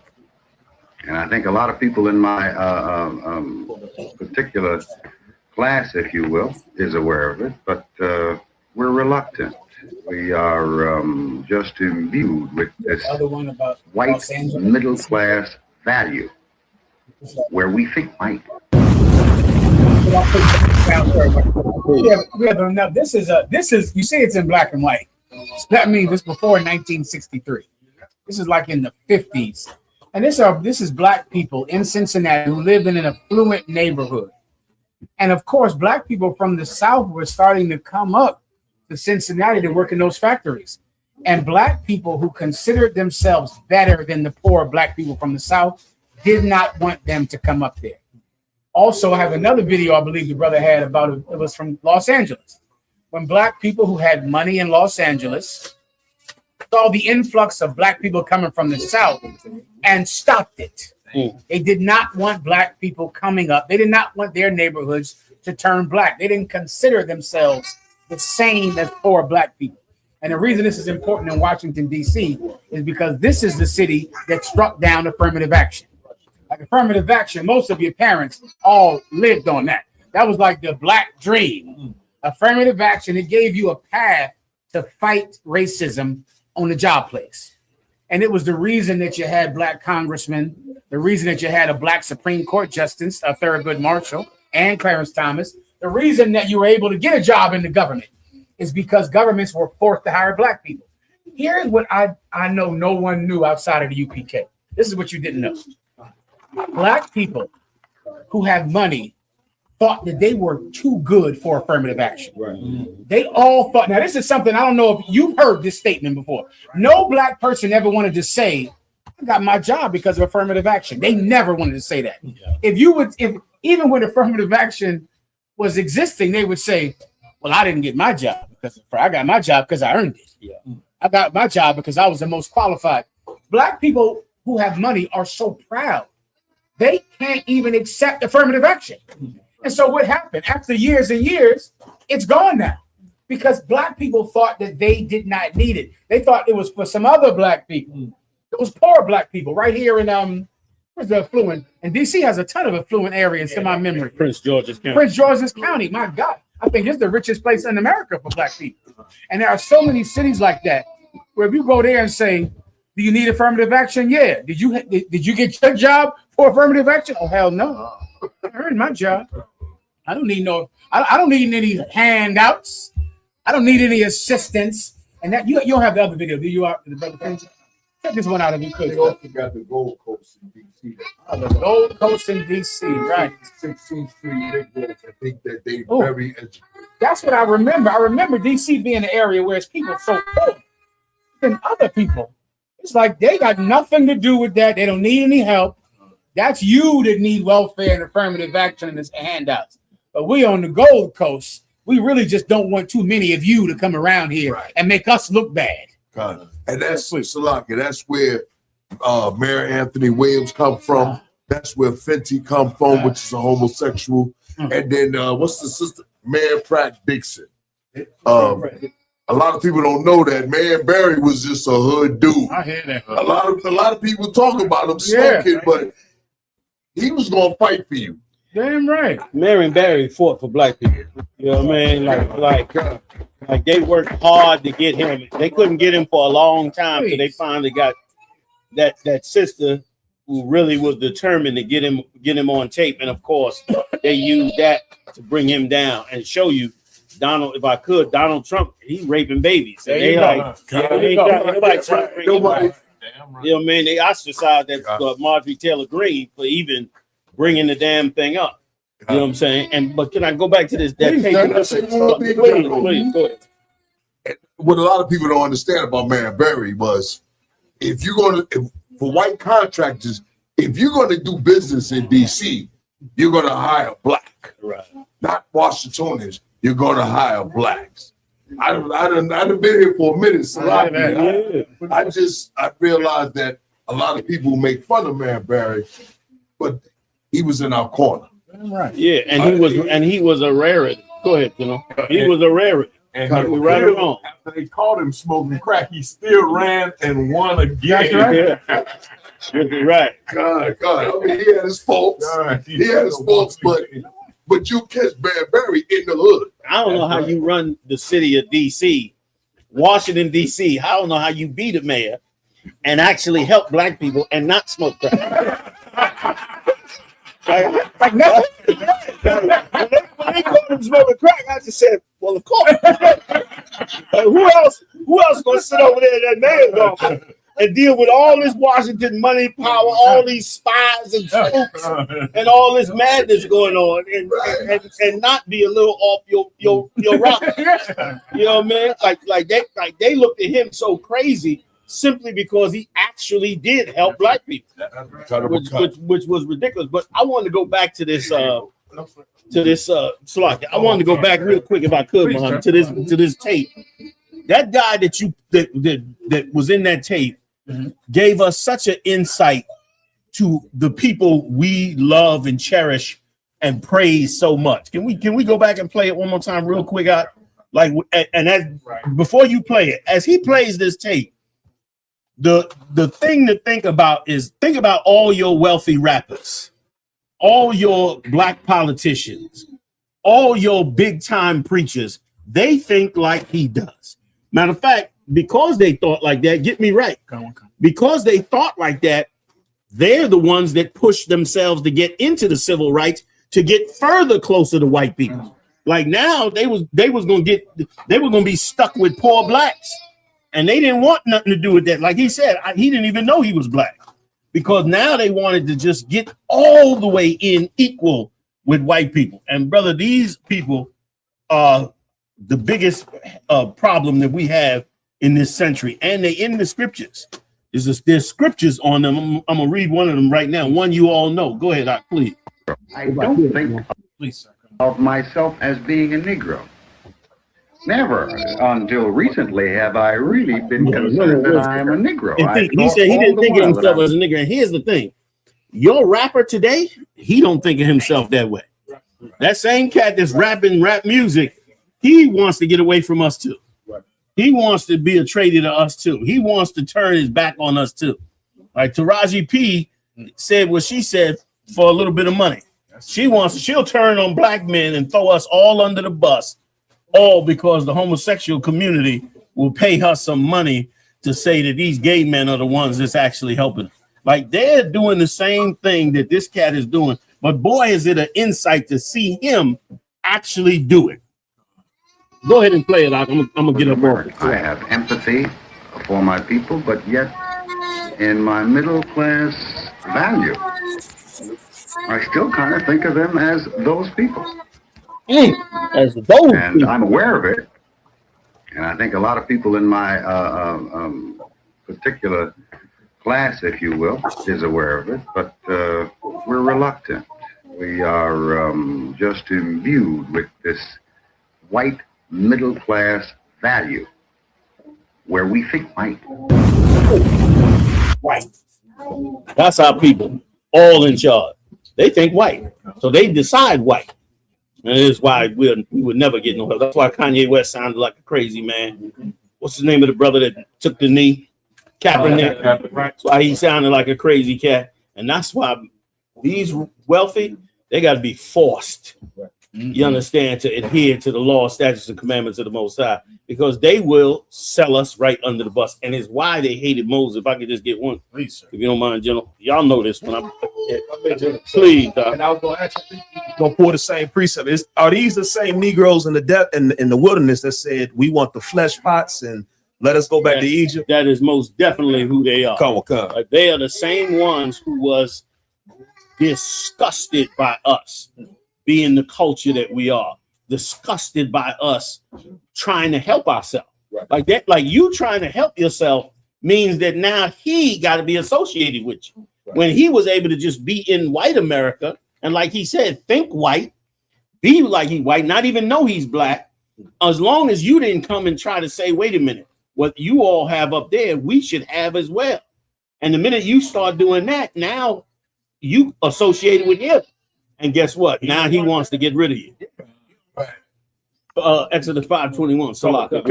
Salaki, sir. You know, the whole thing in slavery with the house Negro and the field Negro and Negroes that think they can, you know, they got close to massa and it was a whole thing where it was called manumism or what have you, which is basically they write themselves a note to master. They could read and write or what have you, and they would pass it along and write their free papers. They had their papers and they could walk around and, it's the whole thing that they still pushing with IDs and stuff like that right now. Whereas that, they think they're on a whole nother level because they was free, quote unquote, as opposed to what your brother was going through in the field. They just left him for dead. I made a deal with Master. I was smart. Or what have you, I was able to hated him for it. Well, you know what I'm saying? Yeah. They tricked the master or what have you, but then they hated the brothers that was still suffering under him or what have you, not knowing that because you sold your soul to get close to him in order to trick him, you understand? Why are you going to hate us? You know what I'm saying? Why are you going to hate us who out in the field ain't had a chance to, to love him so much so that you can trick him? It's ridiculous. It's completely ridiculous. Manumism or what have you, where you write the little piece of paper or what have you, you use free today or what have you. And that's how they, the whole thing about how they think they can get a better job. You know what I'm saying? They can, do this and that in order to get with white people, in order to, move up so that they can think white. They can just think about finance or money or what have you, and that solves all our problems. When you understand, you just fell into the trap of hating your own people the whole time. And that's why another nation is never supposed to feed us. That's why our people. That's why they got so angry when we started them food programs, because we started them food programs and turned our people to us. Hey, can anybody pull this one? Sorry, Muhammad. No, please, you don't mind. Too quick one. Can you pull the scripture where the Lord said, "Thou shalt tithe the people so that they may live in thy sight"?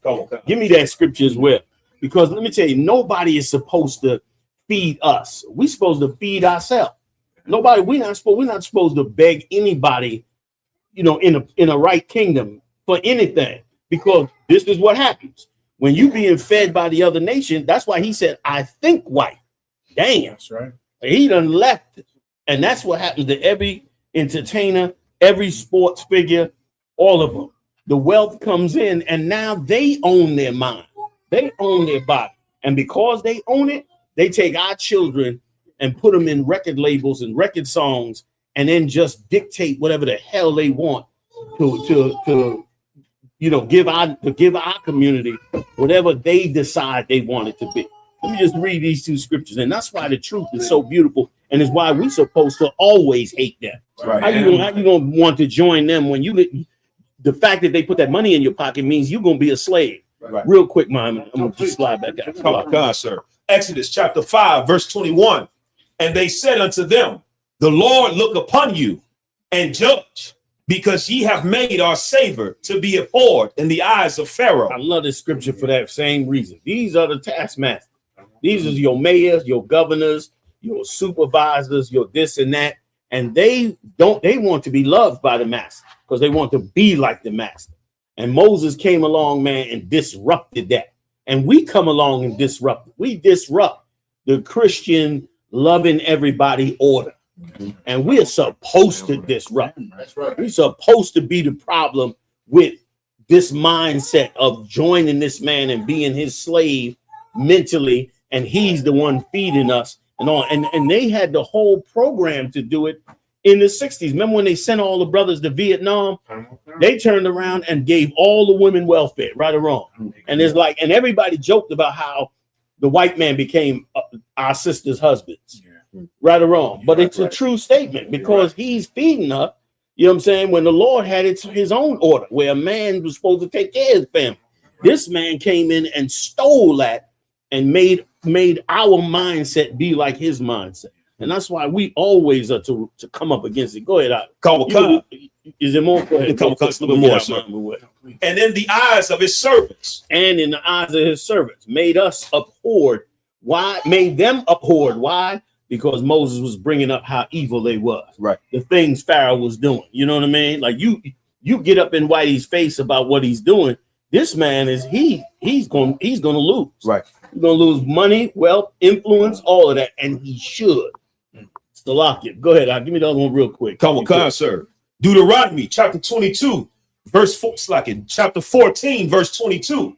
Thou shalt truly tithe all the increase of thy seed. That's why the money, the taxes are supposed to go to the Lord's government, not to Esau's government. We have to give it to him now because we still under his captivity.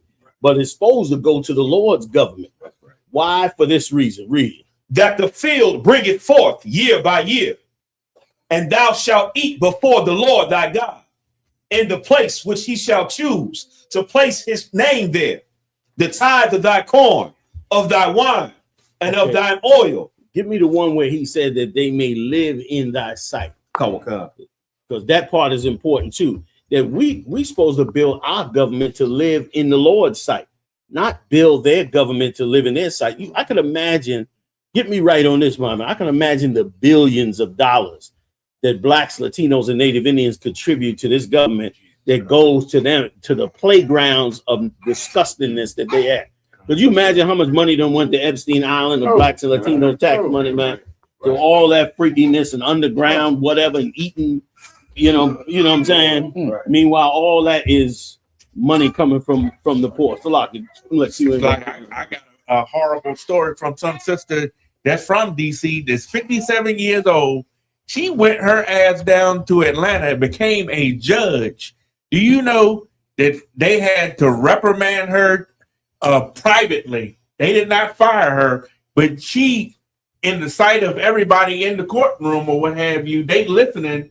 She went in there and had sex with a police officer, and they just pushing it aside. This is a black woman? Yeah, a black woman from DC that went to Atlanta and became a judge down there. You understand? Same thing with Fannie or what have you. Got in trouble, let Trump off the hook for his, she did. She let Trump off the hook for something he was doing. No, Fannie, you know what I'm saying, because she was had her sexual deviancy with the prosecutor. You remember she was gotcha. in bed with him or what have you. As if they don't, you know. Yeah. Like all them women that's up there with Trump look like bimbos. You know what I mean? Oh, yeah, man. Like, am I lying? I mean, I don't know. I could be wrong, but I look at them. They don't look like politicians. They look like, you know, beauty contest, old beauty contestants with too much makeup on. Like old bar stool. Yeah, that's a lot. General, I'm sorry. What was you going to say there? I was going to say that the politicians that we follow, they don't let us down the wrong path, because if you give a people the ability to actually feed you and you have to depend on them to feed you, at any time they can cut you off and starve you. And that's what they showed us when they started to cut off those SNAP benefits. The whole country was in an uproar, because if they cut those SNAP benefits off, then we just starve. And that's the position that they have us in right now. We don't realize that we actually in a trap that we cannot get out of without the Most High Christ. They can starve us at any time.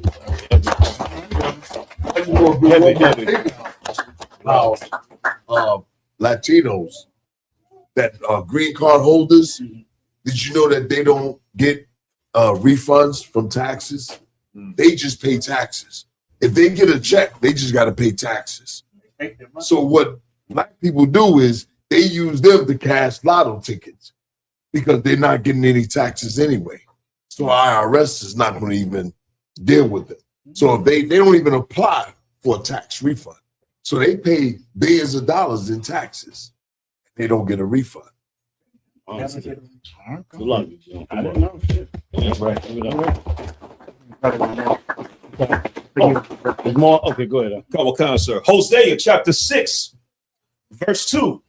After 2 days will he revive us, and the third day he will raise us up, and we shall live in his sight. That's what we need. We need to be able to live in his sight. Right now, we got to live in this man's sight. We need to live in the Lord's sight. We need to be able to build our own selves up and not build him up. And hopefully now that this third world war, you know, the ceasefire was just for them to get more weapons. What? That ceasefire was on. He had to go to China. Yeah, man.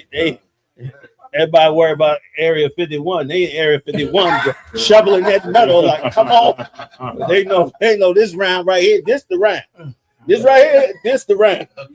You see, they bombed the hell out of Israel. I didn't. They bombed that place. They bombing it like right or wrong. They bombing it like crazy. Iran is bombing them, bombing Israel to where they getting nervous. Like, we got to punch that nuke. All that. They shut them down in Lebanon already. You know what I mean? All those Israelites that went over there and settled in Dimona, they bombed the whole area of Dimona. I don't know if they still alive or what, but they leveled that whole place. Now they're going after their water plants, and they can't seem to get in there and get it. 30 more days, y'all. About 45 more days. These little rolling blackouts, you're about to get announcements for them in about 2 seconds. And they having trouble restocking the shelves because the cost of the diesel. So they dropping off some, and then they ain't going back to re-up and bring more back, because the diesel is going up so fast that for them to go up, they got to adjust the price, and they can't just adjust the price on the fly. So they just not taking nothing until the price gets adjusted. If you notice, the supermarket's looking a little bit leaner. And the thing is, it's a great thing for us. It's a great thing for our people to see that our trust should not be in them. Our trust should be in the Most High.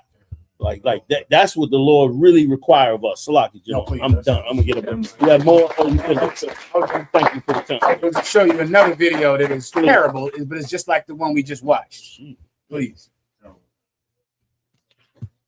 You want to read it, please? Let me read it real fast. Wealthy blacks arguing against poor Southern blacks migrating to Los Angeles in 1960. You got it. Los Angeles a month.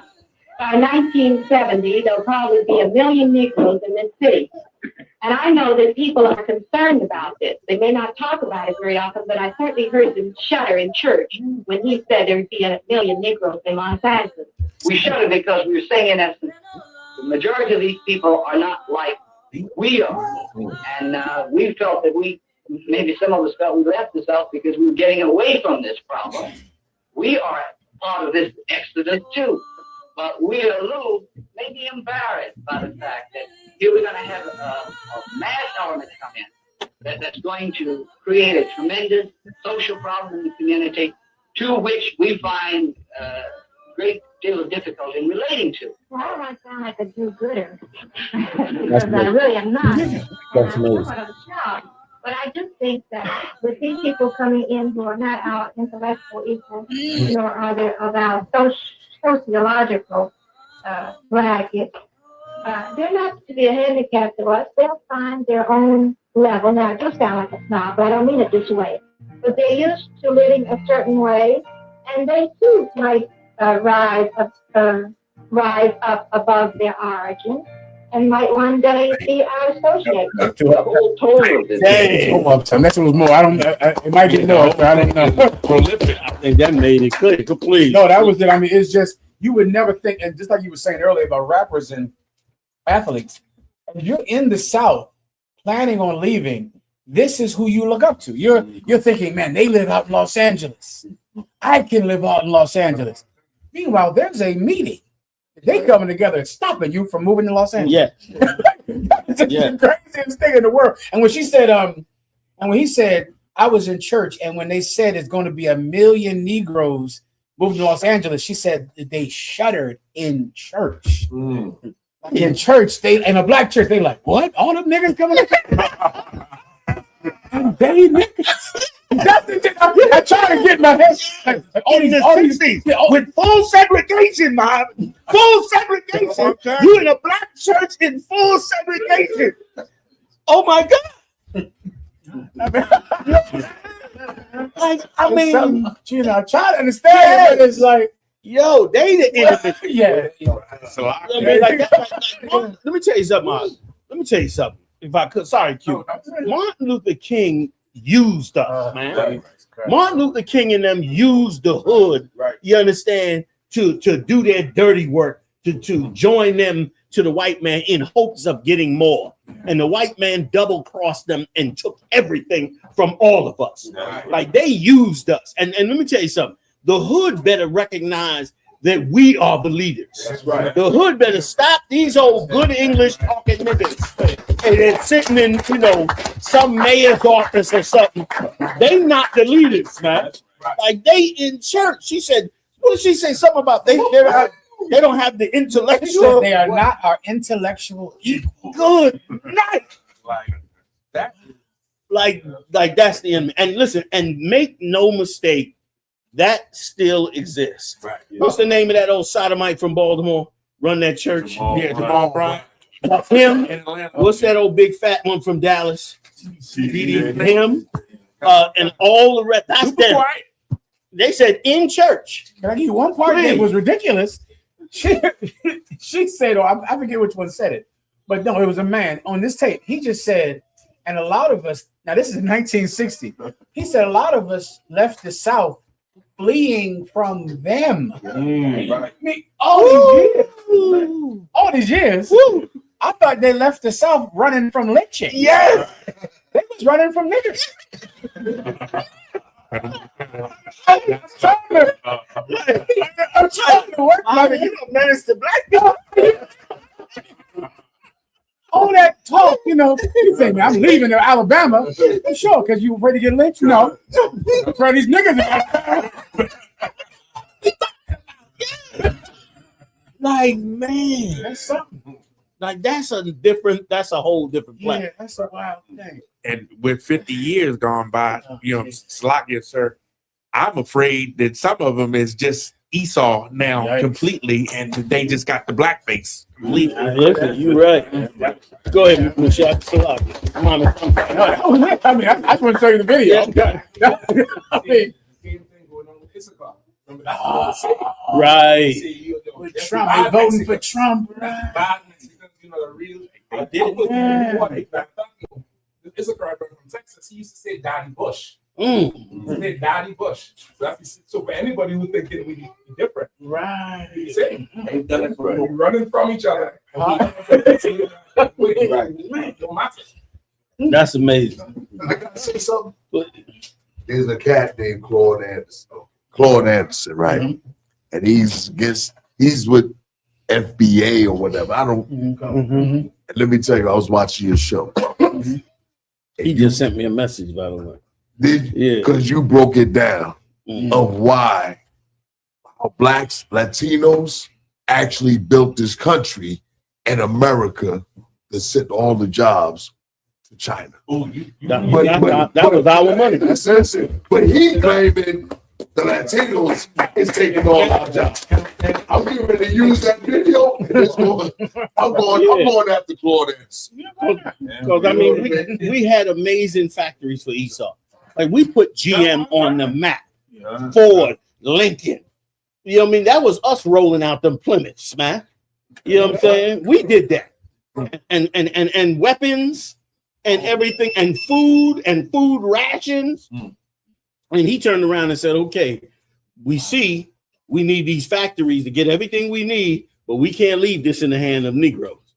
We got to go bring this to China and wipe and make sure we put them back in the poverty. But brothers, them unions and them brothers all up in Detroit and all them areas of Michigan, I mean, they was almost instantly middle class, right or wrong.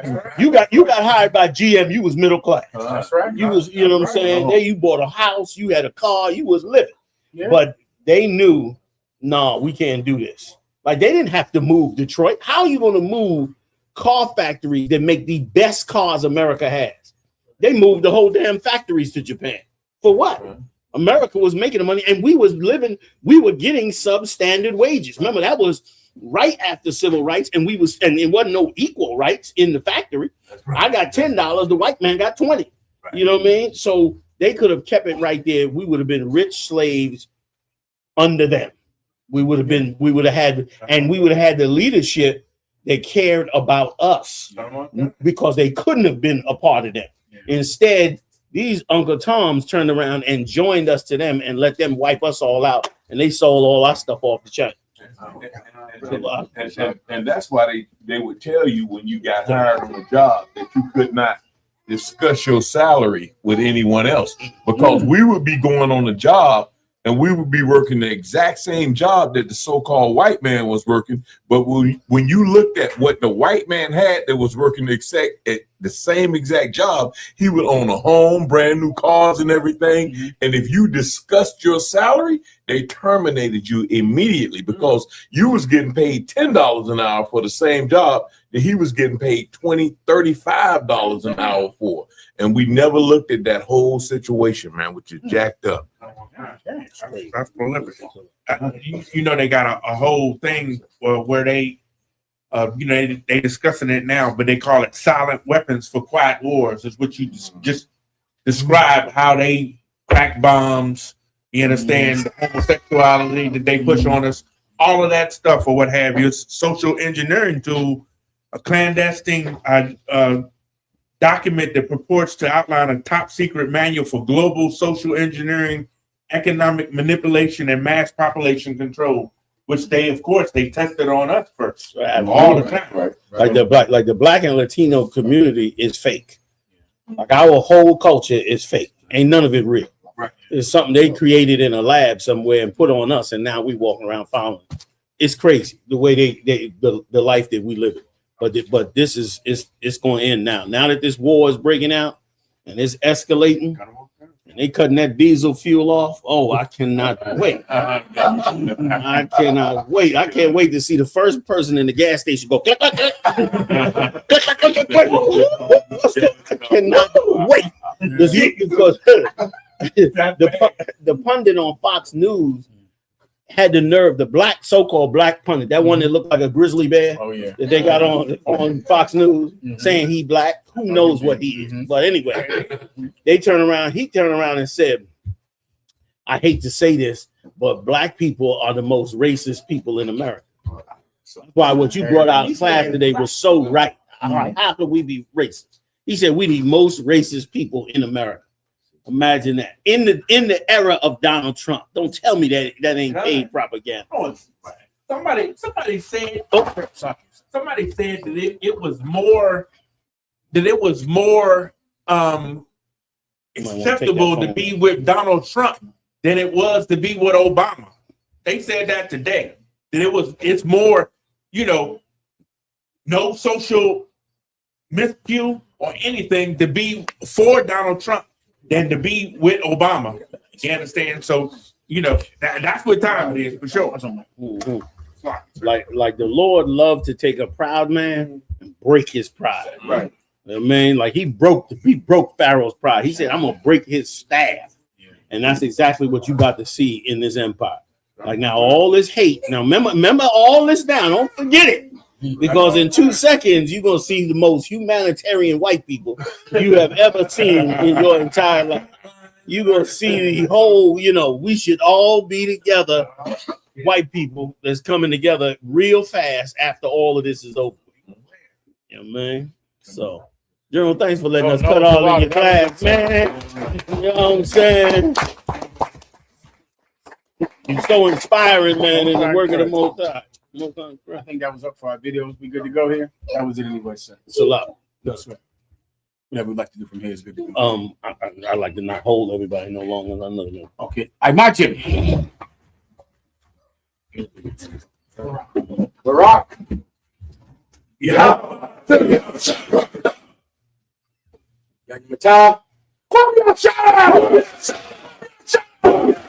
Who's the power? Who's the power? Who do we fear? Who do we fear? Who is your king? Who is your king? Who is your king? What's your name? The top. Dismiss. Yeah. Hey, I think we're going up to the monument. Are we doing camp tomorrow? What are we doing tomorrow? So I think we're gonna hit the monuments real early. Everybody want to go. And just tap in. We're gonna try to get up in there, do some filming and all of that early as we can, and then hit the camp up soon. Go from there.